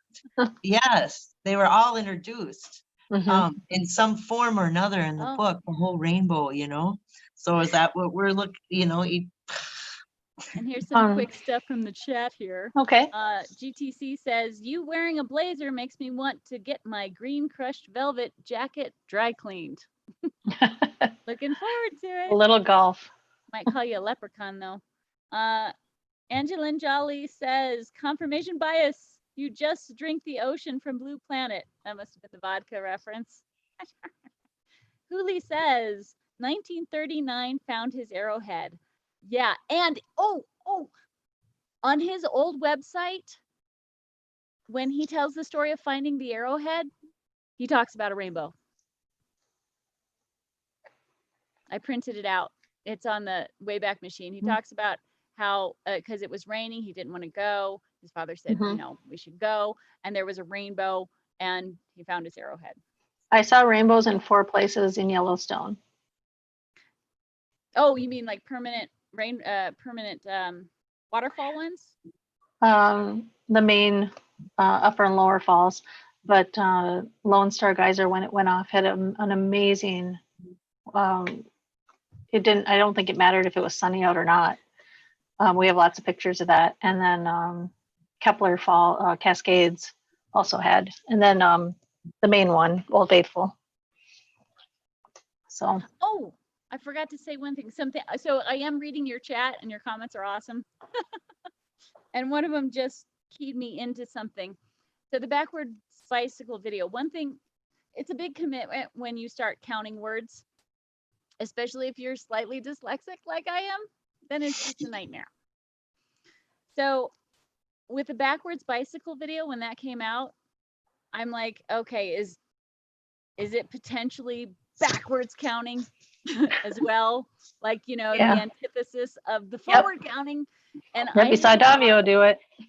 Yes. And I held off on backward counting for so long because it was such a commitment. And when I finally started doing it, some really curious, I just had started doing that this summer. And I was like, oh, look at that. It's more curious words, like I was talking about before. More curious counts were happening. Like some words, so like 16 and 9 were some curious things that were happening, and it kept alluding to this potential of an A through an X through A kind of alphabet usage kind of thing. And so they were starting to do that when I was starting to count backwards, and I'm just like, oh, I should have done this so long ago.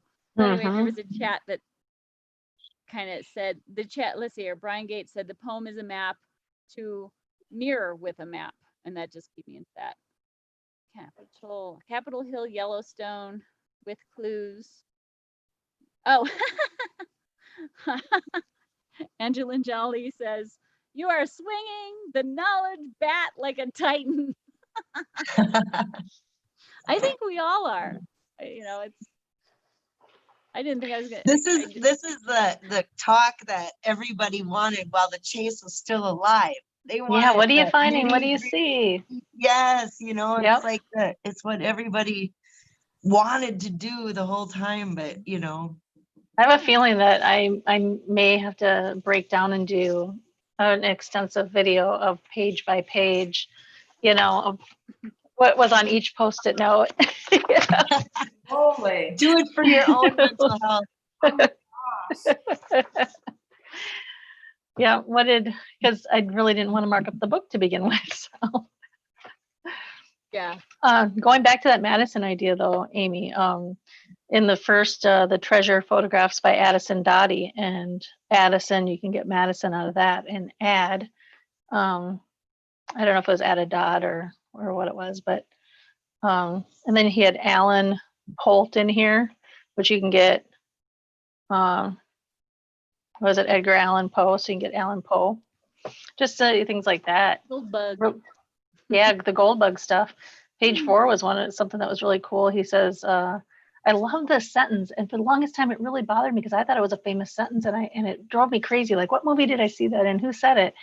But it was all of the stories that mingle among these pages are as true to history as one man can average out that truth. I'm like, did Abraham Lincoln say that? Who said that? So it was familiar. You had heard it before. Yeah, it was very, very familiar. I still can't find it, but what I did get out of that is the word "r" as true is a treasure, anagram. I thought you were going to say R.F. Hecky. And then it says to history as one man, so you have true and man, and I'm like, oh, Truman. He was the 33rd president, Freemason. It's like, you just pull those in words. The Truman Show right now. Exactly.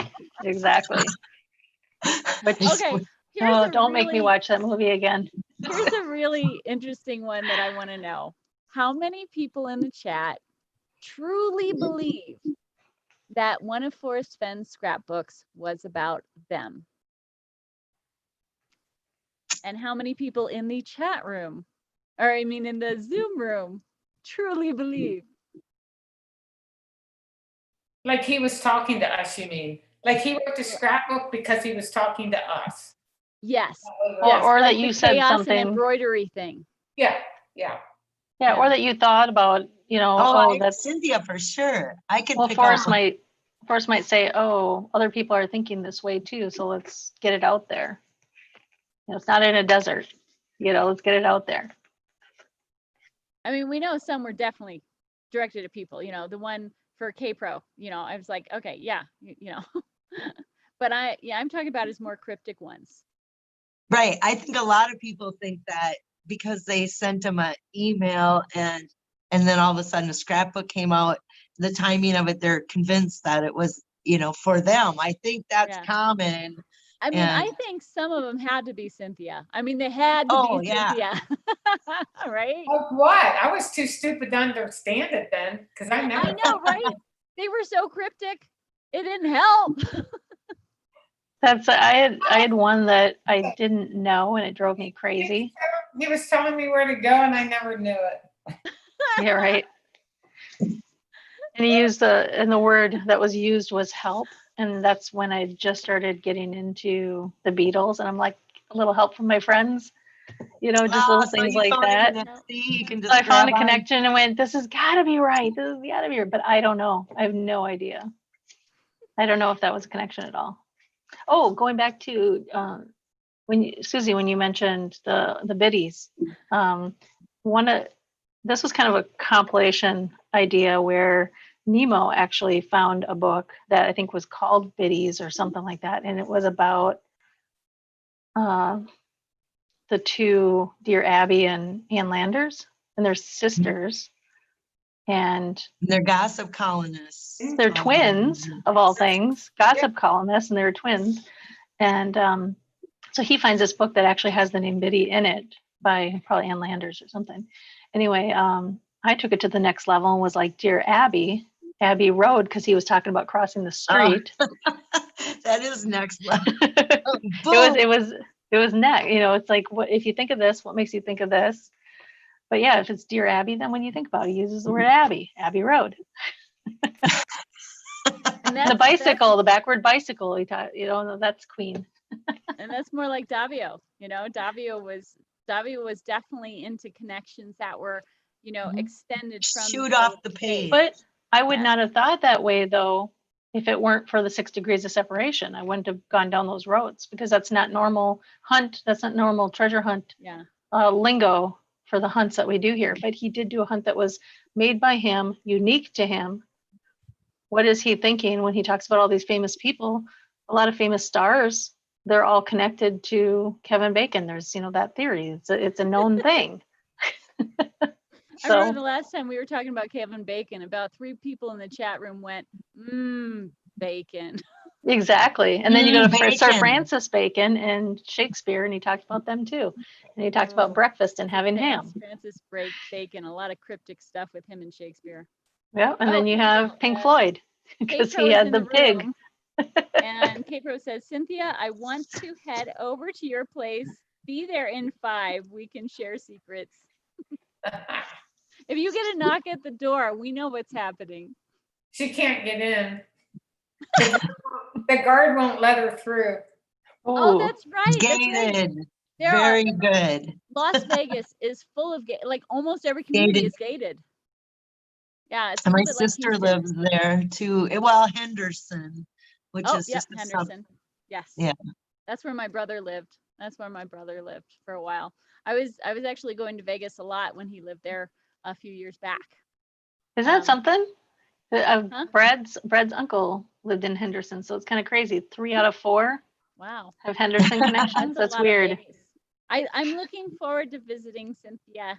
She said I could crash there. You have a pool? Little a golf course though. Ah. Right outside my window. Cool. Not too shabby. I'm more interested in Fremont Street. Yeah, exactly. A repeat. Same here. Yeah. That was. I'm a downtown girl. For Vegas. I know, it's been really fun seeing the pictures on Facebook. I mean, again, if anyone ever thinks I'm ignoring them on Facebook or I'm not doing something right, please let me know.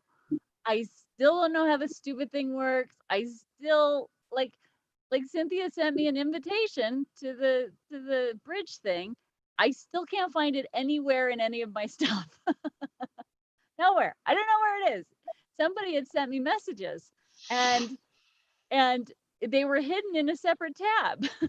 I'm just like, is Facebook trying to mess with old people? Is that the intent? If you're over 40, are you just screwed on Facebook? Yes. Facebook sucks. I just don't do it. Oh, You haven't even looked at my messages. wait. Are you Who, talking me? to me? Yeah, Amy, I sent you 2 messages today. It's Oh, okay. Damn it. It's okay. I sent it to Cynthia too, but this answered those questions. I didn't know that you were going to talk about Yellowstone, and that's what I was contacting you about. Oh, cool. Well, I have to say, today was a little preoccupied. I was on Facebook briefly trying to catch up with stuff. But I keep trying to have it send me alerts. And of all things, usually you're trying to turn alerts off. I can't get it to send me alerts. I had to turn it off this morning. I had friends like 25, 30 messages going back and forth. And I'm like, I'm sleeping. That's a lot. How do you That's turn a lot. these Maybe off? Maybe I should be, what's going to happen is that it'll randomly all of a sudden turn the messages on after people start sending me a lot. Then I'll just be like, no, I can't turn them off. I'm going to have to like throw my phone in a lake. I don't know. A new hunt. Let's see here. Currently wants to join your show. See above. So Jana, did I ignore you? Did you send me private messages that I ignored? I'm sorry. No, well, I didn't take it that you were ignoring them. I just, then we came on the show and then you were on and you basically answered them. So I did put a little bit like, go ahead and read what I sent you when you get a chance, because it's part of it was personal, but part of it was Yellowstone. It's okay. I'm not offended in any way. It was fine. That's how they try to contact me, is through Facebook, and I almost never read it unless I'm going to post something, which is usually towards my family and friends. But I mean, not Chase related.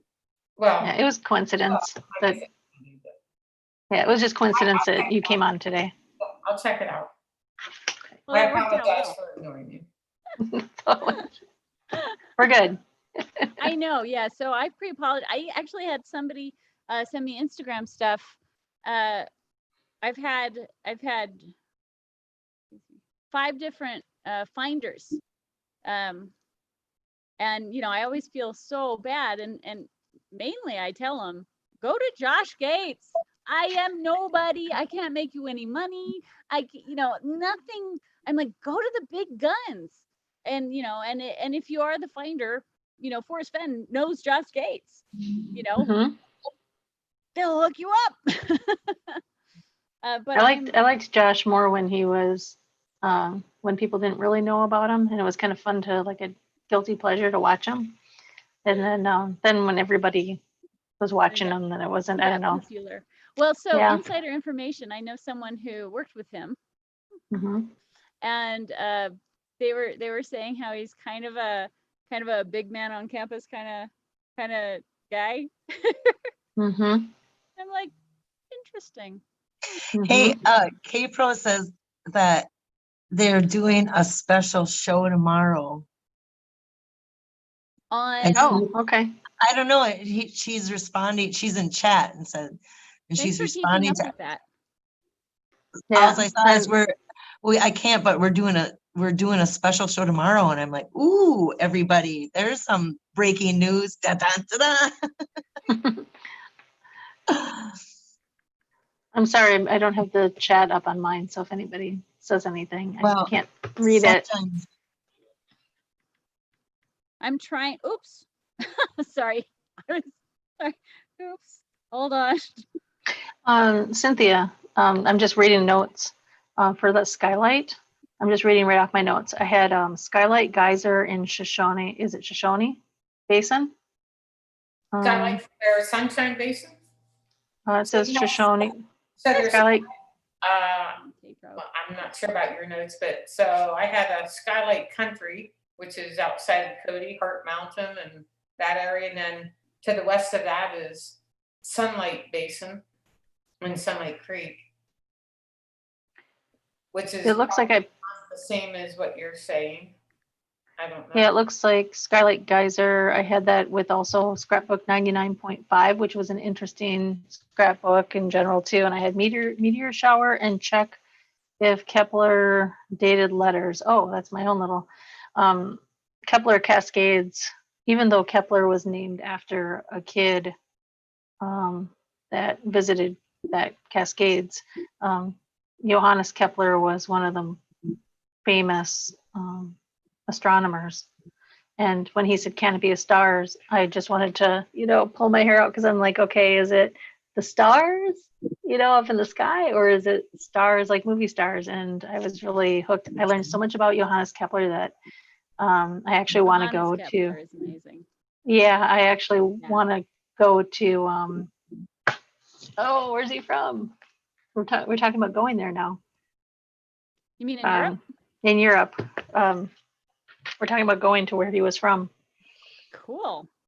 Yeah, I'm just hooked on his story and who he was, and just fascinating. Now, see, that's a rabbit hole I can get behind. Yes. When you end up actually educating yourself with wondrous things. And I mean, since the rabbit holes were a side effect of FORREST FENN thing, but at the same time, it wasn't always a negative side effect. I like I say, I was actually, so the two things I was jealous of, I mean, immensely jealous of. One of them was all the people going boots on the ground, because that was the one thing I was missing out on because I hadn't solved it yet. And, I'm like, and somebody asked me once, they were like, well, why would you be jealous if you didn't think that's the way to find it? And I'm like, because I wasn't finding it, I still wasn't finding it. There was a slim chance I was going to find it before someone else or solve it. And they were getting to go boots on the ground. And then the other one was actually rabbit holes that were like, I was only the thrill of the chase. That's the only thing I really focused on. If it was anything else, it was just learning methodologies or concepts that might help me. And so with the rabbit holes, people were exploring all these fun things. And I'm just like, oh, I hate this. Yeah. This And sucks. he wrote the first sci-fi book, and I was never into I was never into sci-fi. I was Wait, never Johannes into the Kepler? Yeah, he wrote the very first science fiction book. Which one? Um, Remember the name? it's one that you can't get. You can get the remakes Well, I of mean, it. he was, what year? What was it? He wrote, 1600s? and he wrote about snowflakes. Yes. The first book on snowflakes or something. It's just oh. The Bacon Code. Yeah. That's too funny. So, by the way, K-Pro, if you want to get any of our attention, just put Amy Seeks and I'll see it and I'll say it. I'll see it and I'll say it. What did somebody say about the Bacon Code? Oh, no, he was just saying, Randy Pischel, he was teasing. What are you saying about has a bacon code? Naomi Speck. It was being funny. Yeah. Oh, my goodness. You know when it's late, right? This is when you know it's late, is when Michael Hool joins the chat. Nice. Yeah, that's funny. That's when So- you know. That's when you know you've crossed the line. The That's when you know Somnium. your guests are going to start just falling asleep. Welcome, Michael Hool. I hope your meeting went well. What'd you say? I said hi to Michael. Yeah, you've actually met him. Hi, Michael. Hi, meh. That was too funny. I say meh Joining us on his lunch I'll say break. meh in the discussion, and he'll go, what? And I'm like, I was just saying, meh. Amy, that book was Somnium. It's a novel. Oh, You actually I wrote don't know that. that book. It published in 1634. The very first And- sci-fi novel. What's the premise? It was literally the reason I got into this too. It's going to the moon. And he literally thought that you could shoot off to the moon and be back in a certain amount of time. And he talked about like aliens, but he didn't call them aliens. And they were, on the other side of the moon. So I was on dark side of the moon. I was on looking up at the moon with the Back to the pictures. Yeah, back to the wall. Pink Floyd. How I think you're we looking should up all at the just moon. smoke up, drink up, and play some Floyd, and that's the show. I can play lasers in the background. Oh wait. Hey, we got all our light shows here too. Okay, So. all right. I got one thing. Okay, hold on. Yeah, I think we have about 20 lava lamps. What is that girl drinking? I don't know, but we've been Oh. on 4 hours and we still have like. I haven't had a glass of wine yet. If First we're gonna be here a while, I'm gonna go get a glass of wine. Go get one. I'm like, I keep thinking we're gonna end, so I'm not going to get anyone. Well, it's all Amy's fault. She keeps going. Well, no, you know whose fault it is? It's K-Bro's fault for not having a show tonight. K-Bro's fault. Right. That's right. We were supposed to cut off and then. Yes. Okay. See, I'm wearing a moon. And- I'm wearing a moon right here. And here's me and Brad, and we're finding a medallion in the snow. Oh, All right. And on the tree it says Chloe and me too. Oh, We can get it Under the working. moonlight. Uh-oh. It's making a bad noise. is that a disco ball? All right, let me turn some lights off. Hold on. Oh my God. Yay! Oh, don't make me do it too. I turn off some more lights.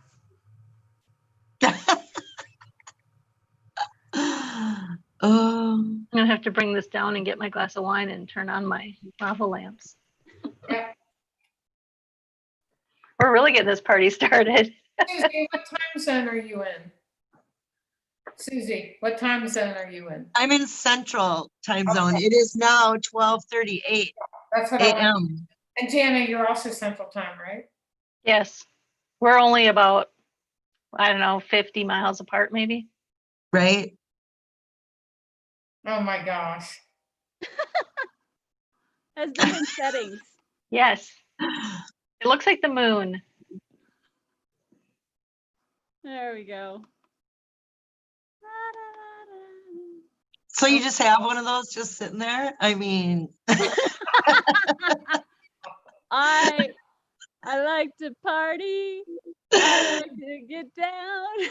on the disco. You should get out the pole and do some pole dancing like in the I'm telling you, with the right music, I'm a sucker for a good dance. There we go. There, yeah, it's party time. Too bad that doesn't have batteries, because then you could just bring it to the park on Saturday night. Oh, that would be cool. Yeah. Oh, that would be great. I'm guessing that you could probably get one of those. Well, who's got the hotel? Who's got the big hotel room out there? Our room's only a king size.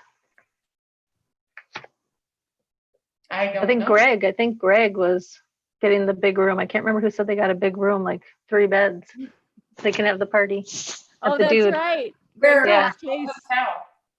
Huh? What hotel? Is At the where- dude. At the dude? Yeah. Oh, what a perfect place for an after Yeah. party. Yep. Our room's at the dude too. The after party, the Fen finale at the dude. Yeah. Yeah. it's only right. It's only right. I don't know That's how many only rooms right. they have left, but if you're not booked there and you want to get booked there, that would be the Here's place. So what? that. Let's go there anyway. What is that? What is that? Is that Organic? Oh my God, and they're drinking it straight. Organic. is it tequila? No, it's vodka. What? Vodka? Slamming it on the bottle? Okay. Yeah, it sits like this. That's a neat bottle. It's awesome. Yeah. What's the Malibu you're drinking? Are you drinking rum as well? Yes. I'm so jealous that you have that. Oh my God. Well, yeah, but see, Go, you gotta, Amy. don't forget, I'm at 8,000 feet. It takes a, you know, and I'm adjusted to it really well. And so for some reason, alcohol, well, you saw, and remember in Vegas when I was kind of taking one for the team by, you know, Yes. and everyone's like, oh, you're in trouble. And I'm like, I wish, I'm barely buzzing. This is why we want you to come back. That's right. That's right. 'Cause The I get bus. There's the bus. I'll be right back. Yeah. So for Go anyone get your who is, glass of wine. Yeah. for anyone who is unaware, K-Pro and Cow did a great job hosting everything. And for one of the trips, when we needed to get from here to there, we were gonna, you know, take cabs or, you know, or what's the Yes. app? Yes. Yes. And instead, they arranged for us to take a whole party bus. With a stripper pole. Yeah. It had several Yeah. posts.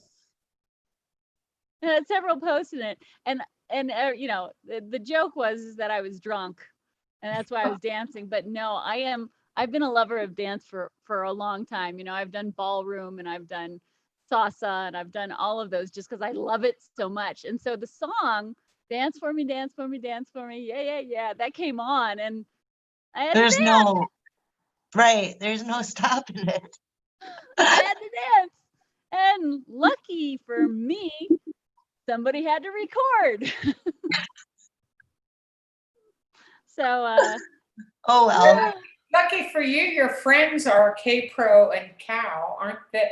They never played it live. They never played it, right? Or did they yes, play they it? did. Oh, Yeah, they played it. Salazar's did. They I played saw it on it. their show. And I'm like, It was "Dance for me, awesome. I'm like, who's the fun? Who brought the fun chick? yeah. I can't tell you how hard that was to watch. I was just like, I can do this. I can do this. It's fine. It's no big deal. I can watch this. And then, you know, and thankfully nobody was watching me watch it because I was sweating and I was red in the face. Like, It was God. awesome. But yeah, so I'm a sucker for a good dance song. A good dance song comes on, and yeah, it's toe tapping. I'd have done the same thing probably, Amy. There's no stopping me either. Yes, I'm one of yes. those. yes, and I think Candy is too. Candy was talking about the same thing. So, but I do know that there was Copper Dan. Oh yeah, the Dan dance. So Copper Dan was a participant in the watching, but apparently there is footage of Copper Dan that I still am not aware of that has and never will be released. but Are you cheers. reading- Oh are yeah, you reading cheers. the chat room to Bradshaw. get this information? What's Amy, that? Amy, are you reading the chat room to get this information What info? Oh yes. about Copper Dan? Oh, and Copper Dan was there. All I'm reading from the chat room is Huli asked, "Did Dan dance?" Are you reading it? No, I can't see anything. That's why I Oh wondered what. yeah. No, he just said Huli asked, "Did Dan dance?" I don't think did Copper Dan dance. He just watched, didn't he? That I don't- sounds just as I bad don't- though. I remember it was fun. It was a blast. We all had Yeah. a good time. Yeah. It was even though we lost our shirts in poker. Oh, lost our shirts. No, that didn't happen. No. No, that was at Ojo Caliente, and Cynthia missed out on that. That's right. We did more than our toe in Ojo Caliente.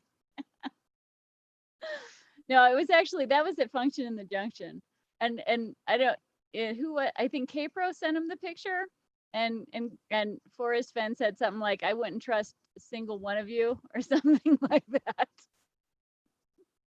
I'm like, oh. Oh, that's so cool. That's so cool. What does it say? My Soul to Blaze was, dude. Oh, sounds like quite a night. Yeah, Silver Fox, it was quite a night. Well, it was quite a weekend. I mean, the stuff we got to do. Poker tournament.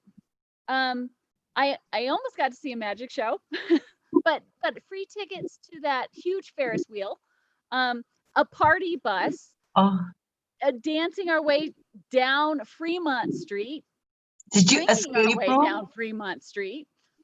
I mean, we did like, and the craps table, Calazar's. So for me, the craps table was something personal. My grandpa played craps and he was great at it, right? He had the luck of whatever. And so I always wanted to play, and it's a lot going on. And so I said, I'd really like to play. And so Calazar's was like, okay, yeah, and he took me and Cynthia and Boomer Girl, and was it Nemo? Nemo. And Nemo. And we went down there, and between the 4 or 5 of us, rolled for like what, an hour and a half, 2 hours, and made the other people. And all of a sudden, it was like just us at the table at first, and then all of a sudden, by the time we were done, the whole table was full, and the people at the other end of the table won like thousands of dollars. And I won, God, what was it? I won close to 1,000 or something. And I still kept that poker Wow. chip. I'll show you guys. That's awesome.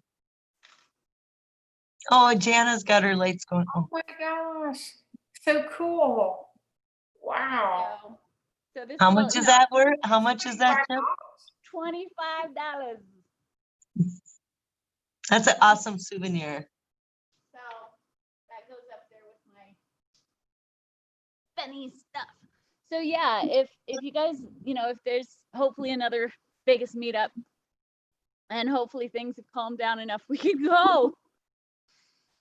So And- Amy, I think that Kate Pro and I sort of have already talked about it, and we definitely want to do a repeat of the World Series of Fenn. The problem is going to be the pandemic and when we can do it. But I'm sure that there's going to be some event here in Vegas again. We just have to wait. I will be there. Yeah, and I'm okay with waiting, nothing, like I say, that string that bonds us. Oh, look at Jana. That's Danny, awesome. turn your lights off. Dim your lights. That's awesome. And maybe if we're I had to really, get some light. if we're really, really, really lucky, maybe Huli will show up in Vegas as well. There you go.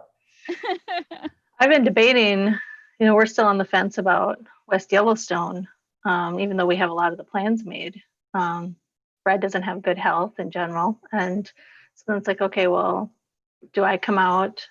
Do we both come out? Do we just wait until we go to Vegas? It's tough, we want to see everybody, but we also, if it's the, final, is it the final Yellowstone get together? We don't know. What if in a year the solution comes out? Everybody's going to want to get together. I think Yellowstone is a great place for the August 22nd thing. Mm-hmm. Mhm. Great. I mean, Yellowstone is and forever will be an amazing place no matter what. Yes. Vegas the same way, amazing place no matter what. So like 2 meetups per year, Vegas in the wintertime, right? Get away from the cold. Yeah. And August 22nd, Yellowstone. Mhm. All right, cool. Planned. Done. Oh, I brought out you made me bring something out. I brought this out before. Oh, It's wow. my Are you gonna- 103 proof Oh, brown my- sugar bourbon. Are Oh you my going to drink straight from the bottle? Oh, Burn your lips a little bit? Oh, Burn your lips? Come on. Come on. I mixed it with a hot apple cider in my Yellowstone mug. Oh, that's good. Aw, And it's got the map inside it. You see the map? it does? Yeah, the map's Oh. inside. Oh I'll my get my God. Yellowstone mug. I'll be right back. See up close? Oh my God. It does. Yep. Cool. Yeah, cool. it's got a chip in it, but it had so it's got Yellowstone Lake, and then it doesn't have the falls, but it does have Isa Lake and Lone Star Geyser spots that would be in here. Yay! Nice. Cheers. You ready for a magic trick? Oh my God. Yes. Oh my God, look at that. Cute.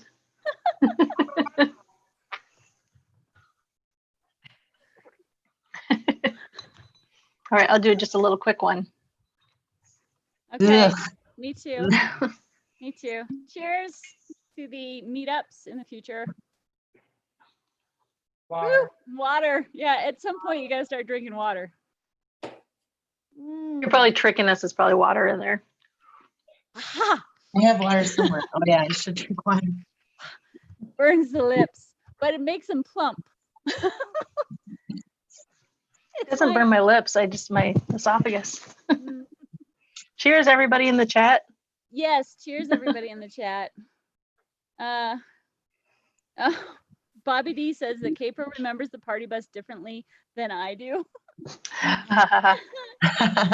Make sure that you take Davio to Vegas. Yeah, we're gonna have to drag Davio along. Bad He's I like agree. hard I sharp. agree. He's got to make it. Vodka. I remember I was joking around with Forrest once about calling it vodka. The vodka. Vodka. I like my vodka. I don't know, organic vodka, like, so when I was younger, I could drink anyone under the table. And then I turned 21.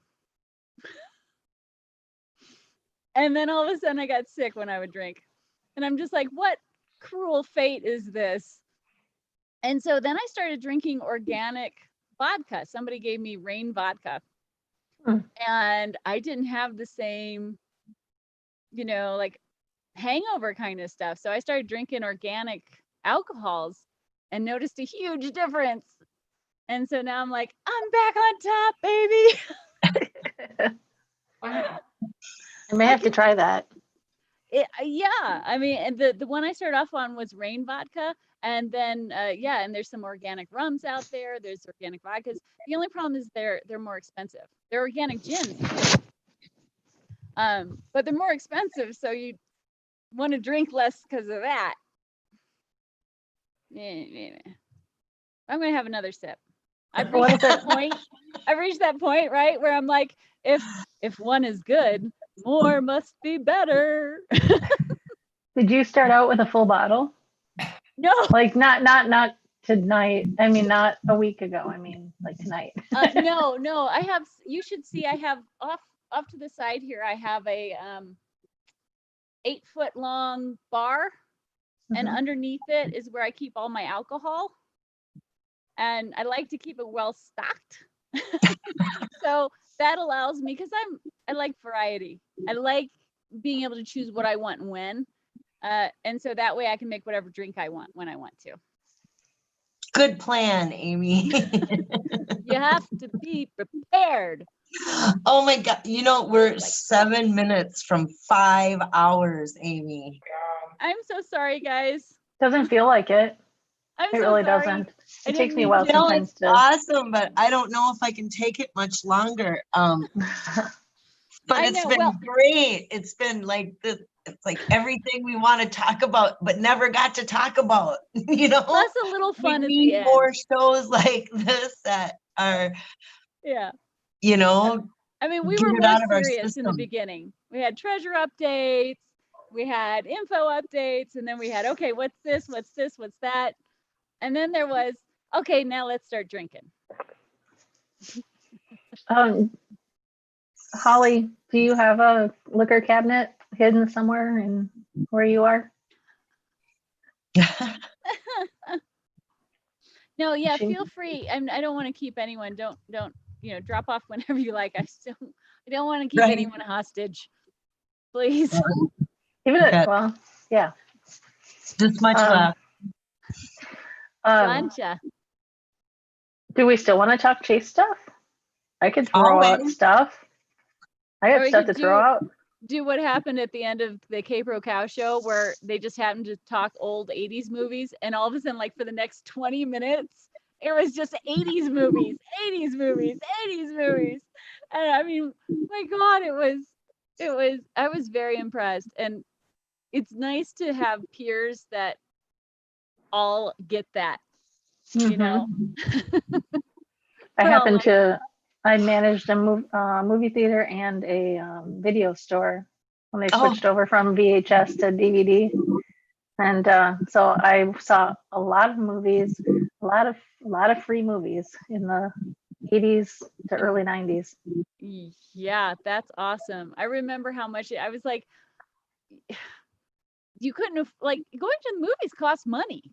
Mhm. It was like and I mean, obviously it still does. It's even more expensive now, but now that I'm adult, it's a little bit easier to choose. But yeah, the whole movie thing was, could you imagine back then thinking about what a Netflix would be, or Amazon Prime, where it's like, I feel like watching this movie, and click. But there was something about going with your friends. We were teenagers, and we would do cartwheels in the parking lot, and we would, drink all because at the one that I worked at, we got all the pop, candy, popcorn for free along with the movies. They gave you everything. Okay, you made $3.35 an hour, or $4.10. But you got all that for free, so it was a huge bonus. And you got to bring your friend in, or your friends. I would have loved to have been friends with you. I met a boyfriend there once. Because they're not supposed to bring things into the movie theater, and so he came in, and I did the whole, sorry, excuse me, but Whoa, I had to. I said sorry, but I have to frisk you. Behind you, does anyone see in Jana's corner the light show? Yes. It's like a fairy. All over. Yeah. Nice. That is impressive. Oh, And I had to is bring that a in some compass? lights. Oh, that's Yeah, I have a cool. compass on my wall. Love that. Which apparently a lot of people, if they had to get a tattoo, that's the FORREST FENN tattoo they'd get. Mm-hmm. Yeah, I love that compass. That one on TV. And I always liked the. notes and stuff. I know I've said this before, but I'm probably only saying it because I've had a few sips. But I always liked the joke that FORREST FENN named his dog Willie because he wanted everyone to pet his Willie. I think you made that up. I think he named him Willie, and you made up the joke. I did. I made up the joke. I just can't remember where I said. I think I said it before on a show too, right? Mm-hmm. Yeah. I mean, come on. Want to pet my Willie? Or we can ask him, can we pet your Willie? Oh my God. And he could very honestly I say can't. yes. Oh He my could say God. yes and not feel guilty. He could say Yeah, yes, you double may. dog dare you. You double dog dare. I'm missing stuff in chat. Was it you are a giant? Okay. Andy Movement. K-Pro mentioned something about Cynthia and a secret. Don't think Cynthia has the chat. Cynthia and a secret. K-Pro and Cynthia have a billion secrets that have nothing to do with FORREST FENN. Oh. They have to do with their very close, fun friendship. So yes. So no worries. Nothing. Yeah. Well, here's the question, Cynthia. Was the bathtub 36 inches? Was the bathtub 36 inches? Yes. Who's asking? You? I am. Oh, you are? Do you know that the what I discovered there near Ojo Caliente, if you walk towards Pocket Basin, I think it was. I didn't even know you weren't supposed to go there. I never saw the signs. Oh darn. So I ended up walking there. Oh darn. I discovered this little area that I called Olga's bathtub. And later on, I got a book naming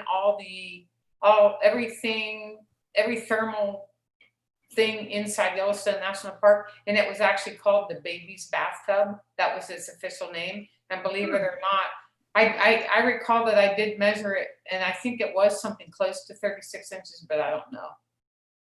I love that area as a solve, but I could, there wasn't. Well, obviously, I did not find it there. I was thinking that my memory was something about you and K-Pro in a bathtub somewhere. It wasn't. No, so that was somebody else in a bathtub. Was it? Okay. Oh, damn. Here, I gave you a technical answer and you were. I know, and I was going to say 36 inches. No, I was all ears because I'm like, it's 1 yard. Well, let's just say exactly 1 yard. Cynthia, that if it was 30 inches, it would have been lower than you would have expected. That's right. I didn't think yeah, what was my quote? I thought it would be lower. Yeah. Right. Yes. Yeah. And for anyone chat unaware. There's only 49 people hanging on there. So it's okay. Is that, what can I say, Cynthia? Does it matter? I have the same pictures, but not with Cynthia, and I wasn't in, because I actually saw the same guys. Yeah, on the strip. Amy, you can do anything you want. Woohoo! About me? Yeah. I don't have, I have some Little secrets. Sesame Street. I'm assuming whatever you're going to talk about is something that's okay. Just the hand lower thing, just Oh, so yeah. the chat knew what we were talking about. Because Yeah. I hate inside jokes when I the chat's know. like, "What the hell are you talking about?" So Cynthia was in Vegas on the strip for the meetup, and there were these were they Chippendales guys or whoever, but they were basically street performers that were guys, and I'm not sure how, but her hand ended up in their pants, and she stated something to the effect of, and K-Pro can probably say exactly what it was, but something to the effect of, I thought it would be lower, or something like that. And that became like the thing that everyone said over the weekend. We were sticking money down the front of their pants. That's how it was, right? Because like a stripper, yes. Yes, exactly. Right. Yes, and her hand went way down. But apparently too far down, and the poor guy, or yeah. So let's see here. Oh, GTC says, go on. Amy, yeah, it puts a whole new meaning to Amy Seeks. Yeah, I don't state what I seek. I just seek, and then I find. So yeah, so the whole weekend there were a bunch of things like that where there were sayings, and I had one too, and it was something like, even though I was wheeling my luggage through, and I had brought this huge piece of luggage for the weekend because I had a bunch of stuff I was giving away, and then I was also going to be bringing back two Calazar's games, two of those Calazar K-Pro games, the Monopoly games, and so it was huge, and I was going down the thing heading to one of the after parties or whatever. And I said something like, boy, this thing is really huge, but boy, do I know how to wield it. And, like that became another thing that everyone started saying. And so, if you are questioning whether or not to go to one of these meetups, it's so drama free in general. And there's so much love going around, and you can't help but have fun. K-Pro said she was in church. She wasn't there. Boy. It was on her knees, maybe. I was thinking of the whole, like when you're a kid and you do the steeple. How's that go? I don't know, but it's dirty. I don't know the dirty version. I was kind of one of those innocents as a kid. I was kind of clueless to a lot of the stuff, but I acted like I knew what was going on. I'm like, oh yeah. Yeah. Put it this way. I was clueless when I went to a work Christmas party and they gave out awards, personality awards, and mine was the Dr. Ruth Award. And I didn't understand why. I looked at it and I'm like, oh, yay. And everybody's laughing, like. And you're like, oh, I'm like, yeah. oh, I totally get it. Totally yep. know. Here's a fun I'm always thing giving that K-Pro advice, put in I the guess. chat. K-Pro says, Amy, what is your favorite memory of FORREST FENN? And I'm guessing all of you also have a favorite memory.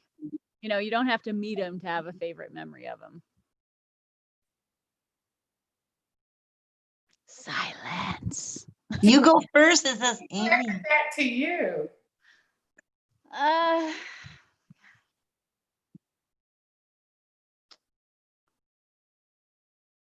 That's a hard one, like an in-person thing or something.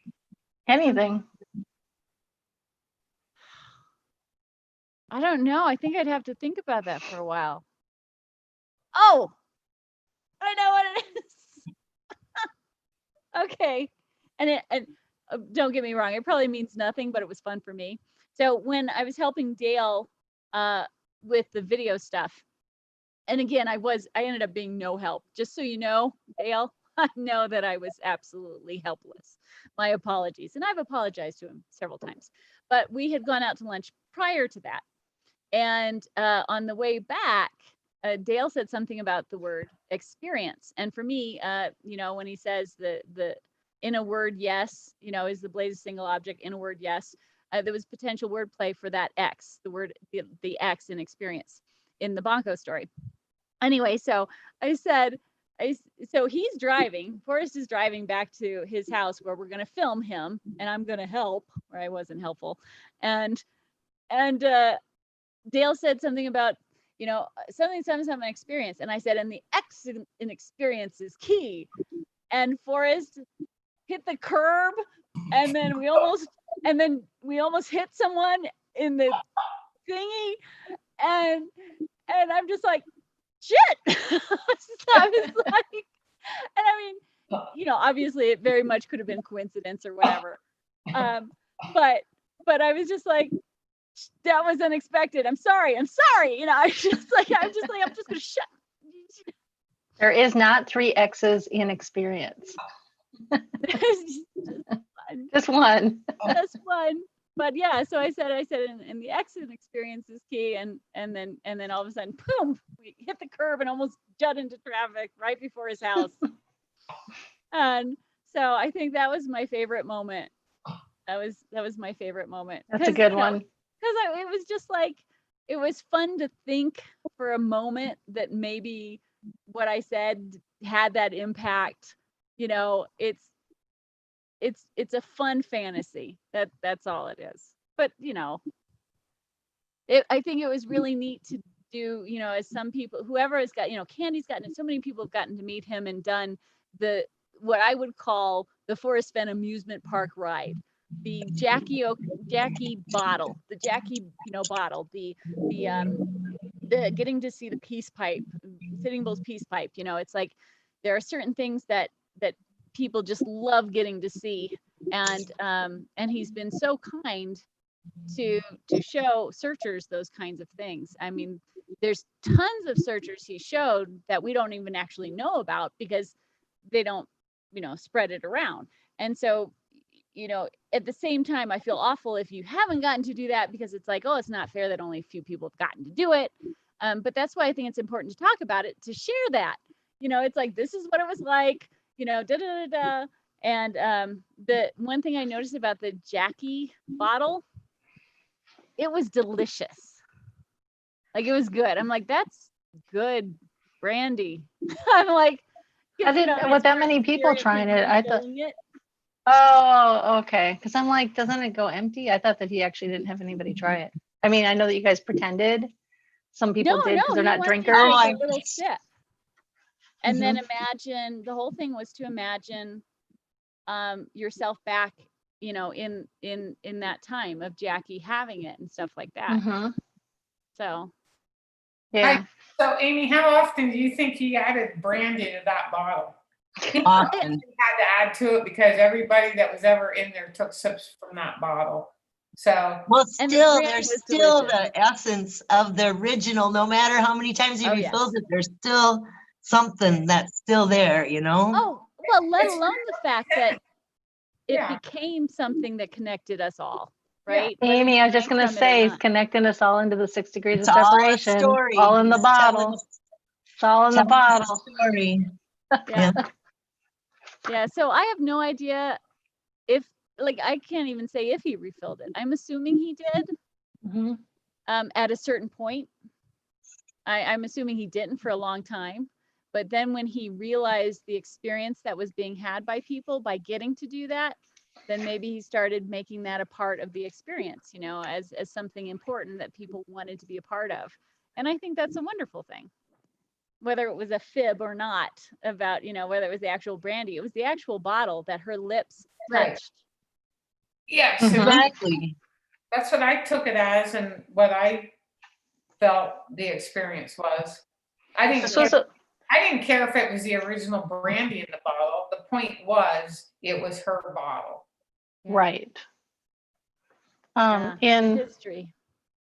this one, page 164. It's these little things going that said, Suzanne welcomed us warmly and introduced us to some of her friends, one of which was a dashing shipping magnate who wore a white hat and matching white tie. He was a slight, soft-spoken man who owned 3 900-foot ocean freighters and had recently stepped down from a job making $100 million a year running an oil company. Who do you think that was? I mean, have you guys, when you read some of this stuff, do you actually go, oh, let's look this person up and see, like, who is he talking about? What, what's the deal? Were you able to find out who it was? When I looked that up, I came up with Onassis. I don't think it was. I know who. You don't think so? Who do you think it is? I don't think, I can't remember if he ever said the name. He talked to me about that event at her house. That would be really cool. I love that chapter in here. Yeah, I mean, I think that, I don't think that's one of the 85% stories. I mean, I believe that story totally was true. Yeah, and meeting a person that lived with Elvis Presley for 7 years, and sorry, I forgot her name. So Jana, it can't be Onassis because he was deceased. Exactly. That's my point. That's why I was thinking that would be one of those aberrations, that because he was deceased. Sure. I think that there really was such a person there. I'm wondering who else that could possibly be. Because Onassis would be fascinating if it really wasn't, if he was, and he was dead at that time. I did look that up too. And I also tried looking up, it said another guy was sold one of 3 city blocks and owned in downtown Seattle to Google, whatever. I tried looking that up too, going, who is this guy? Like, who are these people that he's talking about? That he doesn't name by name. Amazing stories about people. I was told, who was it? Somebody told me once that I had met a billionaire at one of these meetups, and I just thought, how awesome is that person you wouldn't guess was a billionaire kind of thing, right? Or like a multimillionaire. I forget what it was, but you wouldn't assume that about that person, and that says so much about that person. That, huge, yeah. I just love that. That makes me so happy. We had a multi-millionaire, we had a Minnesota lottery winner show up at one of our treasure hunting events, and Brad recognized him right away, but nobody else did, and he just asked him, I think, to keep it quiet or something, like, don't say anything. Yeah, I know, because people treat you differently. They just do. I had a friend who was a multi, like 100 millionaire kind of person, and it's amazing how quickly people treat you just so completely differently after they find that out. And he was just so like when he told me, I was just like, that's so cool. I thought it was the coolest thing in the world. I thought it was wonderful. And how much fun is it? I'm like, that's so much fun to have that in your, for someone to have that in their lives. I'm like, that's a wonderful thing. But that's one reason why I haven't met Forrest, is because I didn't want him to ever think that was a reason, that the hunt, if I ever met him, it was because his story was just so intriguing, and what I've learned and what I've become through it all, I think just makes it interesting to meet that person. I worked for a philanthropist that came from a very wealthy railroad company. Oh, what? And a philanthropist.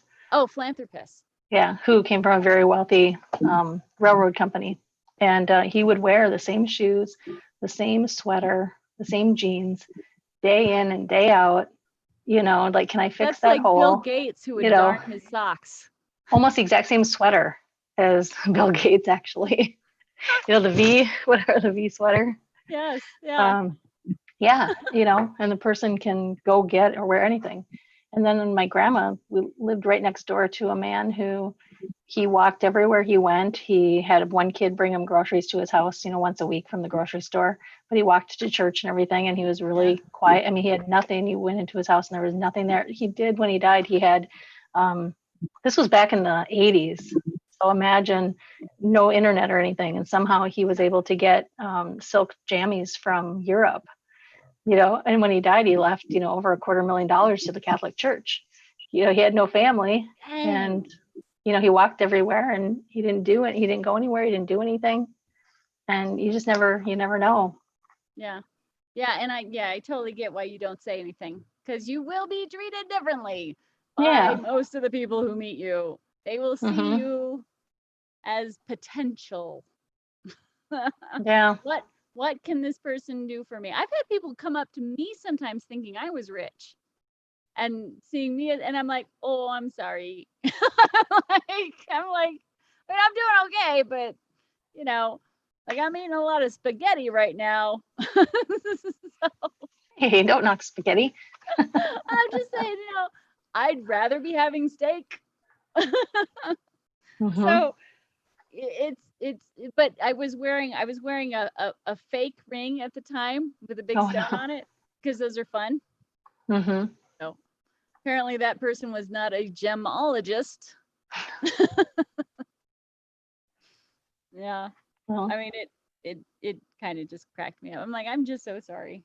There are Cynthia. still 49 people. Yeah. Well, somehow they find us interesting.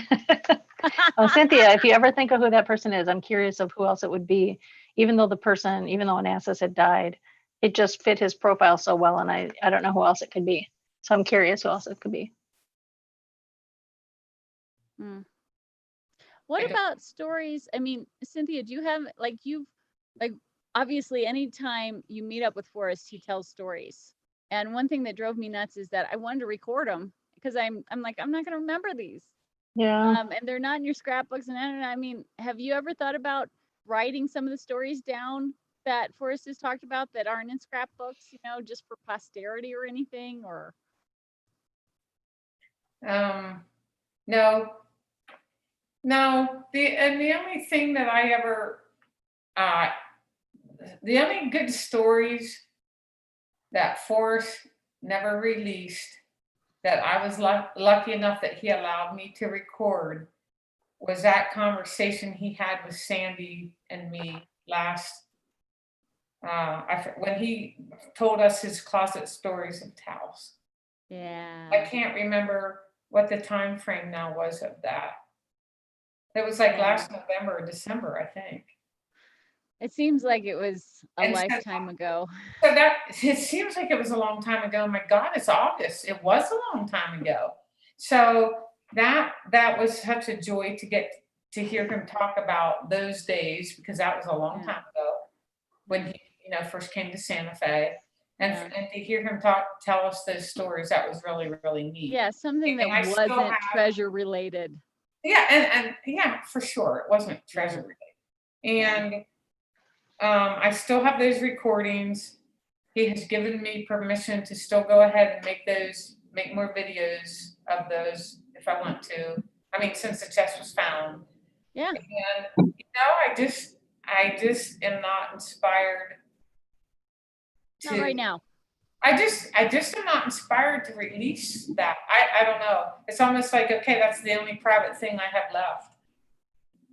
So, and the other thing is, I don't know that there's enough people out there that care. So if I put the effort into taking these recordings and making them into a video, yeah, I mean, it's a lot of work to make the videos. So yes, it is. I don't know.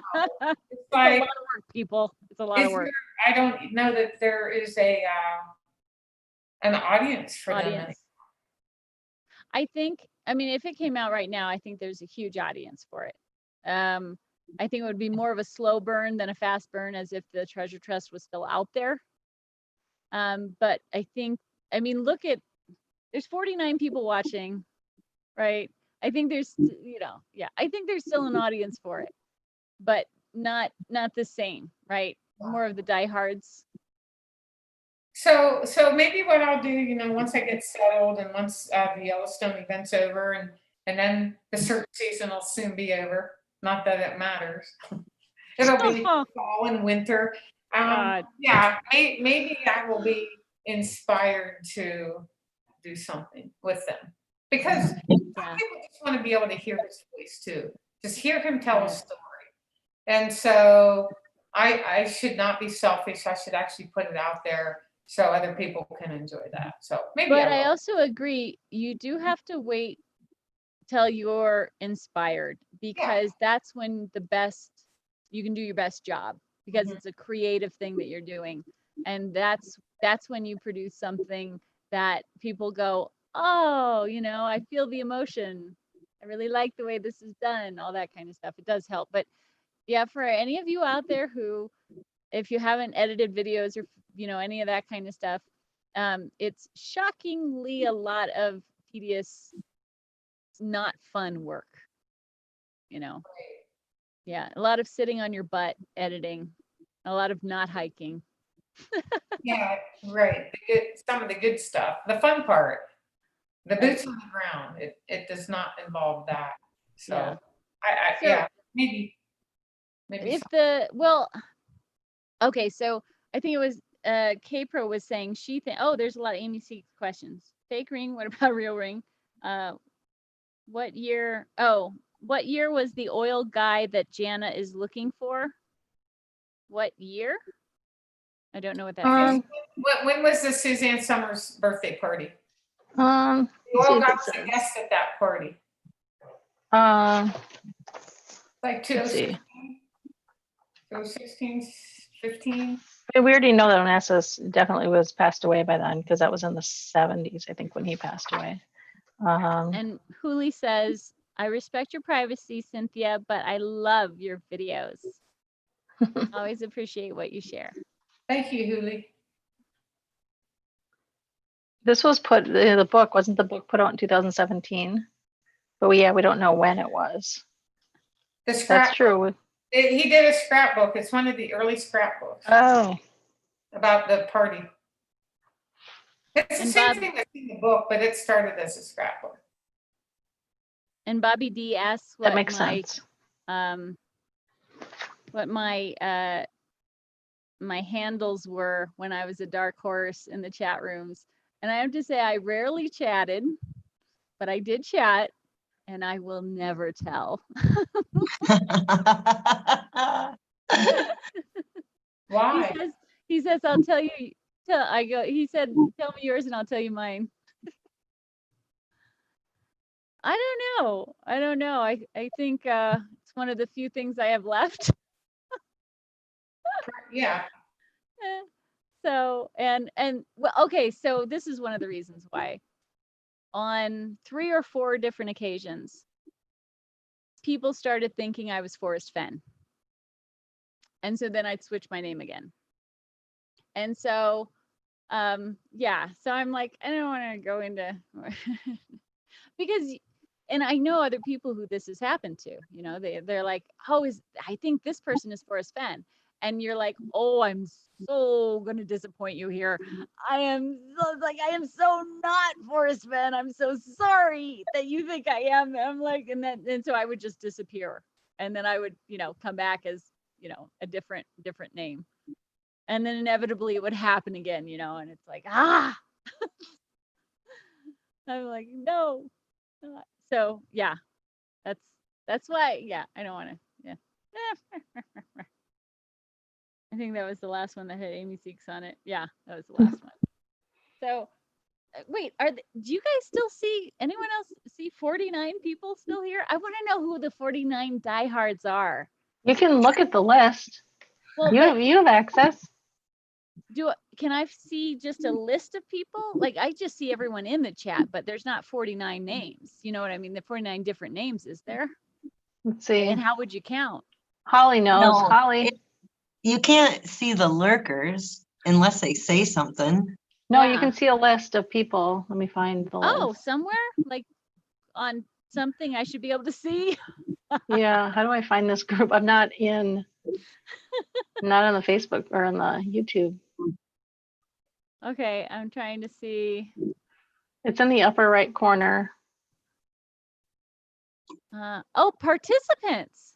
There you go. I just have one. It says one. Okay. Uh-oh. It says one. Yeah, obviously that's not correct. Here it is. No. That's pretty funny. It says just 8. Me. I'm the only people. one. Mine says 8. Oh my God. What? There's 50. It says watching. So you show 52. Yeah, those are the diehards. Thanks, diehards. We're having fun. Prague, you're even correct. if we're all about to fall asleep. I know, I'm still here. I'm listening. Holly. I'm still here, but Holly, barely. yep, you guys got it. The dream. Yep, somnium. There, I'm going. I don't know how far back I am. I must be way back. Yep. We were going to go next year. Sarah, my oldest, turns 30 next year, I think. No And way. Yeah, and we go some. She's like, let's go to Amsterdam or something like that. So it looks like we may go to Amsterdam or Prague if we can get out of the country. Yeah, the United States is kind of banned in a lot of places. They're Yeah. like, no, sorry, you're not coming in. It's like, it's a mess over there. It's like, we're not letting you in. Your passport is no longer worth anything. Start saying I'm from Canada, like Michael. So what do you say? Should we call it a night, girls? Yes. It's Yeah. I need to read the chat first. Like, what's over here? I see some stuff with Randy because we're working on Beacon Star. Yeah. She was. Yeah, Jana was in the Beacon Star Zoom. She was late. Yeah, but I heard that there wasn't much talking, and then I get in there and I just kept talking. No, I was multitasking. 'Cause there's just not enough time in the day to do all this stuff and have a life and do all the other stuff you have to do in life. Bobby, cool. Awesome. I'm going to try that. I was thinking that it was something else, and I'm going to try that. Oh, here, wait, K-Pro. Amy, do you think people thought you were a Forrest fan because you had met him so much and were close to him? That is best. No, it was my non de plumes. It was my nobody knew who I was, dark horse people that kept thinking I was Forrest Fenn eventually. After I'd start chatting for a little while. So it was not because they knew me. Well, I didn't want anyone to know that I knew Forrest Fenn at all because, I don't think it's fair that not everyone got to know him, and I felt terrible. And so I'm like, I'm not telling anybody I know Forrest Fenn. I'm like, nobody's going to know this. And then at one of the meetups, there I was chatting with somebody and they said to Shiloh, his grandson, they said, "Oh, Shiloh, do you know Amy?" And he goes, "Oh yeah, she's been to the house a few times." And I'm like, no, nope. And at that, this is what was weird, is I had only been to the house twice at that point. I had only gone there twice. And, one was to help Dale film. And one was, I forget what the other one was for. What was the other one for? The other one was for, now I can't remember what the other one was for. I remember going there and getting to see, that was when I got to see the vault and all that stuff. And Shiloh's girlfriend was there and she drank from the bottle. Anyway. And so I was wondering, he said, a few times, and I'm like, what other blonde? I'm like, maybe there's another blonde who looks like me who went there as well. Cause I had only been there twice. And so I'm just like, oh, that's curious. But at the same time, I'm just like, dang it. There were enough people around that then it became known that I had, gone to his house. But tons of people have been to his house. They just don't, they don't talk about it. So you don't know it because it's not fair that not everyone gets to go and say hi. It's not fair. Amy, speaking of going to his house, two things. Yeah. One, I kind of don't want to bring it up, but I kind of do. Because it was controversy, Cynthia, like right before it was said to be found, like wasn't that same week, the whole controversy over, like, I shouldn't say controversy because then everybody's gonna be like, what's going on? About, like, what was the big deal about the basement? Oh. Somebody's gonna have to like message me and tell me what the big deal was. Like, I'm like, what, now it's been found, so why does it matter now? Does it really matter still? I don't know. Why somebody tell me? You guys, I have got to go. I'm falling asleep, but it's been wonderful, and thank you for having me. And yeah, this has been fun, girls. It has a great Forrest Fenn fix. And chat. Yeah, I know. I miss everybody. I miss everybody. But if we go this long every time, we're never going to want to go again because we're just going to be like, I know. can't do that. I just can't do that again. It's better when we have boundaries and have another show yeah. coming up. Yes, I know. If we do it again, it's going to have to be a pre-show or like an after show where my internet gets cut off somehow automatically, no matter what. 5.5 hours later. Oh my stars. I have an exit song planned so we can like leave on a song. Okay. I thought that would be fun. Do it. Okay. So are you guys ready? We'll say goodbye to the chat room and then I will play the song and we will dance and I will end the stream. Sound good? Bye, chat. Good night. Bye, Bonsoir. chat room. Thanks, guys. This song is called Chasing Shadows.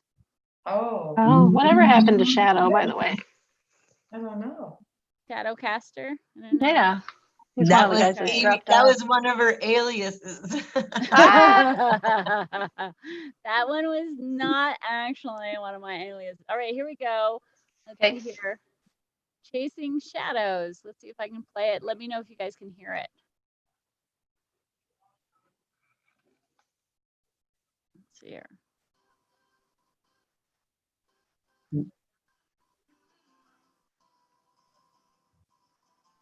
Can you hear it? Okay, hold on. Not hearing it. Morning sun, tell me I'm a lucky one. I'm riding on the wave.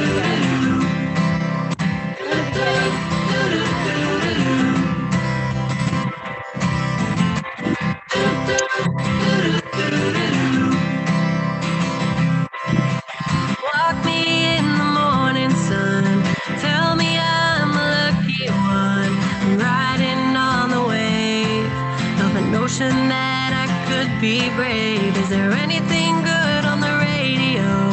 Turn it up loud and let me know how it used to be before anyone heard of you and me.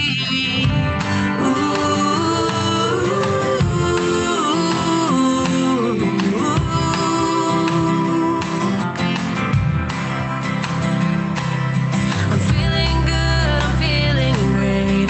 Running out of town just to celebrate. My fortune's here to stay. A one-way ticket to a better day. A rocking chair and a glass of wine. In the shade of a tree and I'm feeling fine. There's not a lot to ask when life is going by so fast. One breath away. Step up and say, hold on to what is real. The love you feel is like